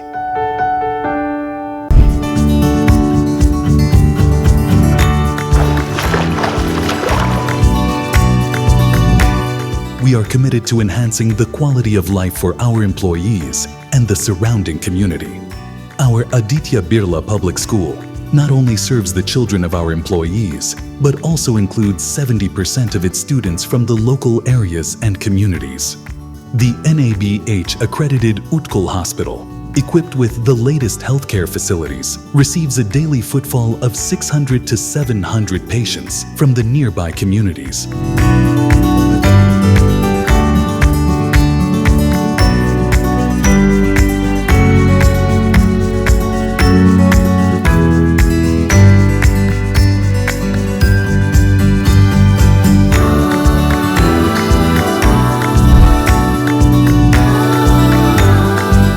Utkal Alumina International Limited, we are not just refining alumina, but also refining lives and communities, because our material makes the world greener, stronger, smarter.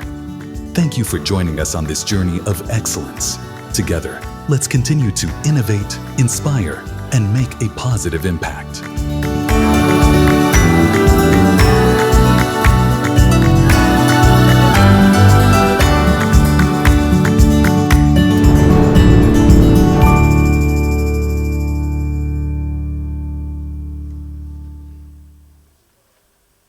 So moving next. So in terms of mining, it needs to be both technology, it includes both implementing innovative technologies, the best technologies, as well as operations. We adopt practices of systematic mining, concurrent reclamation, and bottom recovery from undulating surfaces. What happens is that the gibbsitic bauxite deposits, we have a undulating layer.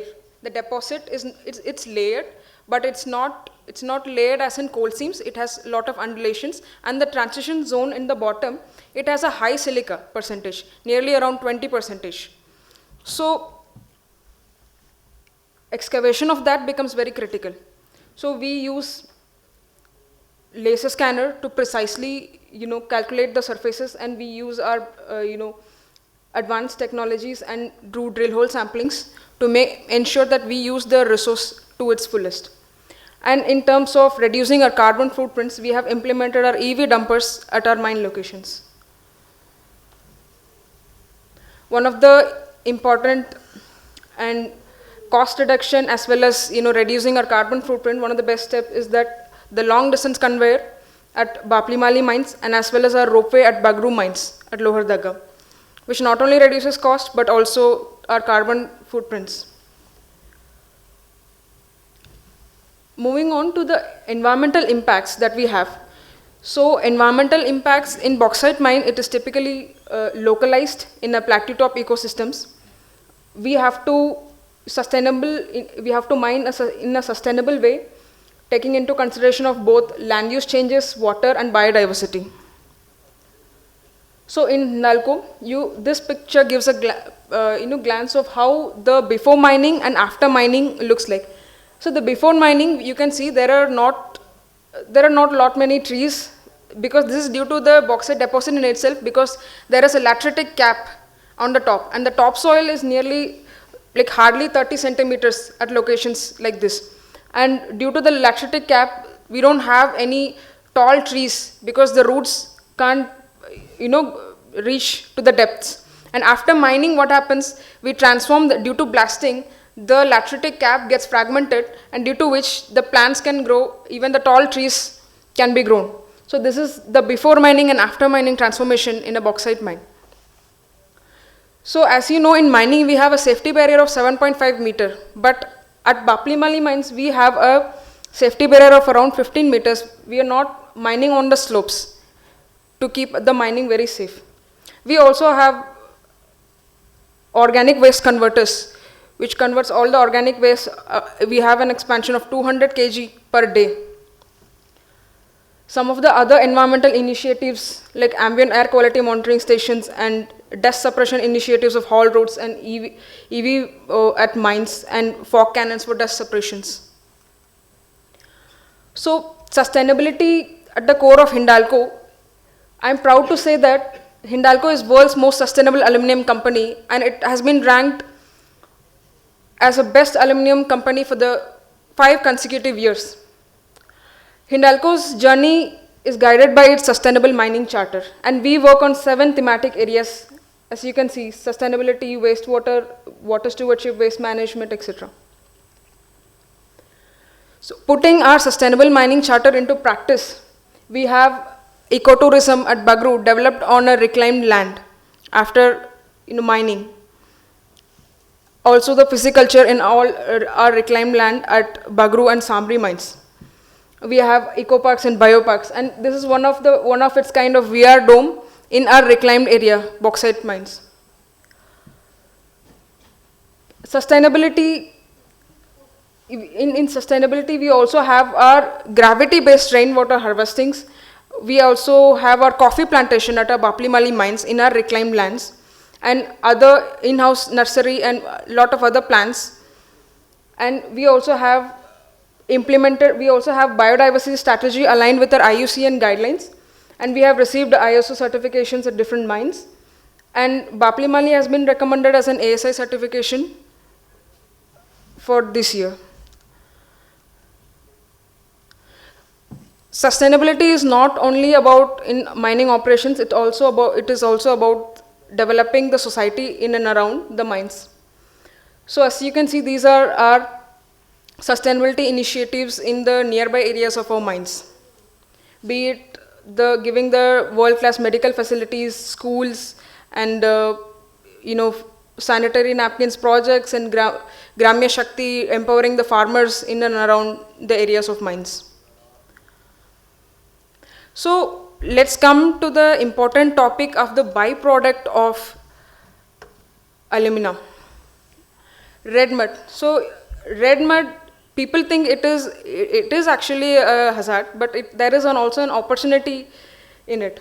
So red mud, as you know, it is highly alkali rich and has iron oxides and other elements in it. So Hindalco's red mud, how we are utilizing our red mud in our plants. So we generate for the red mud, for every ton of alumina, we have around 1 to 1.5 tons of red mud that is being generated. So our red mud, we send our red muds every month. We send 250,000 tons of red muds to different cement plants, and we have a MOU signed with Ultratech which enables us to send 1.2 million tons. And we also have sent red mud to road constructions in developing the NH 130, a pilot project, and also we are testing out red mud backfilling in a mined out pit. So how red mud storage, as we have estimated, it is in globally every year it's around 150 million ton of red mud generation. So how we are going to utilize the red mud? So there are two projects that I want to mention. One is our red mud backfilling projects in a mined out pit at Baplimali. Another one is a red to green initiative of red mud disposal at Muri. So first when we come to red mud backfilling project at Baplimali, it is a pilot study in which we are trying to we are trying to backfill the mined out surfaces with the red mud. We have a HDPE liner above which we have red muds contained. The HDPE liner is tested and it can there is no leakage of any alkalis out of it. So it is being undertaken with CSIR, NEERI and IIT Bombay, and with our approvals from IBM and SPCB. Next is our red to green transformation of our Muri. I would like to play the video. ये था, आप देखिए पूरा red, इस तरह से इसका पूरा कंडीशन थी। और यहाँ पर आप देख रहे हैं जो व्हाइट कलर है ये सोडा की वजह से है ना, तो ये प्लांट की ग्रोथ को रोकता है। ये एरिया भी अब अंदर डेवलपमेंट है। जैसे हमने इसको ग्रीन बेल्ट में कन्वर्ट किया है, पीछे वाले हिस्से को, इसको भी हम ग्रीन बेल्ट में कन्वर्ट कर रहे हैं।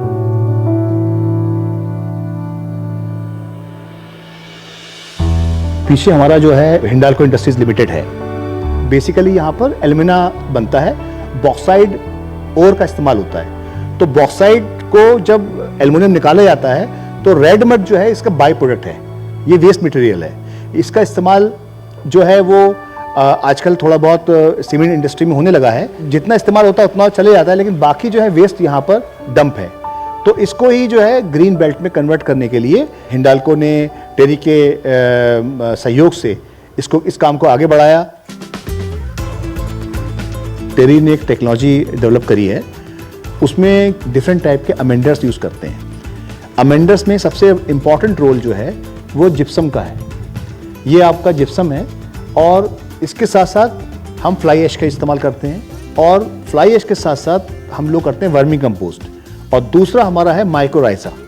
तो माइक्रोराइजा इसको हम लोग एक क्वांटिटी में मिक्स करके उसको हम एक जो रेड मड की लेयर है उसके ऊपर 30 सेंटीमीटर की लेयर हम बिछाते हैं, और उसके ऊपर 30 सेंटीमीटर लेयर पे हम श्रब ग्रास लगाते हैं। लेकिन अगर हमें ट्री स्पीसीज लगानी है तो हम उसको 60 सेंटीमीटर और गड्ढा खोदेंगे, और उसके बाद जो है हम उसको क्या कहते हैं, उसके अंदर हम लोग उस पिट को जो है वो तीनों अमेंडर्स को मिक्स करके डालते हैं। तो ये हमारा मिक्सिंग जोन है, और इस मिक्सिंग जोन में आप देखते हैं कि यहाँ पर इधर इस साइड में वर्मी कंपोस्ट है, और ये जिप्सम है, और ये जो सामने आप देख रहे हैं ये फ्लाई ऐश आई हुई है। फ्लाई ऐश जो है वो इनके पास अवेलेबल है, तो इसका इस्तेमाल हम लोग करते हैं इसको रिक्लेमेशन के लिए। यहाँ पर इसका बहुत बड़ा मेजर रोल है।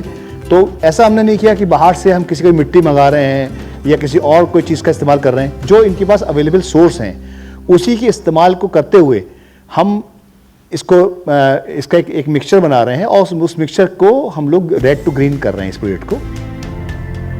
डॉक्टर जेवी शर्मा हैं, he is our director land resource division, senior director. He is developed this technology in 2002। हमने 13-14 कॉम्बिनेशंस लिए थे, उसमें जो बेस्ट कॉम्बिनेशन था वो 10% फ्लाई ऐश था, 20% जिप्सम था, और वर्मी कंपोस्ट जो है वो 15% था। माइक्रोराइजा जो है वो यूज़ करते हैं 1 kg per hectare. Successful story इसकी ये भी है कि जो ड्रिप इरिगेशन यहाँ पर लगाया गया है उसका भी बहुत बड़ा एक रोल है। जो जैन इरिगेशन ने यहाँ पर लगाया है, ड्रिप इरिगेशन सिस्टम, उसमें क्या होता है कि जितना प्लांट को रिक्वायरमेंट होती है वाटर की, ड्रॉप बाय ड्रॉप, वो पौधे की रिक्वायरमेंट को पूरा कर देता है। आप देखेंगे जो ग्रोथ है वो यूनिफॉर्म है। इसको हमने शोकेसिंग किया UNCCD, United Nation Convention of Desertification, COP, Conference of Parties 16 होती है, जो रियाद में हुई थी, और इसको हमने शोकेसिंग किया इस वर्क को कि हमने इंडिया में इसको इम्प्लीमेंट किया है। इसी टाइप की चीज़ों को जो ग्लोबल लेवल पे इसको कैसे आप रेप्लिकेट कर सकते हैं। हिंडाल्को इंडस्ट्रीज लिमिटेड जो है is very concern about sustainability aspect, and इनके तो ऑब्जेक्टिव्स है, गोल हैं कि किस तरह से इन्वायरमेंट को क्लीन किया जाए। आप देख रहे हैं कि इन्होंने प्रोएक्टिवली इस पूरे एरिया को किस तरह से हम लोग को टेरी को लिया और टेरी की मदद से पूरा इलाके को ग्रीन किया। टेरी जो है वो आज से 20 साल से इको रेस्टोरेशन वर्क पे काम कर रही है, और माइक्रो इरिगेशन को, ड्रिप इरिगेशन को हमने प्रपोज किया हुआ है।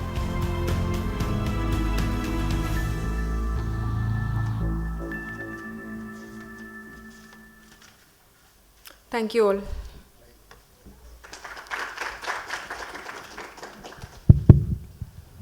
Thank you, Vijay sir, and thank you, Suvita. So, as she already mentioned that India has a gypsum deposit. So, on the challenge side, we have this red generation, highly capital intensive sector, but on the positive side, we have a gypsum deposit.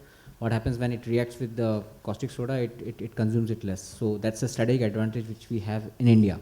So, still we need to work more on that so that more mines can come and operationalize. Okay, so now moving from geology to mining, and now lastly we have Ankur with us. He'll be speaking more about the downstream part of aluminum, which is itself is a big thing, very big and huge sector not being touched upon. But for this, from the securitization perspective, the understanding what more could be done in that area needs to be there. So Ankur, over to you. Thank you, Abhinav. Let me introduce myself. I am Ankur Agarwal, General Secretary, Aluminium Extrusion Manufacturers Association of India. As Abhinav explained, told you, we will be here telling you about the downstream industry of aluminium in India. So before we move forward, can I ask the team to please play the clip of the Honorable Prime Minister which I have forwarded to you. यहां से mineral निकले और फिर export होकर के दुनिया के किसी देश में पहुंचे, वहां पर वैल्यू एडिशन हो, कोई नया प्रोडक्ट बने और फिर वो प्रोडक्ट भारत में वापस आए। ये ट्रेंड मोदी को मंजूर नहीं है। As Honorable Prime Minister have given us the vision for the value addition. Value addition should be done in India only. We ourselves focus on that and would like to take the privilege to explain all these things in Hindi, क्योंकि जब हिंदी में बात करेंगे तो दिल से दिल तक बात पहुंचती है, ज़्यादा बेटर एक्सप्लेन कर पाएंगे। तो मेरे हिसाब से यहाँ पे किसी को इशू नहीं होना चाहिए अगर मैं हिंदी में प्रेजेंटेशन दूँ तो। So I am moving forward with Hindi. Of course the first page कि हम क्या करने वाले हैं, raw material securitization for aluminium downstream industry. Downstream industry को क्या चाहिए एल्यूमिनियम रॉ मटेरियल के अंदर। The second page it explains what is LMI, ALEMAI, aluminium extrusion manufacture association of India. हम लोग यहाँ पे डाउनस्ट्रीम सेक्टर्स की बात करते हैं कि जो प्राइमरी एल्यूमिनियम और सेकेंडरी एल्यूमिनियम को यूज़ करके जो प्रोडक्ट कंज्यूमर को मिलता है हम वो बनाते हैं। जिस तरह एल्यूमिनियम एक्सट्रूजन के अंदर बात करें तो हमें सबसे पहले खिड़की दरवाज़ों की याद आती है। जो खिड़की दरवाजे बनते हैं वो हमारी इंडस्ट्री के होते हैं, बट हम सिर्फ खिड़की दरवाजों तक सीमित नहीं हैं। हम आगे ऑटोमोटिव इंडस्ट्री के अंदर आपकी रूफ रेल्स लगती हैं, अंदर इंजन के पार्ट्स लगते हैं, देन ऑर्थोपेडिक इंडस्ट्री के अंदर आपको व्हील चेयर मिलती है, वॉकर्स मिलते हैं, वो हमारी प्रोडक्ट्स होते हैं। फर्दर हम बात करें तो साइकिल इंडस्ट्री के अंदर फ्रेम्स बनते हैं, टायर्स बनते हैं, ऐसे बहुत सारी इंडस्ट्री, डिफेंस तक हम सप्लाई करते हैं। यहाँ पे the LMI presents aluminium extrusion manufacturers, but मैं जो आगे बात रखना चाहूँगा वो सारे डाउनस्ट्रीम इंडस्ट्रीज़ के लिए रखना चाहूँगा, चाहे वो वायर प्रोडक्ट्स हों, चाहे वो शीट कॉइल्स हों जो नीचे यूज़ होते हैं, चाहे वो कास्टेड प्रोडक्ट्स हों, चाहे कुछ भी हों, मैं सबकी बात करना चाहूँगा यहाँ पे। मैं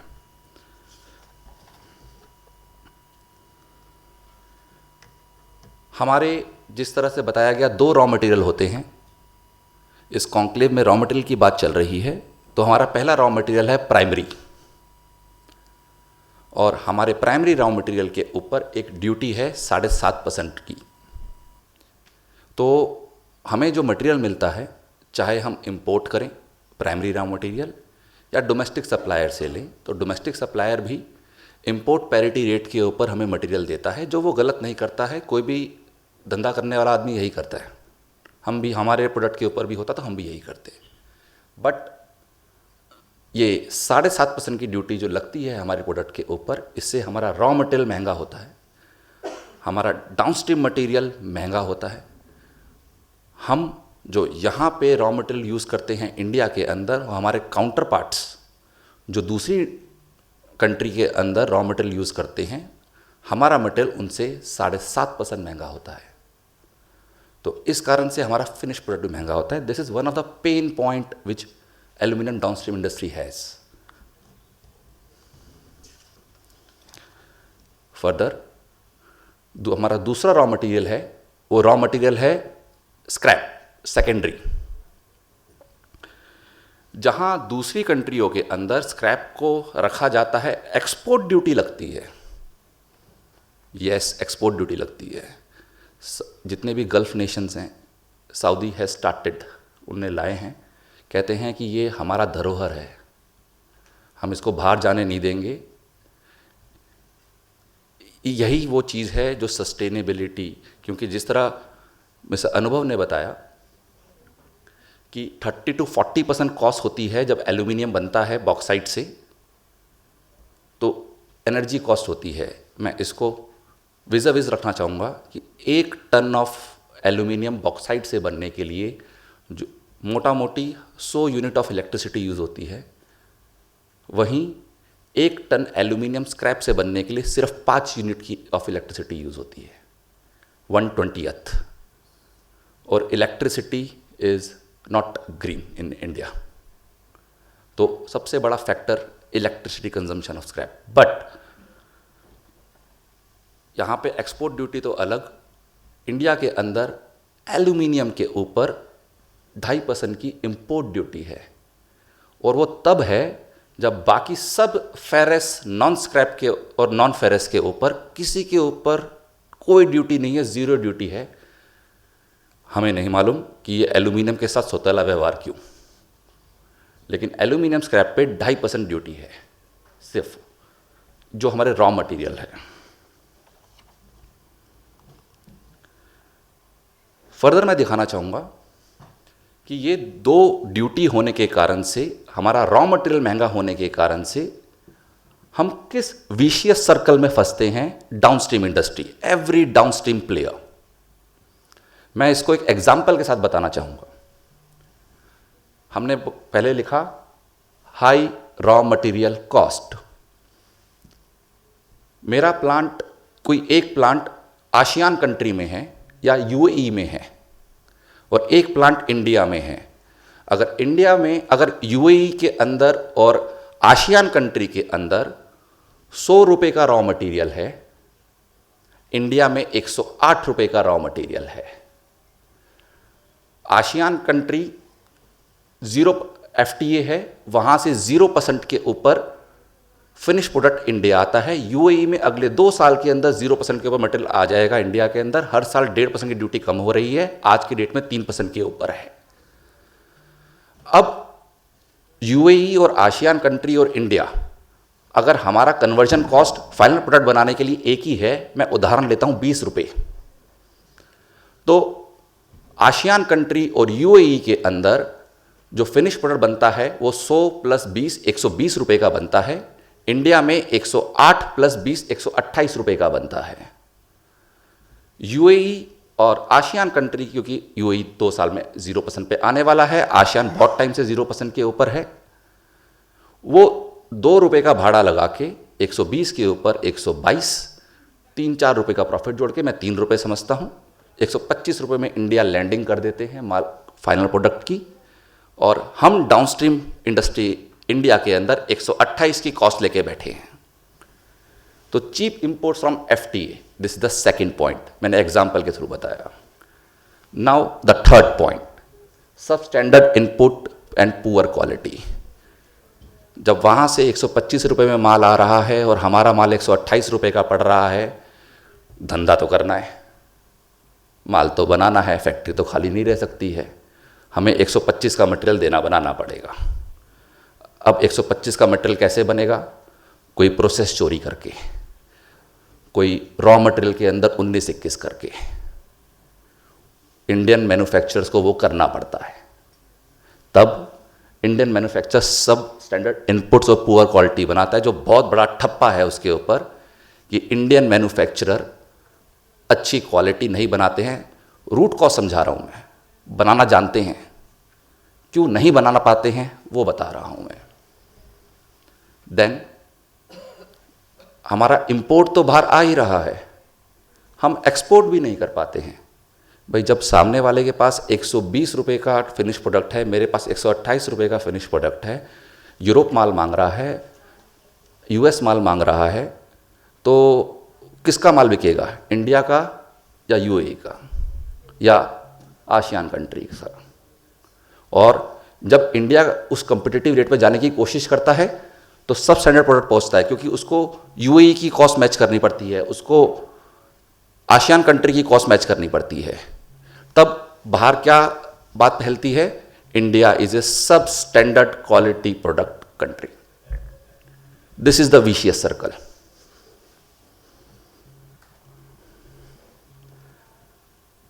फर्दर अगर ये दोनों ड्यूटी हट जाती हैं, हमने एक मैथमेटिकल फॉर्मूला लगाया है, अगर ये दोनों ड्यूटीज हट जाती हैं 7.5% की, 2.5% की, तो as per the data of 25-26 government को 1500 करोड़ का रेवेन्यू लॉस होगा जो वो उनको कस्टम ड्यूटी में मिलता है। उस 1500 करोड़ के रेवेन्यू लॉस के बाद सरकार को क्या क्या मिलेगा? जो यहाँ पे वैल्यू एडिशन चालू होगा, कम से कम 580 करोड़ रुपए का जीएसटी रेवेन्यू बढ़ेगा, जो यहाँ पे नहीं है। हमारी एल्यूमिनियम एक्सट्रूजन इंडस्ट्री के अंदर हमारे पास 30 लाख टन बनाने की कैपेसिटी है, हम 11 लाख टन बनाते हैं और 15 लाख टन इंपोर्ट होता है। फिगर देखिएगा, अगर वो 15 लाख टन का हम सिर्फ 20% भी रोक पाएं तो हम 580 करोड़ का जीएसटी रेवेन्यू यहाँ पे बनाएंगे। फर्दर फॉरेक्स सेविंग होगी, जो वहाँ से फिनिश प्रोडक्ट इंपोर्ट होके आता है वो इंपोर्ट होके नहीं आएगा, वो यहीं का बनेगा। ईयरली इंक्रीज होगा जीएसटी के अंदर 220 करोड़ से लेके 1320 करोड़ रुपए पर ईयर का। डोमेस्टिक वैल्यू एडिशन होगी कम से कम 13,000 करोड़ रुपए का पर ईयर। अभी इन्वेस्टमेंट की बात करें, अगर आप देखेंगे तो एल्यूमिनियम डाउनस्ट्रीम प्रोडक्ट इंडियंस हैं, वो यूएई जा रहे हैं इन्वेस्टमेंट करने। क्यों? जहाँ पैसा नहीं वहाँ इन्वेस्टमेंट नहीं आता, जहाँ धंधे में पैसा नहीं वहाँ पैसा मिलता है, मार्जिन मिलता है। अगर यहाँ मार्जिन मिलना चालू हुआ तो 15,000 से 1 लाख करोड़ तक अगले 5 साल के अंदर इन्वेस्ट होगा इंडिया के अंदर डाउनस्ट्रीम इंडस्ट्री के अंदर। जब वो इन्वेस्ट होगा तब जॉब क्रिएशंस होंगी 1.5 लाख से लेके 9 लाख रुपए तक। These are direct not indirect. जो आएंगे उनके साथ इकोसिस्टम भी आएगा। हमने यहाँ पे इकोसिस्टम को कैलकुलेट बिल्कुल नहीं किया है, ये हमारी डायरेक्ट जो जॉब क्रिएशंस है उनकी बात कर रहे हैं। जीडीपी ग्रोथ 0.04 से 0.16% जीडीपी ग्रोथ मिलेगी हमें।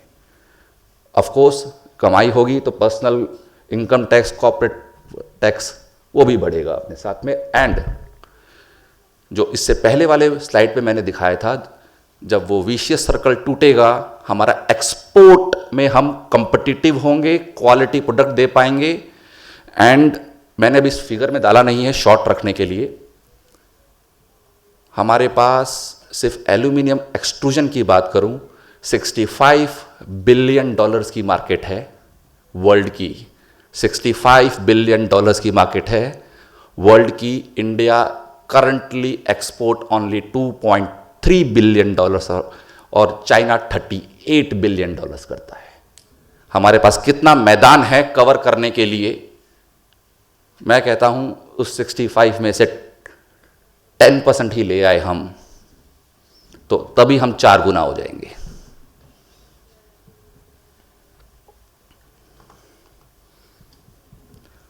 ये हमने दिखाया है कि अगर एल्यूमिनियम एक्सट्रूशन इंडस्ट्री बढ़ती है तो not only aluminium extrusion industry, उसके साथ glass and glazing industry, chemical coating industry, logistic industry, hardware industry.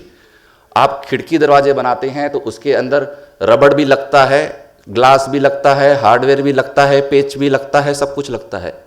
और सबसे जो खूबसूरत बात है इसकी, आपको बहुत जो डोर विंडो बनाता है वहाँ पे खूब सारी इन्वेस्टमेंट नहीं चाहिए। रूरल एरिया के अंदर आपकी जॉब क्रिएशन होगी, क्योंकि वहाँ पे जाके वो माल बनेगा। उसको ज़्यादा चीज़ नहीं चाहिए, सारा जो इन्वेस्टमेंट ज़्यादा नहीं है उस खिड़की दरवाजे बनाने वाले में, तो रूरल एरिया में जाके भी इन्वेस्टमेंट होगी इसकी। This is a last slide जिसके अंदर हमने बताया, हमने स्क्रैप को समझाया गया कि पहले हमारा अपॉर्चुनिटी है 2.5 को 0 करने की, 7.5 को 0 करने की। फिर हम बात करें स्क्रैप की, सीबैम आ रहा है, आ चुका है, सॉरी मैं अभी तक आ रहा है बोल रहा था, उसी जोक में बोल गया, अब आ चुका है। यूरोप मार्केट क्रैक करने का जो दम इंडियन मार्केट में है, यहाँ के जो एंटरप्रेन्योर जिस स्क्रैप से जिस क्वालिटी का मटेरियल बना सकते हैं, हम छाती ठोक के बोल सकते हैं किसी चाइनीज़ एंटरप्रेन्योर में इतना दम नहीं है, क्योंकि वो सालों से प्राइमरी से बनाते हुए आए हैं, उनको सेकेंडरी से क्वालिटी बनाना नहीं आता है। हम इंडियंस को सेकेंडरी से क्वालिटी बनाना आता है, और जो सीबैम का सीधा सीधा फायदा इंडिया को मिल सकता है। वर्ल्ड इज लुकिंग, दुनिया चाइना +1 पे देख रही है, तो वो चाइना +1 एल्यूमिनियम सेक्टर के अंदर आसियान कंट्री बनेगा, यूएई बनेगा या इंडिया बनेगा, जिसके पास सेकंड लार्जेस्ट वर्ल्ड की एल्यूमिनियम प्रोडक्शन है, उसको बनना चाहिए। यूएई के पास कोई रिजर्व नहीं है बॉक्साइट का, आसियान में थोड़ी सी जगह है, वो एक्सप्लोर नहीं करते हैं, सारा का सारा बॉक्साइट बाहर से लेके आते हैं। हम भी लाते हैं, इंडिया भी लाता है, बट हमारे पास माइंस हैं। और स्टिल वो छोटी सी यूएई कंट्री, वो छोटी सी ASEAN nations, India power house से आगे जा रहा है। तो ये हमारी अपॉर्चुनिटी है, ये हमने यहाँ पे बताने की पूरी कोशिश करी है कि कैसे India can be a power house in aluminium for the world. मैंने जो $65 बिलियन की मार्केट बोली, वो ओनली एक्सट्रूजन की बोली। If I go forward, there is a market of $235 billion of all domestic products, all downstream products, जिसके अंदर आपके रोल्ड प्रोडक्ट्स, उससे बनने वाले products, wire rods, casting products जो नीचे आ जाते हैं, उसकी बात करें तो वर्ल्ड की डिमांड $235 बिलियन की है। And out of this $235 billion currently ये India share is only $9 to $10 billion. तो PHDCA के माध्यम से फर्दर यहाँ पे पैनलिस्ट हैं, अनुभव जी हैं, मैं शालिनी जी को भी बोलना चाहूँगा, शालिनी जी अभी शायद हैं नहीं। Thank you for inviting us, जो ज़्यादातर डाउनस्ट्रीम वालों को बुलाते नहीं हैं यहाँ पे। बट थैंक यू, काम चालू किया आपने ये वाला। तो इस बात को, इस चीज़ को प्लीज़ सही जगह पे पहुंचाइए कि कैसे इंडियन डाउनस्ट्रीम इंडस्ट्री को हम आगे बढ़ाएं। और जो मैंने सबसे पहले प्रधानमंत्री जी का वीडियो चलाया था, मिनरल्स बाहर जाएं, वो मुझे बर्दाश्त नहीं है, वैल्यू एडिशन इंडिया में होना चाहिए। वो सपना साकार करें, तभी मेक इन इंडिया होगा, तभी आत्मनिर्भर भारत होगा और तभी विकसित भारत 2047 होगा। Thank you. Thank you, Ankur. That was really very insightful. So what he mentioned is right, absolutely. That first of all, it has a double whammy of that vicious cycle, and the last thing, as already the Honorable Prime Minister has mentioned, that value addition should be done in India, because you cannot supply raw material at, I mean, for example, just like China cannot get raw material at our subsidy cost. Like, you know, we are subsidizing our mining and then they are adding the value, because value added product will always fetch higher value. Okay, so now since there is a paucity of time, and so I'm going to close this session with only one final question to each of my panelists, and I would expect their 30-second remarks. Okay, so the question is very straightforward. Considering the aim, I'll start with Asim sir. Considering the aim of 2030 and 2047, what one thing would you believe that is your immediate wish list? Either it could be, or you know, or you want to solve it. That it could be bauxite, it could be bauxite mining, it could be technology, it could be, you know, a regulatory bottleneck, or it could be red mud problem, it could be downstream. Any one thing for 2030 which is immediate, and one for 47. Over to you. Thank you, Abhinav. So what I think immediately is that expedition of the exploration to mining and then to the downstream and upgradation of the our processing. So these are the two things immediately we should do, so that we get our resource, whatever we have is converted and it goes to the downstream for the industry. And we should not be dependent on the importing bauxite at a higher cost. But we do have a now low grade ore, but I'm sure that all the areas has not been explored. And as we see and explore, we will definitely find a better grade which is good for industry.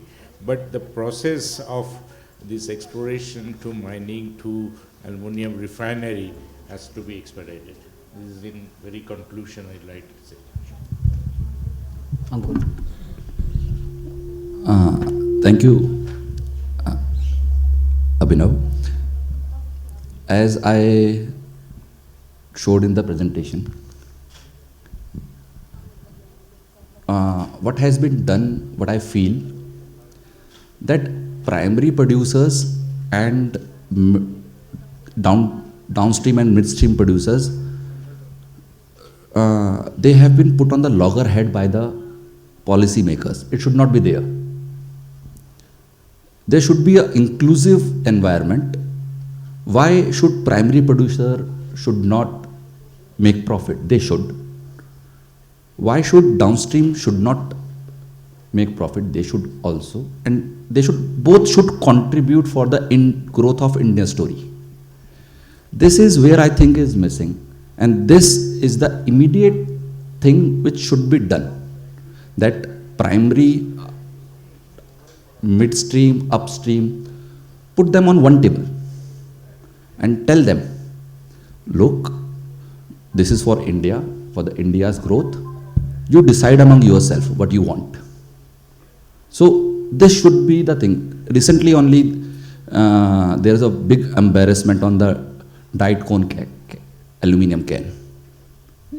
Exactly the example of why India don't have any capacity.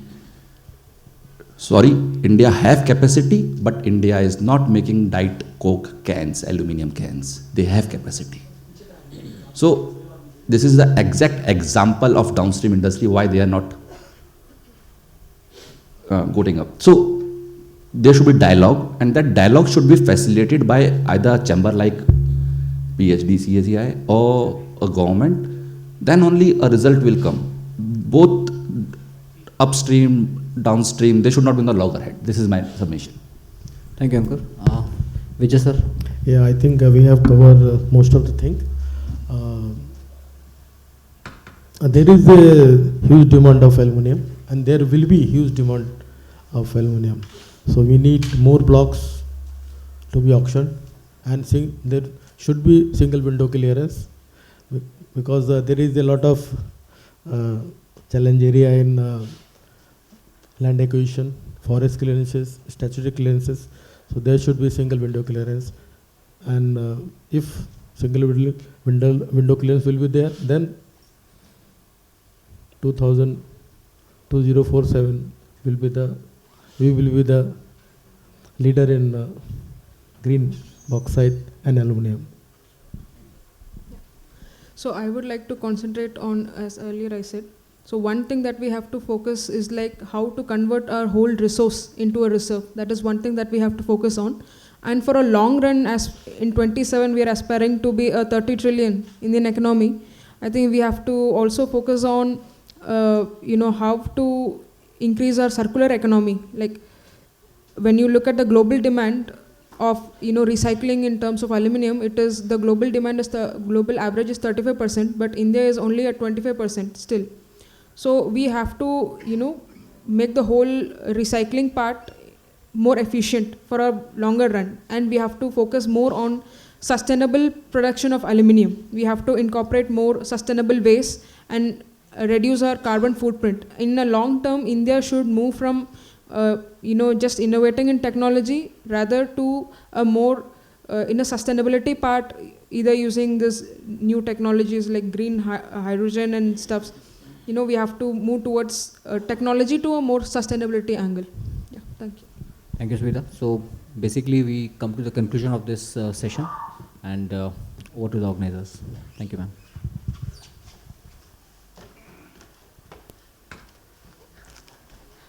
Now, I would like to invite Mr. Puneet Chaudhary, Senior Secretary, Phdcci, to kindly join us on stage and felicitate our guests on the dais with a memento as a token of our appreciation.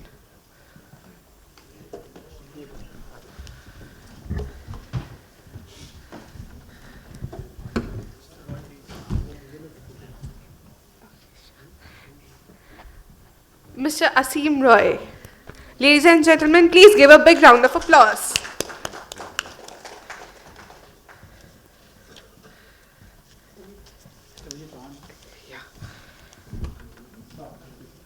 Mr. Vijay Chauhan.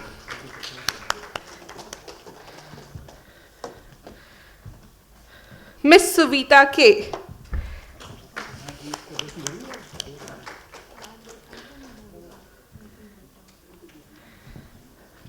Mr. Ankur Agarwal.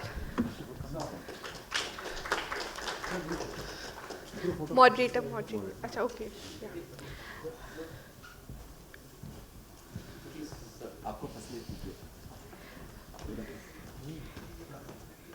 And now,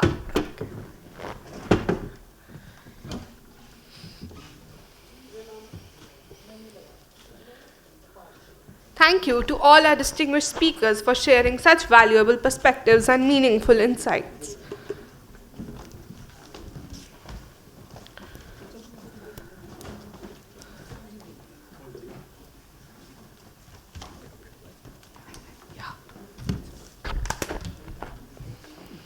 Some of the world's most powerful technologies are built from the smallest elements found beneath the earth.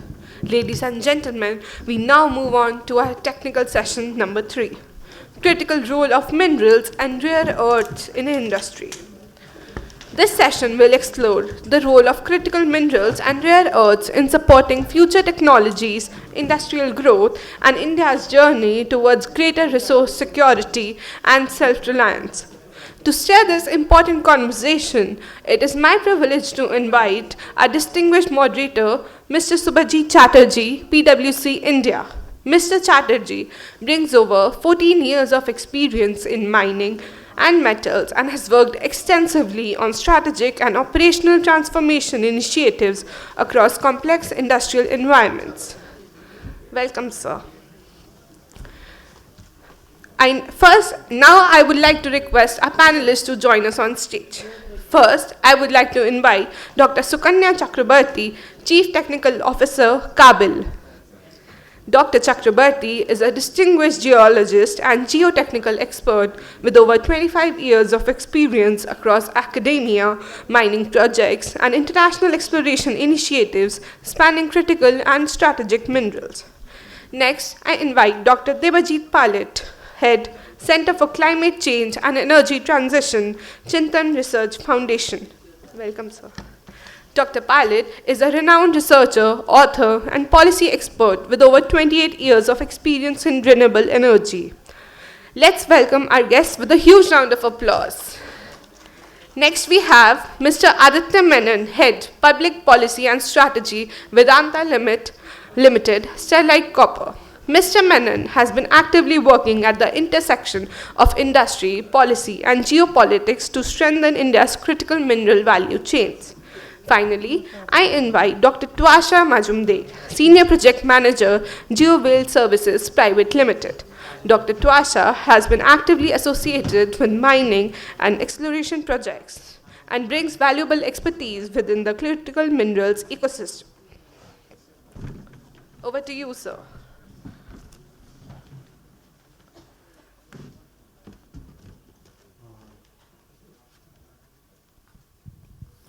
Thank you. So good afternoon, everyone. As we have discussed about aluminium in our last panel discussion. So if you think that aluminium forms basically arms and legs for the industry, critical minerals are more of a micronutrients and vitamins, which is very much essential to functioning of the body.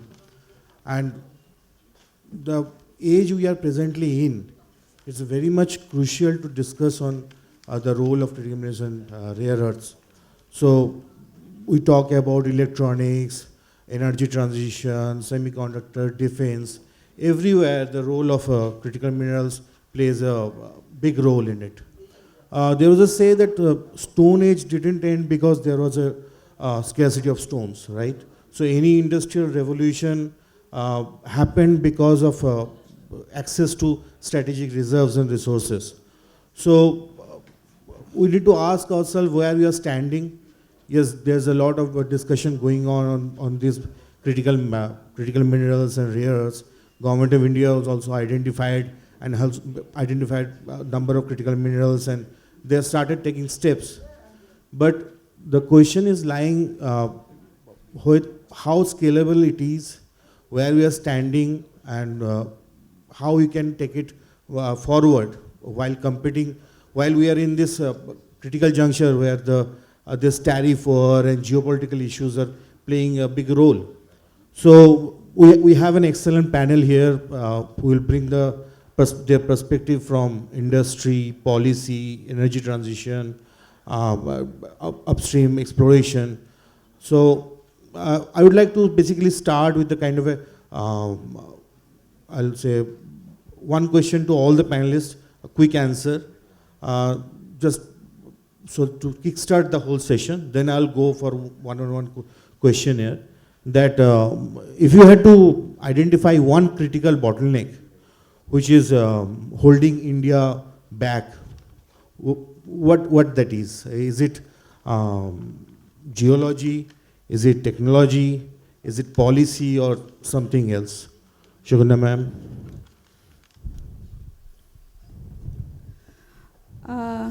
So if you want me to pick one, then at this moment, I think it is the downstream sector, maybe the processing technology, because that is not in its proper shape yet. Geology, definitely, I mean, these are always typical to a geological setting or a geographical location. So definitely, we cannot get everything in India. But a lot of exploration and other activities are ongoing, so hopefully we'll be getting some more. But that is a natural thing. I mean, you cannot, you can expand your research and other exploration activities, but you cannot, I mean, if it is there, we can find it. So that we cannot do any change there, but technology, processing, that part definitely we can do. We'll discuss further on this, Dr. Deepji. Thank you. Thank you, and it's a pleasure to be here on this important topic. One critical bottleneck, I think, very difficult to answer. Pick one critical bottleneck. So what I think is an end-to-end ecosystem coordination, which is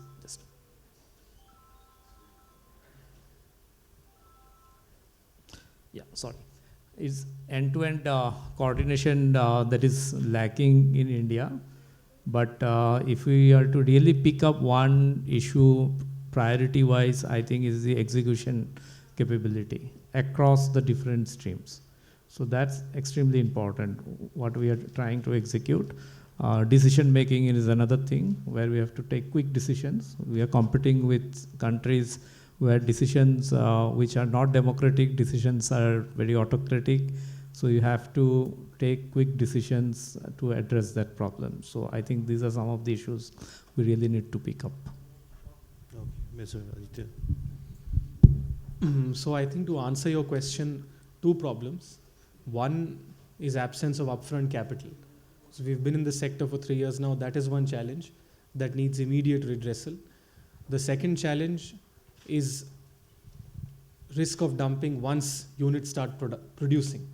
That was noticed earlier in certain other sectors. So I think absence of capital upfront to get capacities created, and once capacities are created, preventing dumping to ensure they remain viable.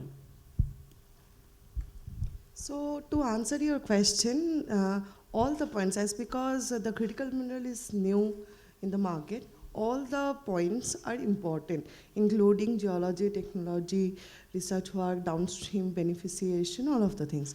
But if I really had to pick one, I would pick the execution part, because India has a very good geology and a very prospective geology. If you look at from the Alpine Himalayas to Southeastern Asia to Myanmar, the whole belt has a world-class deposits, but India does not have that level of world-class deposit in the same domain.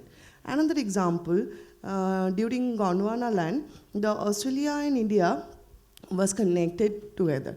But Australia has the Yalgran complex, but we don't have.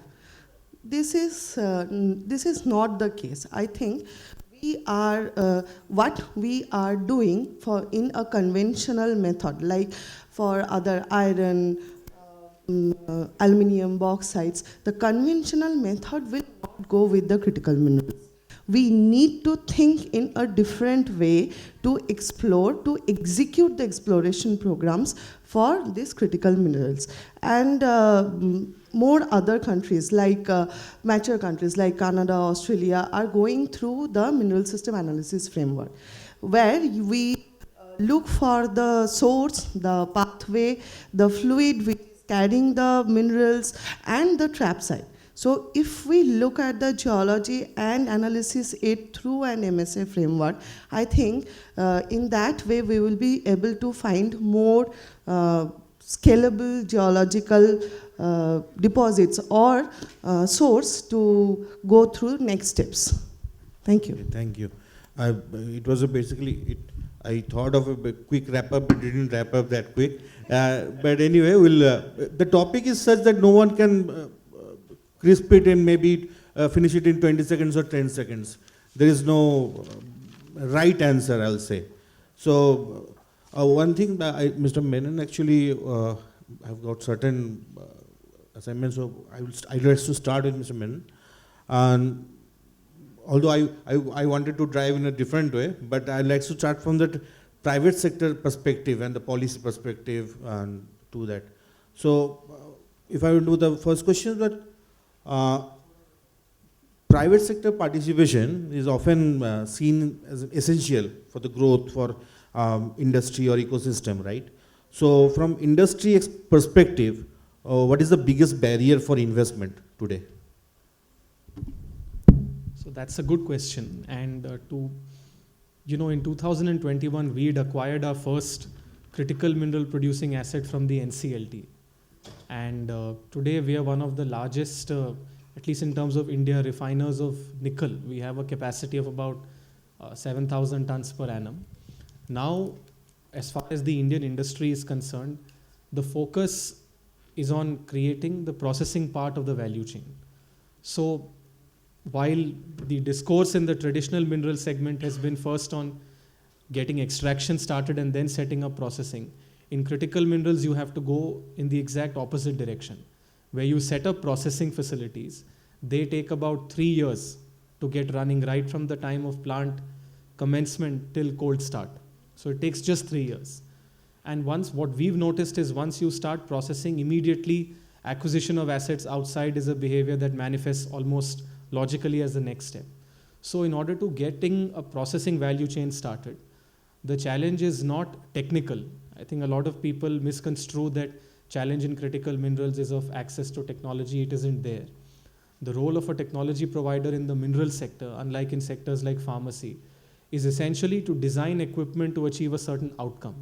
So a decent inventory of technology providers exists in countries with whom India has long-standing strategic partnerships, in Japan, in Europe, and even in the United States. So we can utilize those partnerships to build scale, but what we need is upfront capital. Indian financial institutions are slightly more hesitant in allocating capital for this sector because the basic raw material for processing units will come from outside. So that is where some upfront infusion from the government of India or any other sovereign body would be required to ensure that we are able to have the necessary capital that is required to set up these units. I think once that is done, the rest is not going to be much of a challenge. Okay. So basically, support from the government on the initial push on the capex side, initial investment. So, and obviously you have already pointed out that it's a very capital intensive, and you start from the end, basically start from the processing part of it, then you go for asset acquisition and other part of it. So these projects are very, by nature, having very long gestation period, right? You have also covered it. So in any policy or ecosystem change that you would like to place in the plan, which will improve the basically overall system? So I think the projects actually don't have long gestation on the processing side, because that might be there on the extraction side of the pile, where you take 5 to 7 years to first convert a exploration lease into a mining lease and you start extraction. On the processing side, it takes about 1 year for you to do your basic and detailed engineering, another couple of years for you to complete construction and commence production. So if I set up a processing unit, and on the 1st of April 2026, by the end of 2028, I can have a medium scale plant up and running, right? So the projects don't have long gestation time if you choose the value chain that you're looking at entering. Specific mineral so across the set of critical minerals, essentially of the 30 minerals, the minerals that are consumed in bulk are lithium, nickel, and cobalt in that order.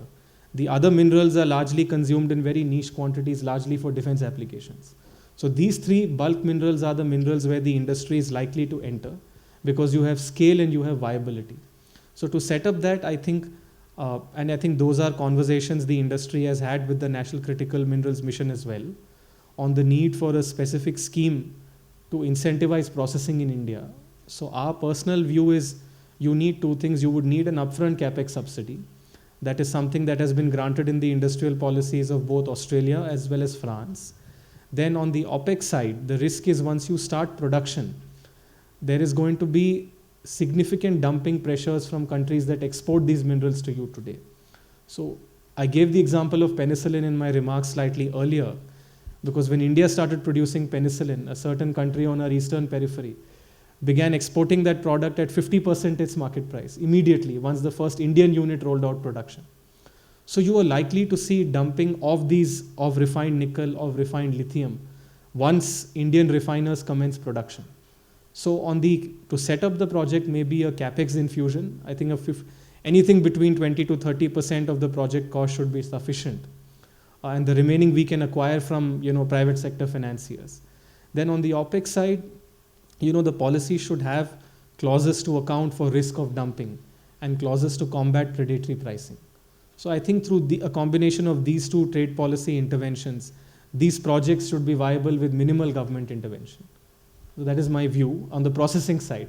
On the extraction side, I think I am not at liberty to comment because our exposure has been on the processing side. Okay, thank you. I think when you have covered and you have shortened it very within your time, so because you have to run for the other thing. Anyway, thank you for that. So I can. So if you want to, then also I can continue with this thing. So now coming to Sugandha Madam, and basically there was a popular say that you control. There used to be it's still relevant that you control the oil, you control the nations. So it is going to be very valid for critical minerals going forward. Like with different countries are coming with the restriction on the export and basically hoarding of their assets. And now Kabil being given the mandate of going overseas and acquisition of assets and to increase the in India's independence on the raw material security.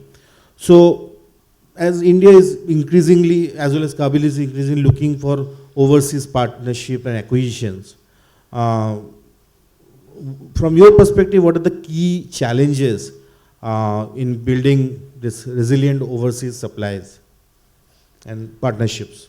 I mean, definitely self-reliance in supply of these critical raw material is very important, and I mean almost equivalent with this oil example you gave. So definitely one of the biggest challenge what Aditya was telling, that obviously the capital, but I think I should put it on this way, that it's de-risking or kind of covering the risk of investment in exploration or greenfield projects with the context that we are doing it for our strategic interest for the country, because this is not always a business model. I mean, when you are going for acquiring a critical mineral asset or for sourcing critical minerals, this is not always a business, because if you are going to compare it with the regular business model for any iron ore, then it's very difficult because of the very, very volatile market, and again the market scenario, and also like maybe the period of the technologies, because like lithium or cobalt or nickel, all are ultimately connected to some technology, some kind of battery technology.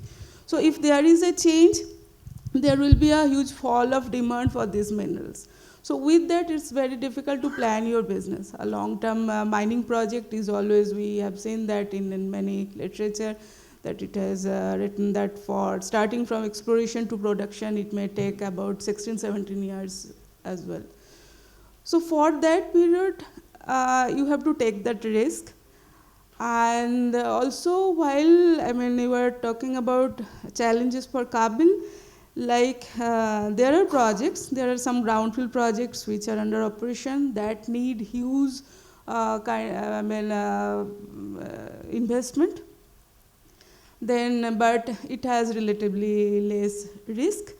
But if you are going for a greenfield project where you can have a better control on the product cost and overall OPEX, there you have to take that risk. So that is the challenge, that how to cope up with that investment risk and to cover those. Again, critical minerals, whatever the known geographical locations we are knowing, often various socio-political risks are involved in many of the countries, a lot of competitions as well.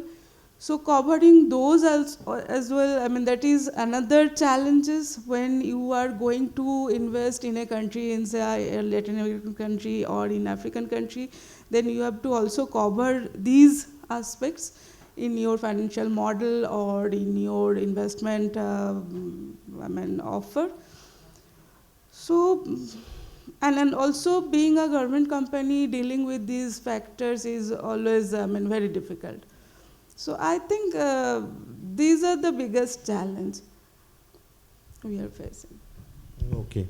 So, if I'll ask that for this, as already you have taken the ownership, eyeing for the ownership of critical assets, and which is required for this self-reliance and everything. What do you think the focus should be more on securing long-term processing part of it, or overall supply chain partnership will play a bigger role? I understand this very, very difficult to pick anything out of it. So you can give your thoughts on both the parts. No, at this moment, at least what we are following, we are looking at project of all the stages. Okay, so it can be a, producing project where, or sometimes we are also looking for getting any kind of partnership for a processing type of projects. So that is required for the country, because again, as Kabil is almost a strategic organization, we have other roles. This is not only a business house. So that we are doing. But along with that, we are looking at projects of all the stages so that we can support the downstream sector, whatever it is. It can be a midstream sector or it can be a downstream sector. So like for these critical minerals, if we are talking about lithium, so we are looking at projects which the end product is say spodumene concentrate or lithium concentrate, so that we can supply it to the downstream sector, downstream part, players who are looking for setting up a plant here in India. Or we are also looking at projects where we can go a little bit further so that we can get a hold of some, say, lithium carbonate or hydroxide, so we can support the CAM industry. So it's like that. It's a mix and match. I can, there is no fixed model that we are following. Okay, thank you. And as we have talked about investment and the risk associated with it, all the mining projects, I'd like to go a bit upstream to Dr. Tuasha Majumdar, and she is bringing the exploration expertise, and she has already talked about the India is enriched with minerals, and it's not that we have that, but there's a say that when you in the management say that we make the strategy, but the if strategy without execution doesn't make any sense, right? So whatever we talk, we write in paper, it ultimately comes down to what is there below Mother Earth, right? Like Madam also said that for greenfield the investment is less, but the risk is more, because there is this issue of reserve and resource you also said. So that often it's told that the exploration is the one of the weakest link in India's mining context, especially talking about the critical minerals and rare earths in the value chain. So what structural gaps do you see? So talk about the structural gaps. I will mostly talk about the upstream part, as you say, because I came from the upstream part. I will talk about the exploration. The same thing I will say, within following the conventional method, it will be difficult to find the critical minerals, because in the conventional method we generally do mapping, then we found some incidences, and then we go after that. But because of the RE/RM or like neodymium, cobalt, these things are not actually taken into granted while mapping, because mapping has been done previously, and these things has come into the picture very recently in last 10-15 years. So not only the method must be changed. It follow the mineral system analysis framework. In Australia, in Canada, they have already followed it, and they have already been successful. And from my side, the exploration programs I have led, my company has led, we have got enough success following the similar kind of framework. You can say that out of 10, we have got at least 4 to 5 success minimum of it, and obviously in G4 stage, that needs to be go to the resource level in G3, but you are getting these things after following this mineral system framework. Apart from that, I also want to add some more things, like the metallurgical maturity. In case of China, in India, for hard rock, if the RE concentration, the total RE concentration is 500 ppm in the hard rock, we generally take it as a background value and we go above that. But if we master the metallurgy like China has done, they have mining iron adsorbed clay for 300 to 500 ppm. In the similar case for heavies, the secondary deposits, we should also look into that part. So we will get some ready. The hard rock resources are difficult to find. It takes time. It takes a lot of R&D work to find proper district scale deposits. But in case of secondary deposits, it's relatively easier to get if we champion the metallurgy part. Like I know recently GSI has handovered regolith related RE to CIL. So similar kind of things comes to more in the picture, so that it is getting easier when we go to the hard rock part. That's it. Thank you. Okay, that's great. And from your perspective, when you mentioned about the gaps and what we can do better, but any structural reforms you are basically which is needed to make exploration more commercially scalable and attractive? You talked about PPM. There is also one thing that I think you will also appreciate, the more drilling also needed to be taking place. Yes, more drilling needs to be taken. But on depth-wise, I'm saying. Depth-wise drilling to be definitely taken place, but before that we need to identify the places where the drills have to be done. So the reforms, the first thing I want to say is about not going after isolated commodity related blocks. In case of critical minerals, what we have seen from geology, that many multi-commodities occur together, like RE, neodymium, tin, tungsten. In case of fertile A type of granite, we get this kind of commodities together. So we have to think in a multi-commodity way. And in that case, if we go for a small blocks, we will not get the whole mineral system. We will not get. So it can happen in geology. The deposit is heterogeneous. Where we are going, there is not the high value. But where we are not going, maybe they have the higher value in the deposits. So we need to go for a larger area. And the private sector, for as per your question, we need to have the independency to choose, scientifically choose more larger areas to work on with this kind of framework. Apart from that, I also want to add some points which is relatively a downstream, not my domain, but I also want to add that, is that the continuity of the tenure from EL to CL to mining lease. If there is a continuity of the tenure and the confirmation form, I know there is a huge thrust in the policy scale, and India, I'm proud to say that India is really doing good on the policy scale. But I want to add this. If there is a continuity, it will be greater for the public sector to invest more. Not only that, in case of permissions, if it is can be digitally identified, digitally traceable, it's relatively simpler. It will be easier for the private sector to invest more. One thing also I want to add more, like Mr. Menon has said, Sukarna Madam has said, everybody has said, is the investment part. It should not be. It is a long scale cycle, and it has high risk.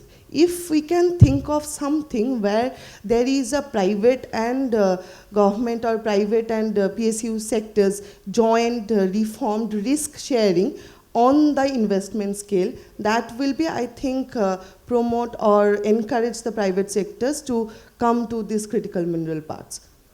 That's it. Okay, thanks a lot. And so now actually the discussion regarding the critical minerals becomes more interesting and relevant because of its importance about I'll say, our sustainability goals, our climate goals, right? So, and we are talking about the policy and with all geopolitics coming into place. So that leads to my question to Dr. Palit, that as the energy transition is accelerating globally and governments are pushing, are we at the risk of replacing fossil fuel desperateness with critical mineral dependencies? Thank you. And given the current situation in the Hormuz, I think it's a very natural question that you have asked me. But I think fundamentally these are, I believe it cannot be compared with fossil fuel. It's a stock and flow issue. Critical minerals are stock. The oil and gas are flow. So you don't need critical minerals every day. That means once you have manufactured your wind turbine or storage batteries, it is going to run for the next maybe 15 years, 20 years, 10 years, whatever it is. So we cannot directly compare critical minerals, the supply chain of critical minerals with the supply chain of fossil fuel, because the two are fundamentally different. Fossil fuel you need every day to run your car. Once you burn it, it's gone. Critical minerals, it's not like that. You can recycle it and use it, so it can provide you your long-term autonomy. Having said, dependencies will be there, no? Exactly. So having said that, I think we are dependent on one particular country for almost all of our critical mineral need. So that dependency will definitely pose a risk for us in taking forward our agenda of energy transition, because that can totally disrupt your energy transition process when you need the thing. When you need to make a battery or whatever it is, this one, so that might totally disrupt it. So I think what is important is that having recognized that it is a stock issue and cannot be compared with a flow, we still have to ensure that how do we increase our supply chain resilience. The question is that whether we should work first in the upstream, downstream, midstream. That's something that we have to strategically decide. To start with, probably recycling is something that we should focus on. That's the low-hanging fruit. It takes long time to go for auctioning and extraction and others. I think the world average is about, if I'm not wrong, it's about more than 17 years or something like that. The best that a country has done is in Turkey, I think 13.5 years or something. Though in our policy we are targeting 5 years, but I don't know how can it be done in 5 years. So anyway, I give credit to the policymakers who have decided that it should be in 5 years. But yes, coming back, I think we cannot compare oil and gas with critical minerals. But yes, definitely it can pose a risk unless we diversify our supply chain and reduce our dependency on one country. Okay, thanks for sharing that your view on that. And in our previous sessions also and initial discussions, we talked a lot about recycling of minerals. It's a big thing: circular economy, urban mining. These are the buzzwords as of now. On the critical minerals front, we are just starting. Like we are in the basically, if the zero, we are maybe 1-1 coordinate. So how relevant is the discussion of this recycling or circular economy in the sector of critical minerals, and whether it can actually reduce India's dependency on importing critical minerals? What is your view and how do you see it? Okay, thanks. So I think just starting from where I ended in my last intervention, I think we have to see it. So we have to make our short-term, mid-term, and long-term goals. Recycling definitely is a very important component in the short term. We probably, so our consumption of critical, that means basically our use of critical minerals will increase with more and more as the energy transition takes shape, with more and more electric vehicle and battery storage and other things. So we don't have enough of the fresh critical minerals which we can recycle now and get some more quantity. So at any point of time with increase in population, increase in demand for critical minerals, you cannot meet all your requirement through recycling. Right, so we have to understand that. So recycling is important, but recycling alone is not going to solve our problem. At best, recycling, what we are, a dependency rate is 70 to 100% for different critical minerals now. And Mr. Menon rightly mentioned that when you talk about critical minerals, it is out of the 30 and the rare earth, which together I think accounts for 50 or 45 or 50 in the periodic table. Probably 3 or 4 are required in bulk quantities. Rest are in very nominal quantities, which probably we should not ignore, but we can put it on the side. And maybe we can depend on import for those few, those things. But these 3 or 4, particularly nickel, cobalt, lithium, and rare earth, we really need to increase our production in whatever way we can do. So recycling can meet probably 15 to 20% of our total requirement. Probably not more than that. And that too, probably it will start meeting our requirement maybe after 5 years or 10 years, not immediately. The other problem with recycling is that current problem with recycling, and I think Mr. Menon very briefly touched upon it, is that when you are recycling, there are companies which are recycling now, but the production cost is higher than the cost of the critical mineral that is being imported to the country, the virgin imported materials that are being imported. So how do you address that situation? Anybody as a consumer, I would like to buy or get the minerals at a lower cost. My recycling, the cost towards recycling is more. So should I provide a viability gap funding? Now when I'm providing, the government is providing a viability gap funding, the question comes in whether it should be a smaller scale operation or an economies of scale. Now the big companies will, with their technologies, will only come provided there is an economies of scale and you allow the companies to recycle in a big way. Whereas the government, if the things that we will allow only the smaller companies, so their economic scale will not happen and the cost of production will be high. So that's a decision again that we have to take. The policies should be aligned accordingly. The second is about the extraction. The auctioning and extraction might take more than 15 years. Maybe giving all credit with that 5 years time frame, maybe it will take 10 years for India. Let's assume we speed up all the processes, all the paperwork gets speeded up. Still it will take 10 years. Are we going to wait for the 10 years? Probably not. We cannot. Right. So what is the way out in the midterm? Midterm, I think the way out could be the tailings.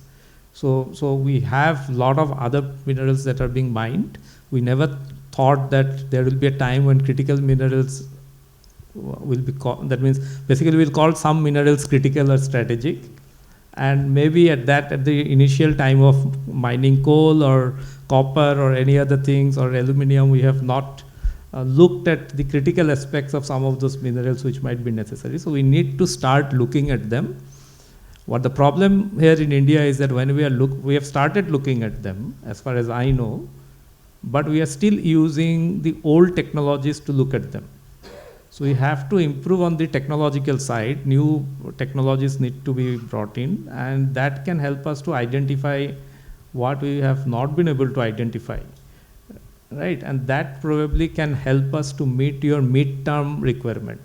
So I think what is important is that we have to be very clear with our short-term requirement, mid-term requirement, and long-term requirement. Long-term, definitely, ultimately we have to do mining and extraction and develop all our refining and processing capacities. That is the ultimate solution. But before we reach that, we also need to have policies for the recycling, to make the recycling viable, and looking towards the tailings with more sophisticated technology, so that at least within the 10-year gap, we are not in a situation where some country can dictate its term to us. Right. So one thing is that, one thing what I could get from what you said, Dr. Pal, is that although we, sometimes critical say, when we talk about critical minerals, it's basically A for antimony to Z for zirconium. Let's not focus for all the letters. So homogeneous. It's a heterogeneous group. So we need to strategically focus on. Strategically focus on depending on the what is more strategic to us.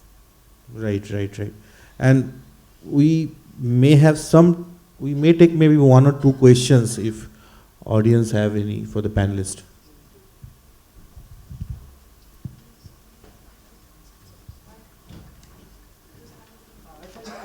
Can I request organizers to? I can speak with that.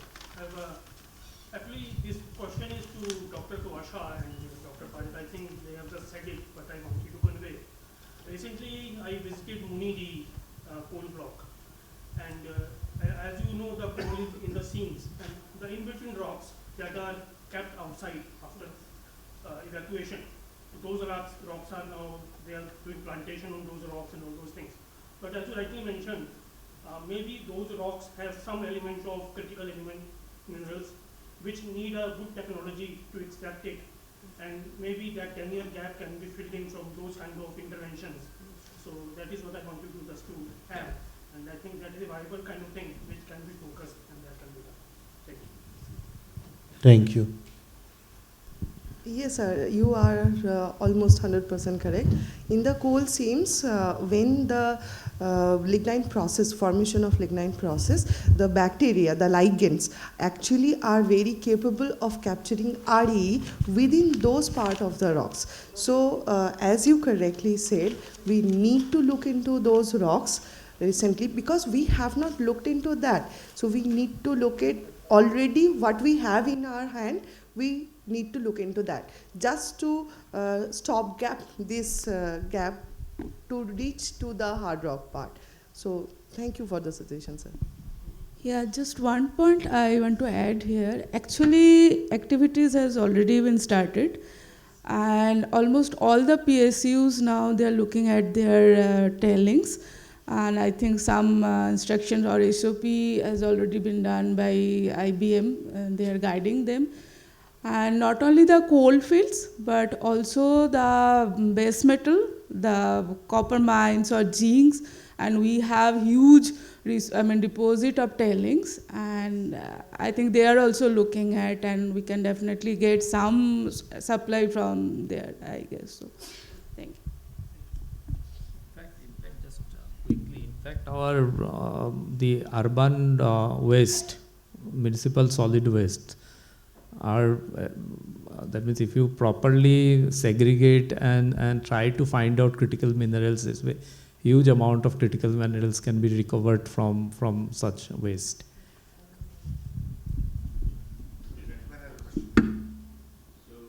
in continuation to my bauxite talk, so even this bauxite also has to be analyzed for the critical minerals, because especially vanadium and all.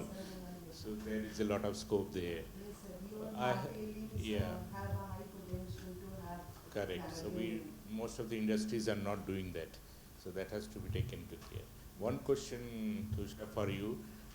In rare earths minerals, what is the real challenge? It is the mineral reserves or the technology to process it? Sir, both are the challenge.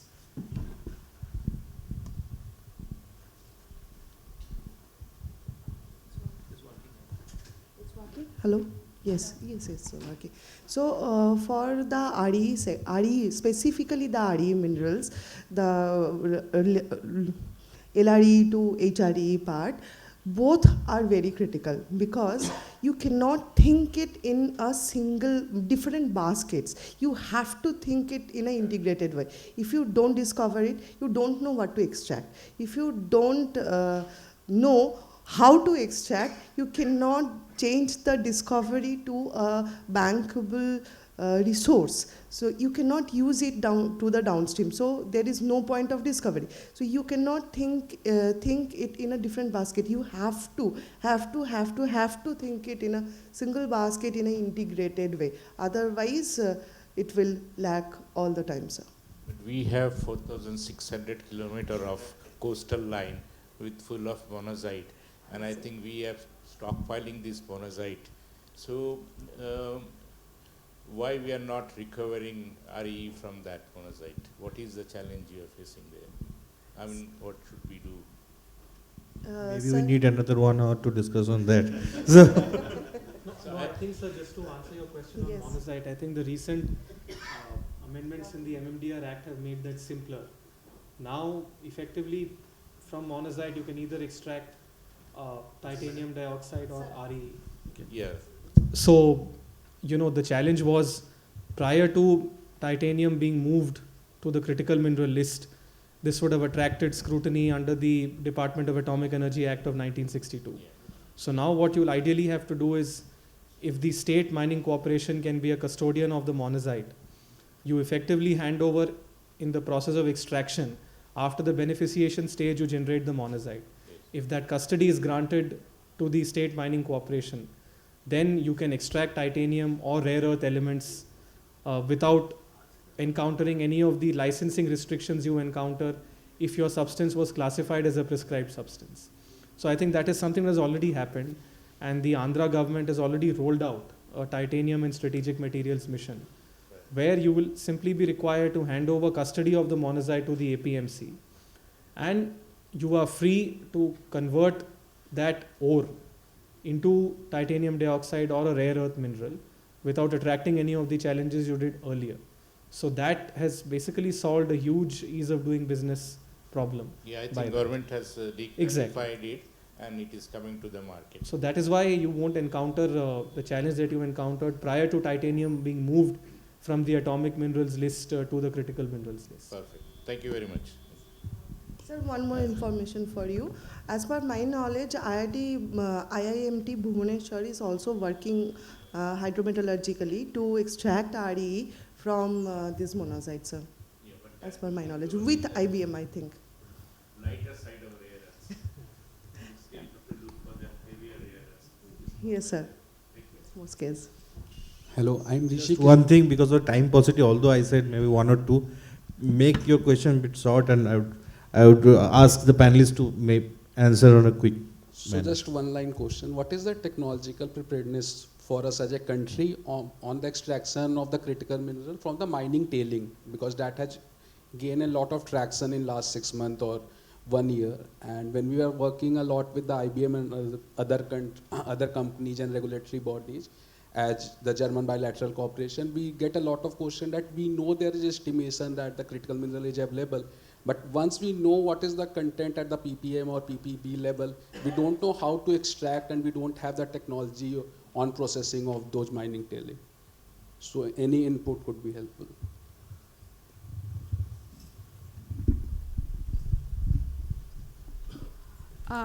No, I think, the first point which I made, again, that everything starts with the demand part. So earlier that, demand for this material was not much, so we are not very serious with those extraction from tailings or the technology and other things. But we have started, and I don't think it's a very difficult task. Also, with our bilateral collaboration with the countries like Japan, Korea, and Germany, who are not that rich in mining, but they have got, and in some cases, they are the topmost suppliers of these metals. So we can always get that. So somewhere we should start, and that we have already started. So I don't think technology will be a very huge challenge for this. We can definitely get those technologies. Although Madam already answered, so I can say ki it will not happen in 1 day, but it will surely happen 1 day. So we should always think about the brighter future, right? Although I started the discussion with the bottleneck, right, on a bit pessimistic way.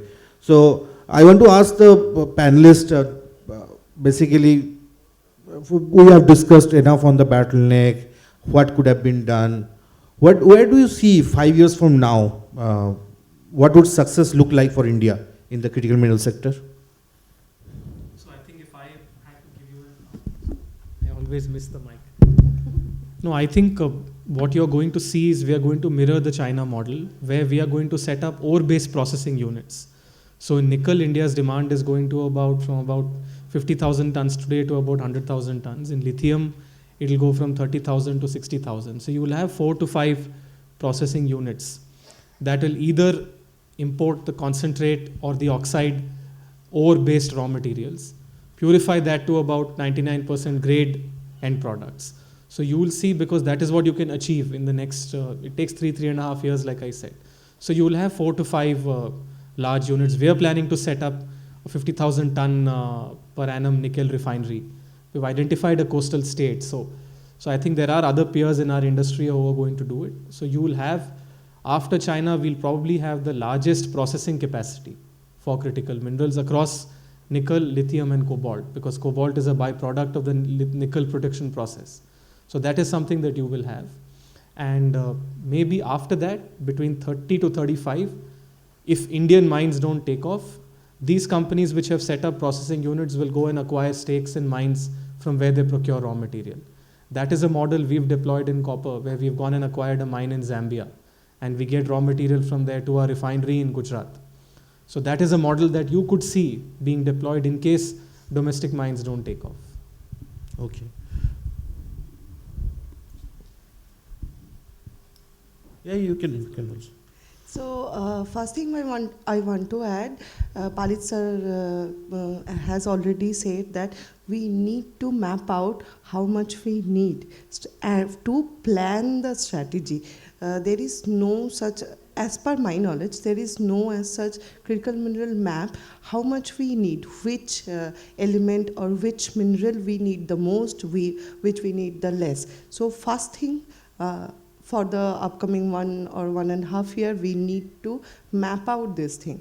After that, for the exploration perspective, I will say, upcoming within 5 years, we should discover some tier 1 deposits.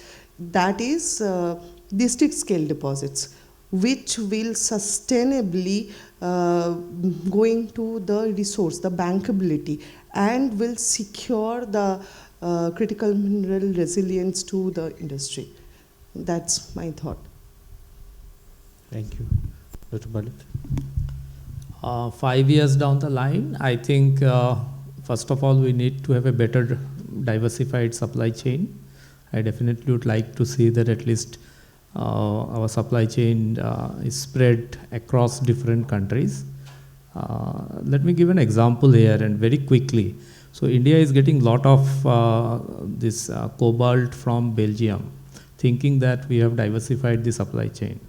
And we did some research on from the Ministry of Commerce website, what is coming from which country in terms of cobalt, and we saw Belgium. Now we deep dive a little bit. So this cobalt is coming from DRC, because DRC has a historical relationship with Belgium, and within DRC the mines are owned by China. So you're basically getting it from China. Though we are thinking we have diversified. Yeah, so though we are thinking we have diversified. So I would like to see a real diversification of critical mineral supply chain in the next 5 years. 1, 2, a full-grown recycle market, so that we can take full advantage of the recycling. Within 5 years, India will have a lot of these minerals which can be recycled and at least meet at least 10 to 15% of our requirement. And lastly, while the extraction process, the auctioning and extraction and discovery and all these things are going on, I think we also need to develop our refining capacity. Probably India can follow, I won't say the China model, India should follow the Indian crude refining model, producing 20% of the crude, but third largest refinery in refining capacity in the world. Something of that sort. Thank you. I think that leads to you, ma'am. As sir already told about diversifying the security or supply chain. So I'm hopeful in next 5 years' time, at least we can get some figures in Indian resource and reserve numbers for critical minerals. And we will be having more clear picture on the demand scenario for India for next 5 years, 10 years, or 50 years. And along with that, we'll be having a supporting system of supply of critical minerals from overseas, from the Indian projects. That's great to hear. So, as we discussed for last 1 hour, although when we talk about mining projects, we usually think the challenge is lying below ground. But as our panelists have well articulated and they have shared their thoughts, its challenges on above ground also. It's on the technology part, it's on the policy part, it's about strategic resourcing, it's about basically targeting key minerals. So that's also a big part of it. Government's push on the whole investment side of it. So I think we covered, and we can always hope for that India will become maybe all. मतलब सपने देखने में तो कोई दिक्कत नहीं है, and सपने तो जितना जल्दी सही हो अच्छा ही लगता है. तो I'll not say कि 10 years or 15 years. Let's all the panelists have shared their vision on the next 5 years, and they were a bit positive. So, and they are the experts of the field. So I am also satisfied that okay, maybe there is some future, and it's not only the papers. We will not produce only papers. We'll produce the actual minerals. So I think that's the point where we'll close this session. Thanks to Phdcci for arranging this seminar and keeping this particular topic, which is very relevant and important. And over to you, organizers. So thank you. And thank you for this wonderful panelists. They're the experts of the industry, and they have shared their knowledge and wisdom with us. And thank you, the wonderful audience. Thank you, sir. I would now like to call upon Ms. Shalini upon the stage to kindly felicitate our guests with a memento.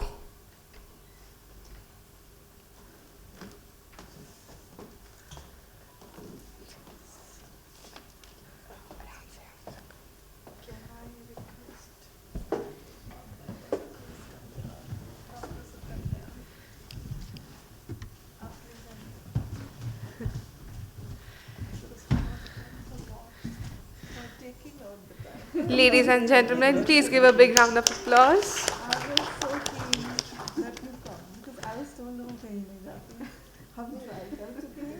So I said, okay, let me try. So I'm really grateful. Yeah, thanks a lot. Sir. Thank you for coming.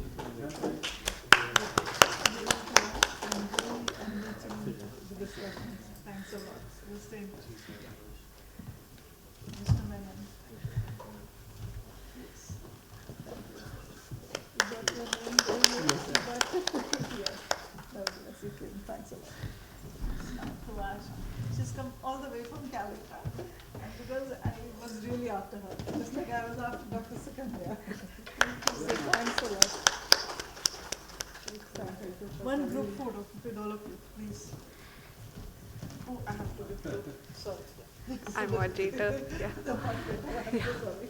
No, I have crossed the time, so my marks are already deducted. No, after marks deduction, after extra marks. Very group photo, please, I am.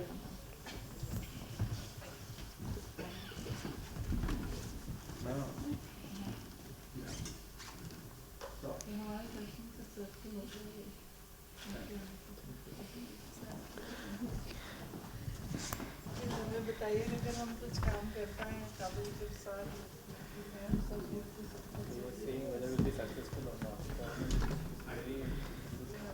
To access the knowledge report, the news.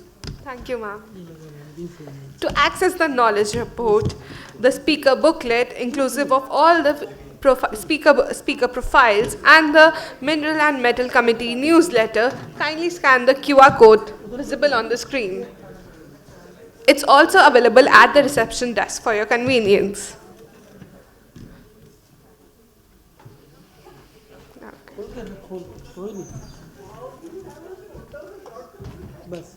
As we move towards the final technical session of the day, we turn our focus from extraction to regeneration, from consumption to sustainability, and from growth to responsible growth. Ladies and gentlemen, we now arrive at our concluding technical session titled Building and Rebuilding Towards a Circular Metal Economy.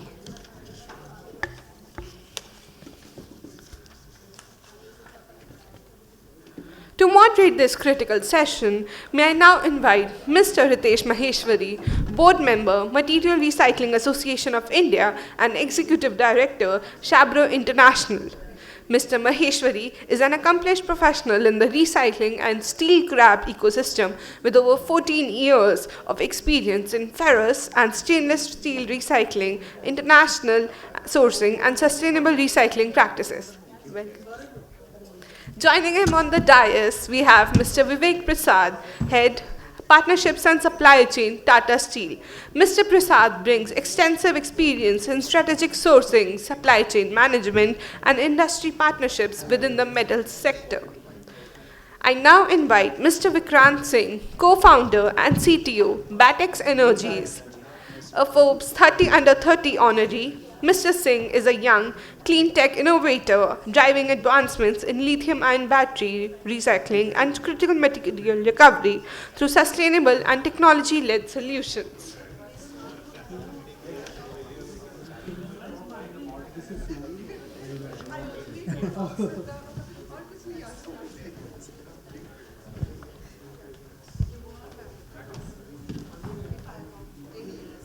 Hello.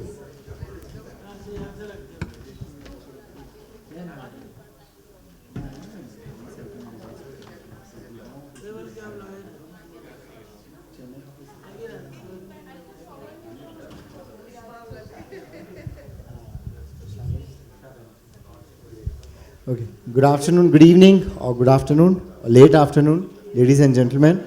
So I think it's the last technical session of the day. So I look at the good and the bad part. The bad part first is that all of you want to go home. The good part is the tea is almost ready. And a very good part is that we have a very small but very distinguished panel with us who's going to talk about circular metal economy and its importance. And I'm so pleased to be associated with the recycling industry for now 14 years. And just drawing parallelism from Prime Minister, Honorable Prime Minister Modi ji's address 2 days ago, that it is the time for slightly austerity, it's the time to preserve national resources, it's time to be responsible. And I think nothing better can contribute to it than recycling and recovery of metals. So I'm so excited and so pleased to be part of this industry. And we all feel that if you have to build something, it has to have an environmental impact. And rather than rebuilding, we should also try to recover what we can. India has a goal of recycling about 50% of its annual steel production by the year 2047. Appreciate Tata Steel has been the flag bearer for the Indian steel industry for last many decades, and now this very dynamic steel recycling business division which has come up has really focused itself very well, and probably one of the unique companies in the country making so much of steel but still insisting that any of their raw material scrap requirements you will source from domestic sources only, not looking per se for very much imported sources. That's a very critical aspect. Recycling reduces dependence on imports for critical metals and reduces the energy usage as well. Also, India is the world's third largest e-waste producer, and it is critical for India to beef up its collection and segregation infrastructure. So before we start, I would like to give a brief introduction of our very esteemed panelists. I have on my left hand side Mr. Vivek Prasad ji, Head of Partnerships and Supply Chain at Tata Steel. Mr. Vivek is a very seasoned supply chain and sustainability professional, and he's very actively involved in building resilient and future ready ferrous supply chains across the board in Tata Steel. He is an prestigious alumni of prestigious IIM, and he brings a strong combination of strategic insight and operational expertise. He has actively contributed to digital innovation in scrap procurement through the Ferro-Heart application, and something I think we as a scrap supplier to them also use it. We use it. Also on the esteemed panel, we have Mr. Vikrant Singh Ji. He is co-founder and CTO of Phdcci Energies. Phdcci, Mr. Vikrant is a young entrepreneur and a clean tech innovator, driving advancements in sustainable lithium-ion battery recycling. As the co-founder and CTO, he is actively involved in developing scalable and sustainable solutions for refining of critical metals. He has been very well recognized as Forbes 30 under 30 honoree, and he has also received several national level 30 under 30 recognitions for his contributions to innovation and clean technology.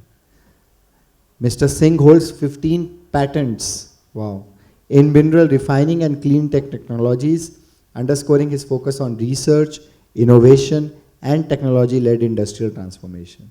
Wow, it's so exciting. Vikrantji, you have 15 patents.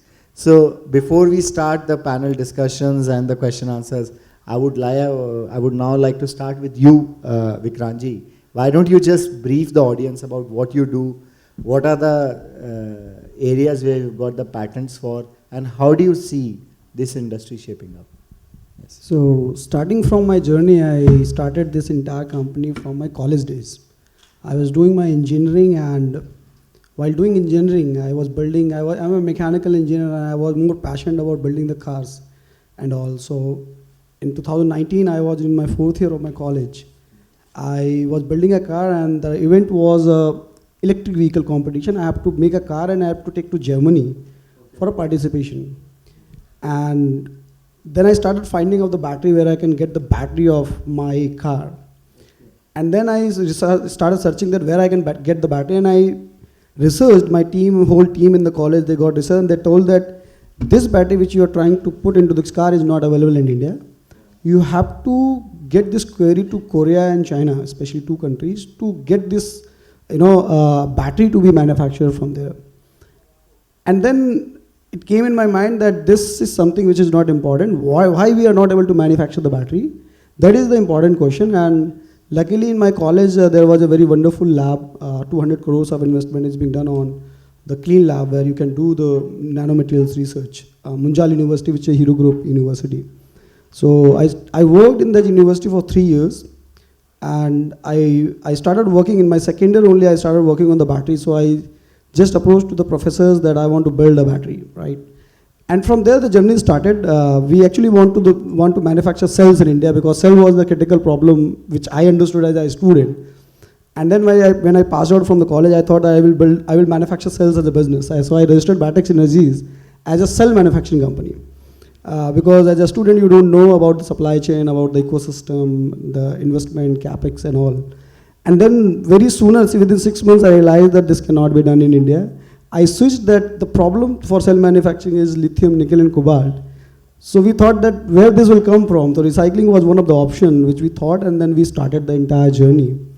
Today, I think we are one of the top 3 recyclers in India. We have a hydrometallurgy plant of close to 2.5 KT of plant in Greater Noida, and we hold close to 7 plants, which is a shredding units into the country, and we are exporting the material from here to China at the moment because of certain issues, because we don't have the CAM manufacturing in the country. So if you are producing and refining the material which is battery grade, so this problem is being there in India, that we still have a gap, that Indian ecosystem is not able to give that pricing, because you have a high purity, high quality of the material, so you have to export it from your country. So I believe that there is a lot of gap, and which we have to fulfill from resources to reserve. To create your resources to the reserve, we need the entire ecosystem to be built up, from the extraction, refining, and then the utilization of those materials like CAM, and then it's cell, and then it comes to the battery. So that is what it is being needed, and I invested a lot of time in China. Every year I invest close to 2 months in China, being there, and visited multiple plants. So I mean, later we can discuss about the capacities, what they have built and where we are. We are still 12 to 13 years behind that what they have started in 2008. So their 2008 is now we can say in India that we are starting in critical materials, especially on the recycling side of it.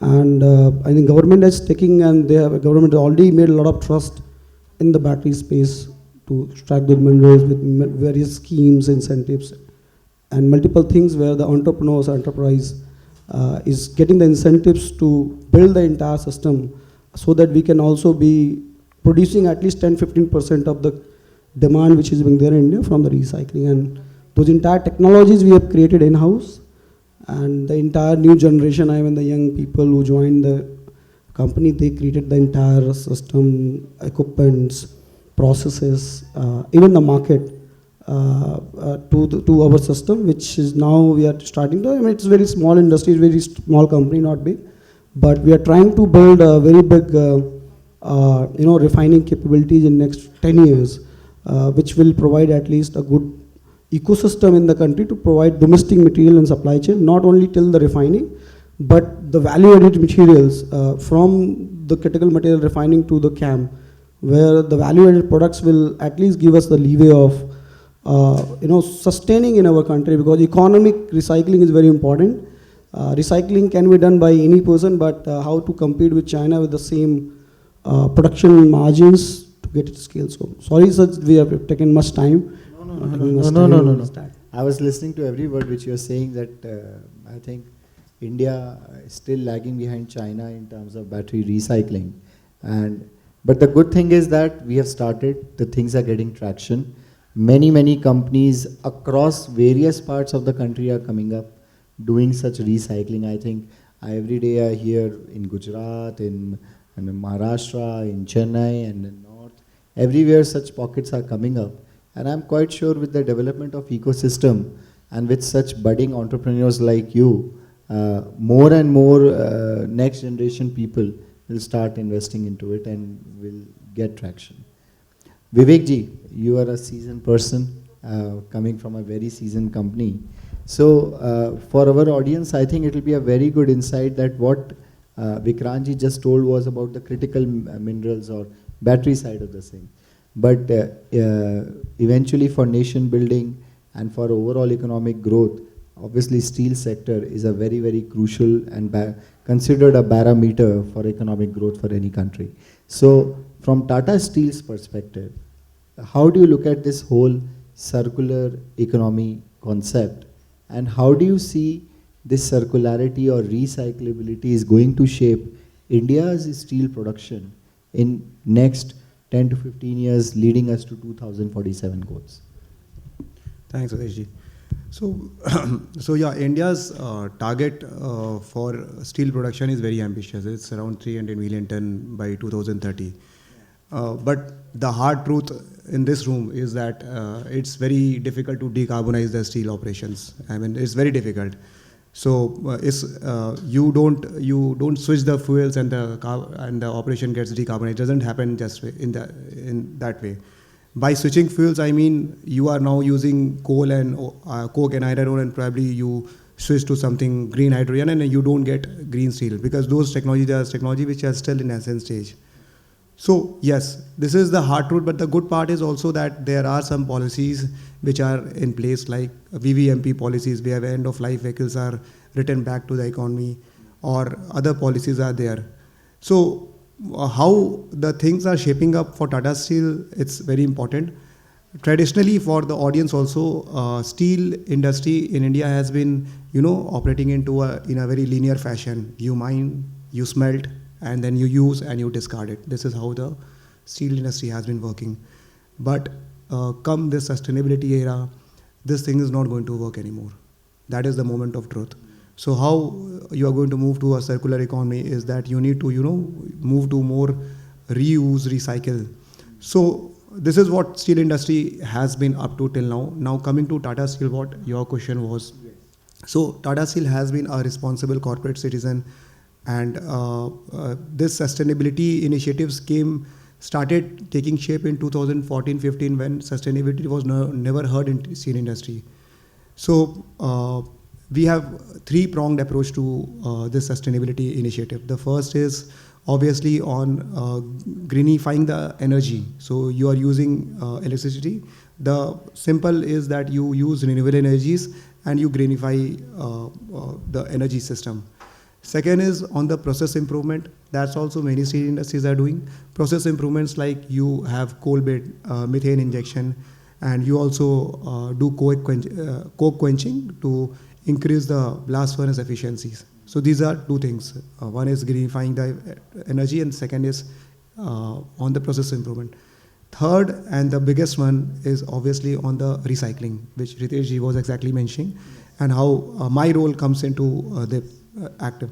So recycling also, there is one thing which is now taking shape, is obviously biochar injection in blast furnace, which is still in a very nascent stage. The most scalable thing in this world for the steel industry to abate the carbon or to avoid the carbon is actually charging scrap, and that is the moment of truth. However hard you would like to say that we are having so many technologies and scrap is one of those, 90% of those, I will give 90% weightage to the scrap charging and balance 10% to all the other technologies which are still in the nascent stage. So yes, so scrap charging is something which we have taken very seriously from last 6-7 years. And Ritesh, you must be aware that Tata Steel has put up the first organized scrap processing plant in Rohtak, Haryana, and that was around 5-6 years back, when nobody would have actually heard of what recycling plants are. I mean, recycling is like हम लोग बचपन में जैसे देखे थे, anyone would have the peddlers and kabadi walas coming around us and taking the scrap and then pushing, and then we don't know where that scrap goes actually. But then Tata Steel put up that plant, and that plant has set the direction for the industry, that recycling plant. Second is obviously the ferro heart application. So we have never heard that there is an app that exists, and this is 6 years back. Right now you can have n number of apps, and probably someone from Atero was there and they were also mentioning there is some app. This app was launched 6 years back. And then there was rich to kabadi walas who can come on this app. They can sell their scrap any time of the day. At 12 in the midnight also you can book your scrap and you can sell the scrap. So this was unheard of. And this we started 6 years back.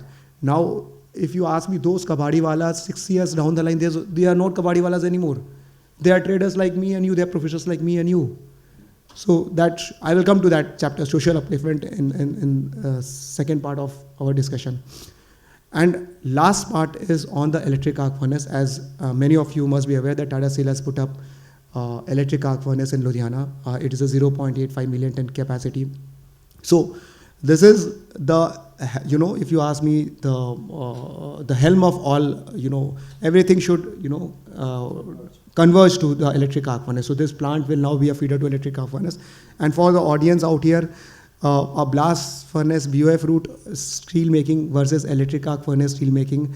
Electric arc steel making releases 63% less carbon dioxide. So for example, let's put numbers into perspective. If a BOF route emits 2.3 ton carbon dioxide per ton of crude steel, electric arc only emits 0.4, 0.5 ton carbon dioxide. 68% less energy intensive. So yes, you can say that Tata Steel now in India is 26-27 million ton plant, and how does this matter? It is only 0.85, but somewhere we have to start, and we have started we have started taking baby steps. And my sense is, to your question, that this is how industries should start taking this direction, and finally say 10 years, 15 years down the line, you will see that there is there's a transition in the technologies that's happening. Yeah. Thanks. Great. Yes. I think you have quite comprehensively given an overview of what steel production is, what Tata Steel is spearheading and has taken the lead in India context. So before we dive deep into it, I want to ask the audience, does anyone have any questions? Does anyone need any clarity of some basic concepts related to steel production or scrap or related to critical minerals or battery recycling? So we can make it very, very simple to understand. Honestly, if I look at it, it's not rocket science anymore. So everybody knows what the value-added things are. You have any questions, sir? Yes. I just wanted to know what is the size of these recycling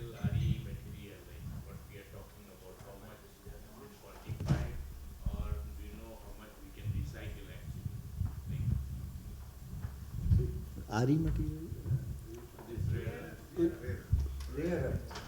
I mean, we are doing the critical materials more larger. So today's date, if you see the battery, I mean, let's take an example of mobile phone and laptops. So everyone is carrying 7 grams of cobalt in your batteries, within you. Even you're close to 3.5 grams of lithium within you. So you can see that every product where the battery is, you carry these minerals within you, and daily you use it because this has been used as and it contains close to 3 grams to 10 grams as a nickel inside it. Your mobile phone contains 0.035 grams of gold into it, close to 1.2 grams of silver into it. So already each electronic product which we are using, they contain several minerals from platinum, rhodium, gold, silver, lithium, nickel, cobalt, manganese. So already everyone is carrying those, but we are not aware about it. Now what we do is we collect those batteries. I mean, India is a very large country, and India generates close to 100 kilotons of battery every year, which translates to $6 billion of the minerals inside it, in the battery which is being there. And today's date, India imports 98% of the batteries which we are using either in mobile phones, laptop, electric cars, telecom, or any portable electronics market. We only manufacture 1.5 to 2%, that is for the defense, because of security reasons. So technically we don't manufacture the batteries. Anything which we are using is being coming from China or Korea, collectively 97%. China and Korea, where China itself is exporting us close to 75%. Now as a country, we don't know in what batteries, what is the material. Because we have different variety of batteries, which is in mobile phones, you have different mobile phone categories, you have Samsung, and then in electric vehicles, every car company using different batteries. So even in India, we know this battery is 5000 mAh. Even in the car, we know this is 60 kilowatt hour battery, but we don't know what is material inside it. Even the companies which are being using those batteries, they don't know the data of the material data sheet. So we in 2020 to 2022, we conducted close to 2 lakh battery testing. So we do the ICP, which is the quantization of the materials, and we also conducted the test of XRD, that what is the phase of this material. And we set up a data point. So today, as a company, we know in what kind of battery, what materials are there. Roughly, if you say, take an average in the batteries, for example, if we take one car, so in one car, close to 5 kg of lithium is there, 20 kg of nickel, 15 kg of cobalt, and close to 40 kg of copper will be there in the entire battery which we are using today's date. So technically, when we recycle those batteries, 95% of the material is recoverable. That means the yield of recycling is close to 95%, what we have achieved. China is close to 97.5% of the extraction efficiency. In this entire journey, there are 2 things which is important. One is the purity, that is the quality of material. Second is the quantity of material. If we are not able to maintain both 2 things, economically the extraction will not be viable in our country. From 2010 to 2020, 99% of the battery were exporting to the China to recycle. We were not having any recycling infrastructure in the country. From 2019, the market came. And today, what is being happening, how battery is being recycled, so we have 2 steps. After collection, the battery goes to the physical plant where the battery is being crushed into powder. And that powder is a concentrate of nickel, cobalt, lithium and manganese, which is oxide powder. And so we have a multiple plants which shreds the battery into powder. And then powder goes to a hydrometallurgy, a chemical plant where we extract these minerals individually in our original state form. I can say that recovered material and the new virgin material is having the exact same performance for the new, if you are using the same material to the new battery. So I mean that in our country, it has not been into that stage, the ecosystem is not being developed, because how batteries are being made, you have mining, from mining you take out the lithium. Lithium goes to as a CAM, where you mix lithium, nickel and cobalt, which is a CAM industry, cathode active material. Then cathode active material goes to the next industry which manufacture the cell. And from cell you manufacture the batteries. In India, 2 things are not being there. I mean, CAM is not there and cell manufacturing is not there. So technically, if we want to create circular economy, these 2 pillars need to be strengthened. to have a domestic supply chain, and it need to be circulated in the country itself to at least reduce the import, at least the dependence of import which is being there, at least we can reduce to 15 to 20%. And in the later on, maybe till 2035, it can go up to 40%. So that need to be, so any kind of policy which we are making, that should have all kinds of attributes. Because as aluminium, I was listening that the problem was we are not able to get that kind of production economics, and the dumping is being done in our country. Here it's a reverse in today's date, and maybe in 10 years it will be the same what is being happening in aluminium.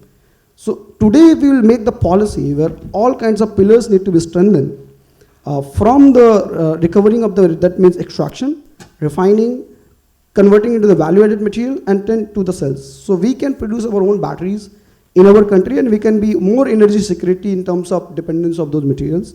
So this is being there in our system. Today our capacity is 5,000 tons of batteries can be processed every year. China capacity is 40 lakh ton per year. India, total India capacity is 30, I think you can say, I will say if all the license capacity close to 50 to 60,000 tons. So we are 40 times lesser refining capacities from China. And that cover that, yeah, so that is we have to cover the gap in next 10 to 15 years.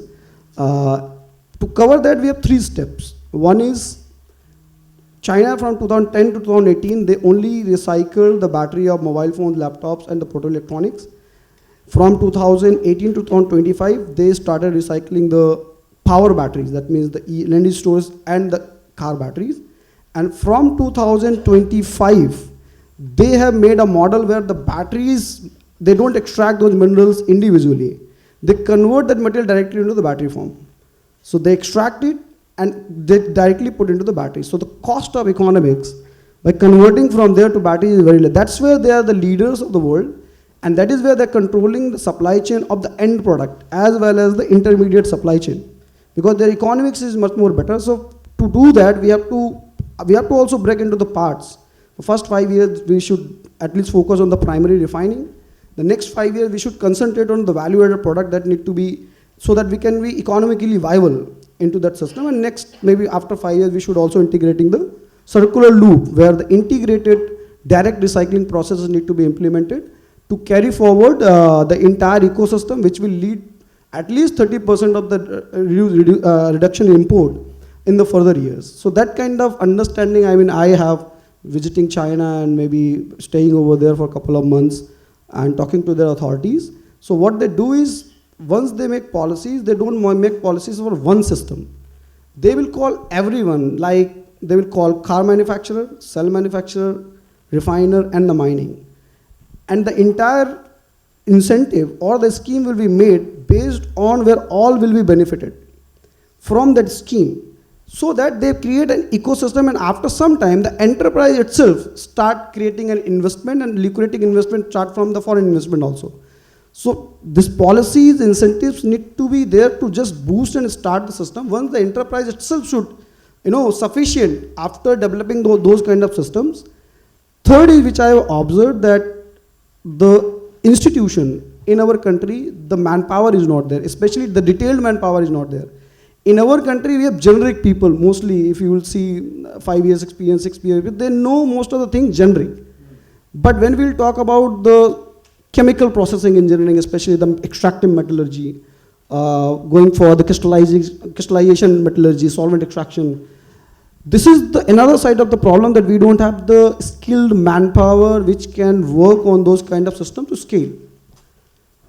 And fourth problem is, we don't have equipment manufacturers. Even we have a process, even we have a fundamental technology, how any enterprise can come and how they can be reducing the risk by getting the equipments which can scale your operations from here to the larger operation.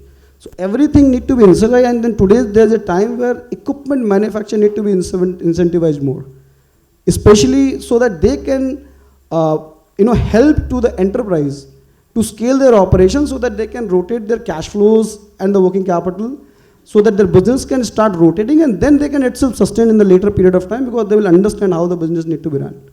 So these are some things which I have learned maybe in this small journey, and maybe sir is also here. I mean, he has much more better experience, and you all have better experience. I mean, your feedbacks and recommendations much more there to strengthen this. But that is something, my views, which we implement. Maybe one day we will have our own domestic supply chain, and we will be surplus in refining those minerals and exporting to the world. That is also possible in next 10 to 15 years if we continue our own things in that timeline.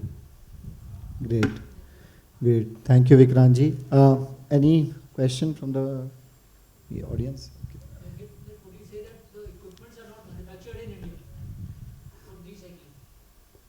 Yes, if we say there is one thing called equipment, second is called process engineering. So process engineering is not there. So for example, today if I want to recycle the battery, I want to build a hydrometallurgy plant. Whether you recycle RE, whether you, any hydromet technology have a basic function, whether you are extracting neodymium or maybe titanium or cobalt, but the basic terminology of the plant is same. So for that, if you are going for your Indian ecosystem, they don't have that kind of scale and that kind of process engineering that can lead you the economical processing of the materials. So technically what you will do is you will always seek other countries for help. You will go China, who can give me the machines. But this entire sector is not like, it is like a cooking food. You have pressure cooker, you want to cook good biryani. Pressure cooker is not important. The important is who's cooking the food, in what way. So that is more important, where that process engineering need to be inbuilt so that you can continue, because technology is changing very fast. You have BYD coming out blade batteries, you have Tata using some LFP batteries, somebody using NMC batteries. So you don't know where the industry chemistry will be going. So you should have your own understanding and fundamental roots where you can change your system. The plant need to be robust, flexible, so that you can adapt the flexibility of the future into the same capital expenditure which you have done. So these kind of things need to be done, which our country doesn't have that kind of fastness, readiness, which can support you in further extraction of the minerals. That is where we also need support to build larger plants. Yeah.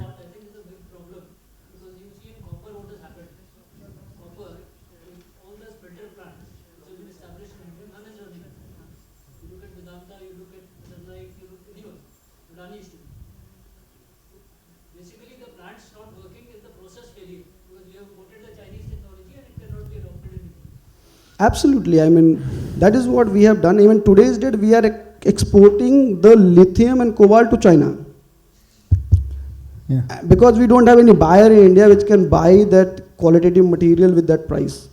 So that is, again, we are doing, but if the entrepreneurs, the youngsters, if they can put energy into it, we are much, much more talented from other countries as a people, but we are not disciplined people. That's why the problem is that we are not seeing the long-term investment. And in India, the patient capital is also not being there. Investment, the investor, they don't have patient for longer years. So ROI, they want in maximum, now it comes to 3 years, 2 to 5 years as a ROI when they invest. So we need more lucrative investments for the longer period where they can invest for 10 to 15 years.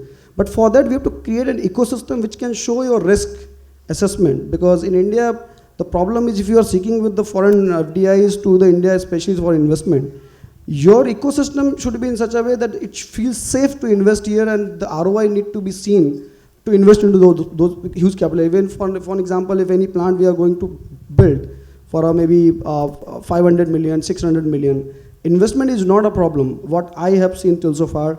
But the ROI need to be seen clearly, where the government policies, the architecture of your system, the ecosystem, that need to be brought well so that you can work and you can just keep seeking adding the capacities, competing with the China and Korea. And that can bring us our country, and potential is a lot. That's what I can see, that we have a lot of potential to bring up these capacity in the future. Our opinion is Great. that the intellectual property, the intellectual mindset has to be there to build that plants. Absolutely. These are, One more question. If you do the recycling, some 15-20% of the component is salvaged. But what happens to the non-salvageable component? Does it create any issues? In batteries, there is only 5% which is non-salvage. 95% of the material you can recycle. It is having 8 metals: copper, aluminium, iron, lithium, nickel, cobalt, and manganese. That constitutes close to 80%. 10% is oxygen into the battery. Plastic is also something which is recyclable because it's a PE and PT, which is again a recyclable material. Only the electrolyte, which is a liquid, that is non-recyclable, and some material goes as a slag, because when you do the hydrometallurgy, so close to 1.5% material go as a hydroxide or the sulfate media, which we again need to be decomposed somewhere. So that's the story as of now in India. Thank you. So, Vivekji, I want to know how Vikrantji has just elaborated. What are the key bottlenecks facing the RE industry, and related to infrastructure, relating to government policy, related to incentivization. Similarly, copy and paste same things towards the steel sector and the recycling in the steel sector. What do you think are the key challenges which are being faced right now? One of the key things which came up was related to equipment or process engineering. I think in ferrous or in scrap or in steel industry, I think we are pretty much sorted out in terms of how the process goes towards the recycling. So I want to have your comments on that. What do you think are the key challenges, key bottlenecks towards recycling? And how is the maturity of process engineering or equipment availability or technical manpower availability in India for recycling in the steel sector?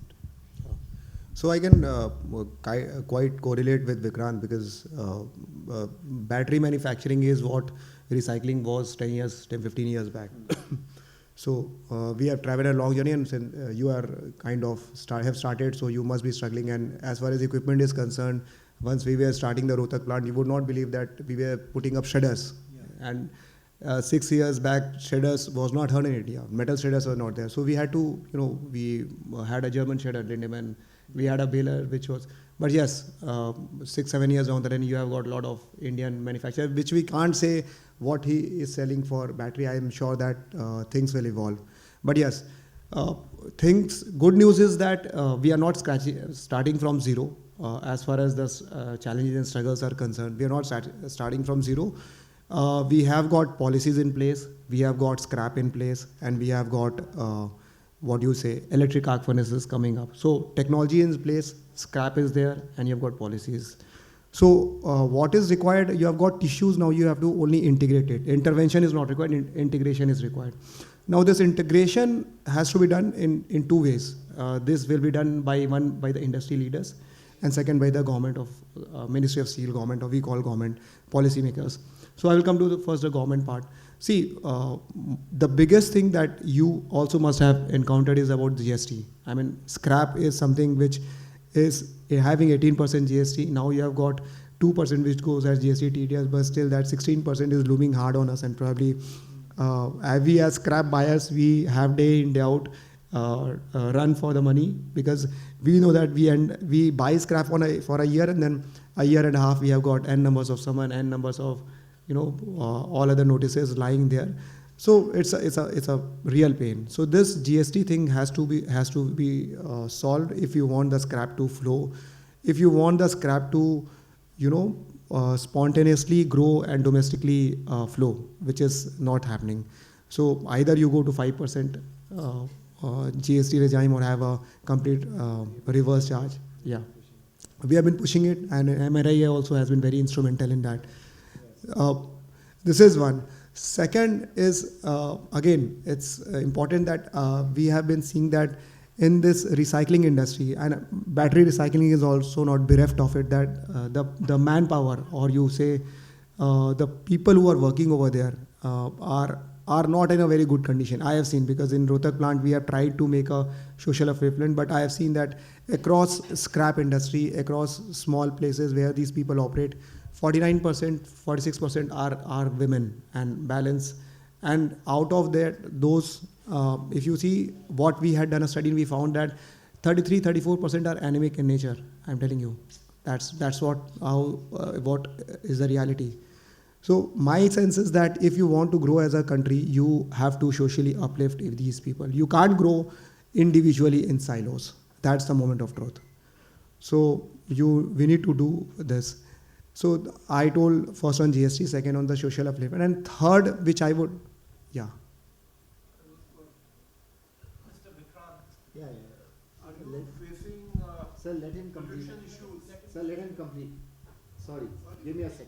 I didn't want to disturb you. Yeah, please. Yeah. Please continue. Yeah. Yes.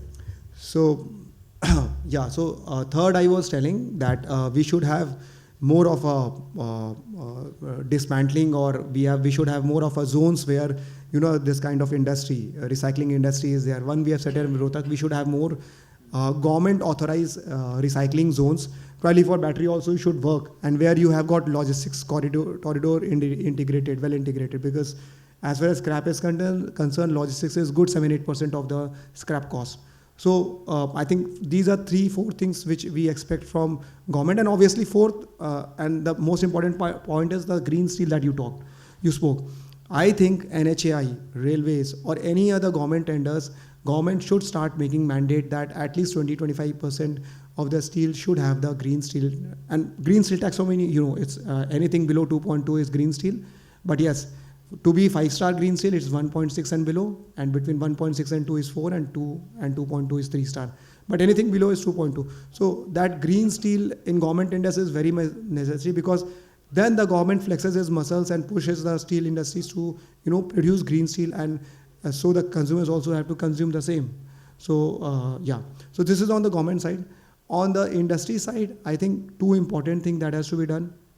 First, more of equipment manufacturers, good quality equipment manufacturer, domestic, whom we can use for, not for baler, but for all good industry shares, and shredders still are, you know, we depend on foreign players. And obviously second is that we need to put up more recycling plants. So I think scrap today or recycling is a last resort for India or any steel maker. If you ask me, aap kab recycling karoge?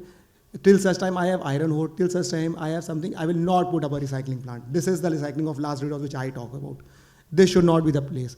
You should you know, put recycling on the same pedestal as you have put BF operation route or any other primary route, and then you can see that how recycling should flourish in India. Yeah. Great. Yeah. Yes, sir. I had a question for Mr. Vikrant. Are you facing pollution issues from the government side? Because usually, I mean, the mindsets of the past, they were not comfortable with recycling. I mean, I would say the mindsets of the past, I would not say maybe the mindset remain the same, but are you facing some issues related to the pollution aspect? Because recycling, whatever way you do, the pollution aspects do come. So sir, in battery recycling space, already when that space was started in 2020, Government Central Pollution Control Board in 2020, they formed one committee, including the industry, including the government people, and from the day one we made a policies for the CPCB. So in this space, everything is defined. If you want to build a plant, everything is being documented and it has been come to the policy. Even if you want to start a plant, all kinds of rules and regulations, compliance and checks is being given. And at least on the government level, everything is mature. If you are going for CT, consent to establish and consent to operate, to run the plant, I think most of the things is being, I think it's being much more aware in this segment. On the government side also, because we and our colleagues and peers, other companies, they look active participation from last 5 years. Maybe in every 1-2 months, we do one meeting with the Central Pollution Control Board. And we also submit our submissions on the industry people and other people. So already we have already created that kind of system. In the government side, already extended producer responsibility for battery has been come up. This year, the target is 60%. So that means whatever producers are manufacturing, 60% recycling mandates are already there. From 2027, 5% of the extracted material need to be utilized into the new battery. That's a compliance which is been coming from 2027 in space of critical materials. So I think in this side, on the side of pollution, because the process is completely zero liquid discharge and there is not much waste. Only we have some sludge which goes to maybe another industry to re-recycle into that system. So we don't have that kind of pollution because we don't have a smelting kind of operation. This is a complete chemical process. So that kind of pollution is not being there. And it compared to the pyrometallurgy, hydrometallurgy is much more advanced in terms of the compliances to the government, especially on the environmental side of it. 60 to 70% lesser pollution, CO2 footprint is there on hydrometallurgy side compared to the pyrometallurgy side. And in the world now, pyrometallurgy is not economically viable because of the compliances on the government side, especially compliances in Europe, for example. You cannot run pyrometallurgy technology because of the rules and regulations, which is much more strict to our country. But I believe that in this sector, we don't have any issue in terms of pollution, in terms of incentives. I think as our company, we have, CDV has invested, Technology Development Board of India has been accepted, Exim Bank has been the equity partner. So I think most of the government, MHI, Ministry of Heavy Industries, has given us the grant. So on government side, I think each and every stage we have, the government helped us from TRL number 3, technology ready number 3 to now we are on commercial operation. So I think we have taken the help of the government on the CAPEX side also, OPEX side also. And now government has already launched 1500 crores of subsidy for critical material NCMM, where anyone is putting up the new plant, 25% is the capital expenditure subsidy already being announced. And some of them are also awarded in this year also only. And in the further in that entire NCMM, 25% operational subsidy is also there. So now it depends on how, with the energy, how entrepreneur or any enterprise want to start something or they want to put the plant. But government, I think they are doing their part perfectly from last 3-4 years to putting them everything together into the system. To compete with China, maybe today we are onto the nascent stage, but very fast, I think we will be the critical material refined surplus producer in the future years. Not only the recycling, I think the immediate system which we are exploring also, we have started taking material, the secondary mine tailings, not bigger material like from Vietnam, from Indonesia, from US. So we are also accommodating the same material to the same plant so that you can run your plant on optimized utilization capacity.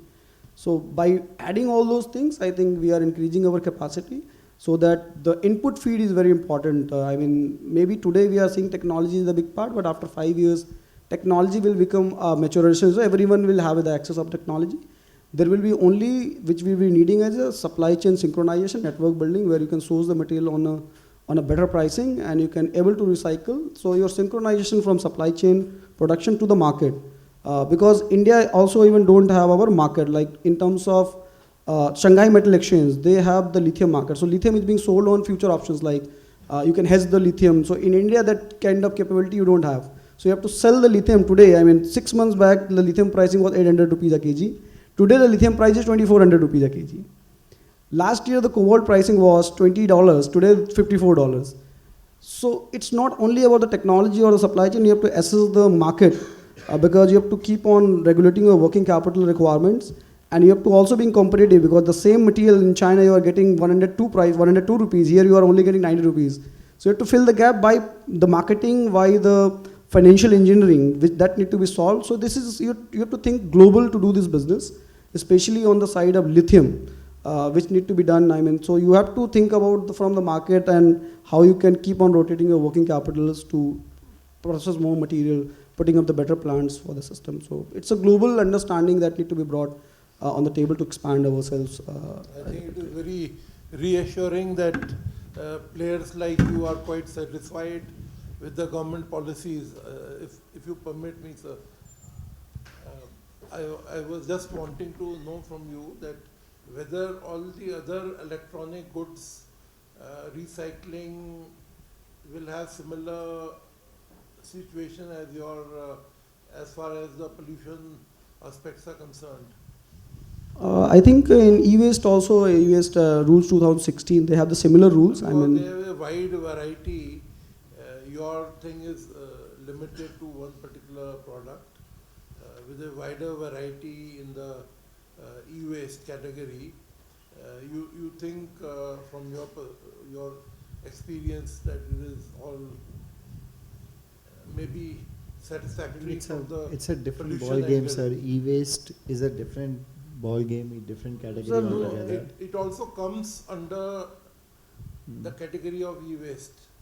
So, sir, till The category 2016, is wider. Anyway, sir. till 2016, the battery was under the e-waste. Sir, I'll take another question, sorry. Just Please. one small question maybe is useful. Sir, From actually Mr. we have Shah. time for, one second, sir. We have time for one Let me question. do it after him. Yes, I think we have running time also. One to one you can, of course, please. Sir. I'm K.K. Roy Chaudhary, Consultant Energy, Environment and Climate Change. I wanted to know from you that what is the potential for recycling these waste? Once it's recycled, the strength comes down further. Then that way, how much you can go on, and ultimately, with a futuristic view, there will be huge disposable waste. What kind of plan you foresee for all those things?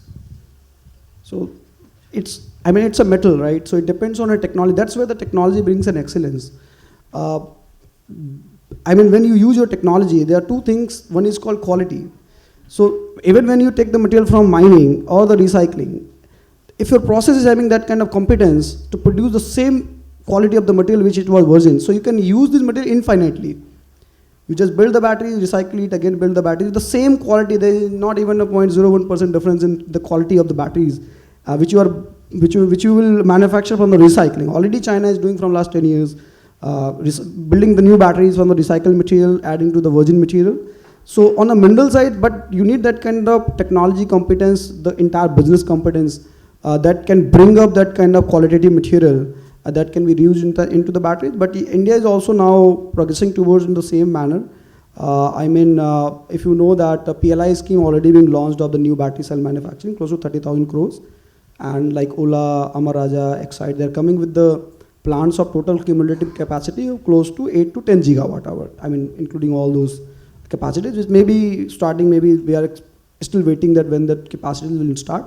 So we'll start reducing the export of the materials. We will start making the value-added product and giving to the country itself, so that that material can be consumed in the country, and that can rotate into the country for the new cell manufacturing. It will take some time, but eventually it will happen in India because, if you see the lead acid battery, if I will tell you the example of lead acid battery, every out of 100 batteries in India, 85 batteries in India is being manufactured from recycled lead. So that kind of structure will also happen because lead recycling is being happening from last 20 years. So it got much more, maturation state of doing the same. And even we import the lead as a recycle and we recycle it here and use it here. So maybe next 10 to 15 years it will take to reach up to 85, 86% of the recycling state. But it will take some time, but eventually it will happen. Technologies will take care of the entire system because there is a supply chain gap of lithium, nickel and cobalt. So definitely these enterprises will cover this entire economics with the recycling and usage of the materials. And today's date also, maximum of the material is being recycled. Whatever is being available, maybe what is being not sourced, that's a different thing, but most of the material is being recycled in the country or overseas countries.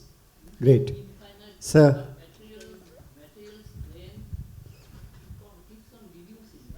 No, but he's saying that as the material recyclability goes up, then technology also has to evolve so that every time it is recycled, you get same material. Sir, I want to tell you a simple example. You have a gold, and you have a gold from last 20 years you have purchased something, and then you want to make some new ornament.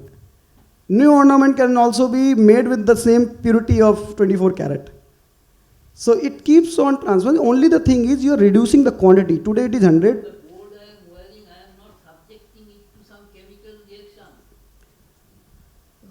So for example, that is the degraded in batteries, but when you are recycling, again you are transforming that material with the same original state. That's what the hydrometallurgy and extraction is. That's what recycling is all about. That's what I'm saying. The 5% quantity is being lesser. Today is 100, tomorrow it's 95, next 90. So you can only rotate it 20 times. You can say like that. Okay, I think we've had a fair bit of questions for this session. And 5:30 was the time. We are already past it. The last question. Is it a short one? So I'll request the panelists to make it very, very short because we have to stick to the time. Please, sir. How this industry unorganized dominance can reduce or can eliminate the question to all the panel and moderator as well. Unorganized dominance can reduce. That's what you're saying in this recycling sector. Yeah. So I think I'll take liberty to answer that. Over the years we have seen the industry is getting into its structure. The government policy, government intervention, and government concerted efforts are there to shape this industry and bring it more and more people to the organized state. What Vivekji just mentioned, that what used to be a kabadi wala few years ago is now a very well organized trader working with his team and working focusedly to collect the last mile connectivity, right? So the concerted effort is there, and I would say with the the flip side of GST, I mean, of course GST is a trouble, I mean, in terms of getting the money involved and everything, but what GST has also done it is getting a lot of unorganized players either out of the system or force them to get organized. That's what we really feel in this sector, right? If you are an organized person, unless and until you get into mainstream, there is no way you can supply to big companies like Batex or like Tata. Absolutely no way. So we are definitely on the right part of the curve. I think what both our panelists want to say is that probably our pace of going up the curve needs a little bit of more push, because we are still very far behind the other leading countries in this segment. But we are definitely on the right track, and sooner or later we will reach our goal. India, I think it's growing so much, consumption is so much, there is no other way other than organize ourselves in a better way. Am I right? Right? Okay, so thank you so much, ladies and gentlemen. I'm very, very sorry to some of our guests whose questions I have outrightly refused, but I've been governed by the time. I'm really sorry. And you have both the speakers with us over here. You can please feel free to ask them. Please. Chai pe charcha. Thank you, sir. I now request Ms. Shalini ma'am to kindly felicitate our speakers with a memento as a token of our appreciation.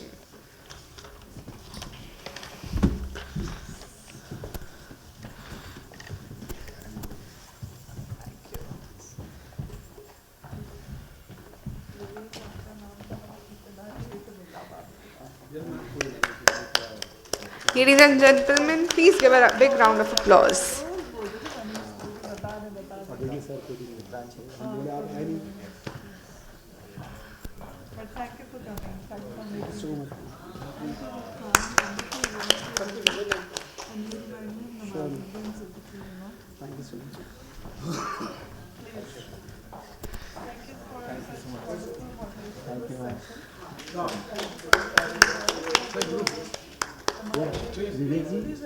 Let's have a photo. Thank you.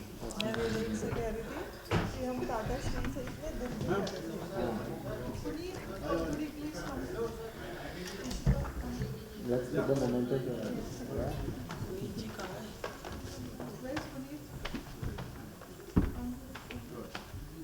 please. Okay. Yeah, please. Thank you. Thank you, man. Thank you.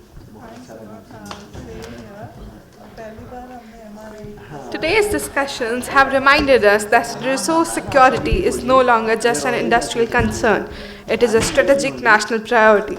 Thank you all to our esteemed dignitaries, speakers, delegates, and industry leaders for being a part of this important dialogue. We would also like to extend our sincere gratitude to our stainless partner, Jindal Stainless Limited, our steel partner, Jindal Steel, associate partner, Rashmi Group, knowledge partner, PwC India. We would also like to thank our supporting associations, Indian Institute of Metals, Delhi Chapter, Pellet Manufacturers Association of India, Alloy Steel Producers Association of India, Indian Stainless Steel Development Association, Material Recycling Association of India. Before we conclude, I would like to leave everyone with a thought. From the depths of the earth to the heights of our dreams, progress begins where preparedness gleams. When resources are protected and innovation leads the way, a stronger India is built with every passing day. Thank you and have a wonderful evening.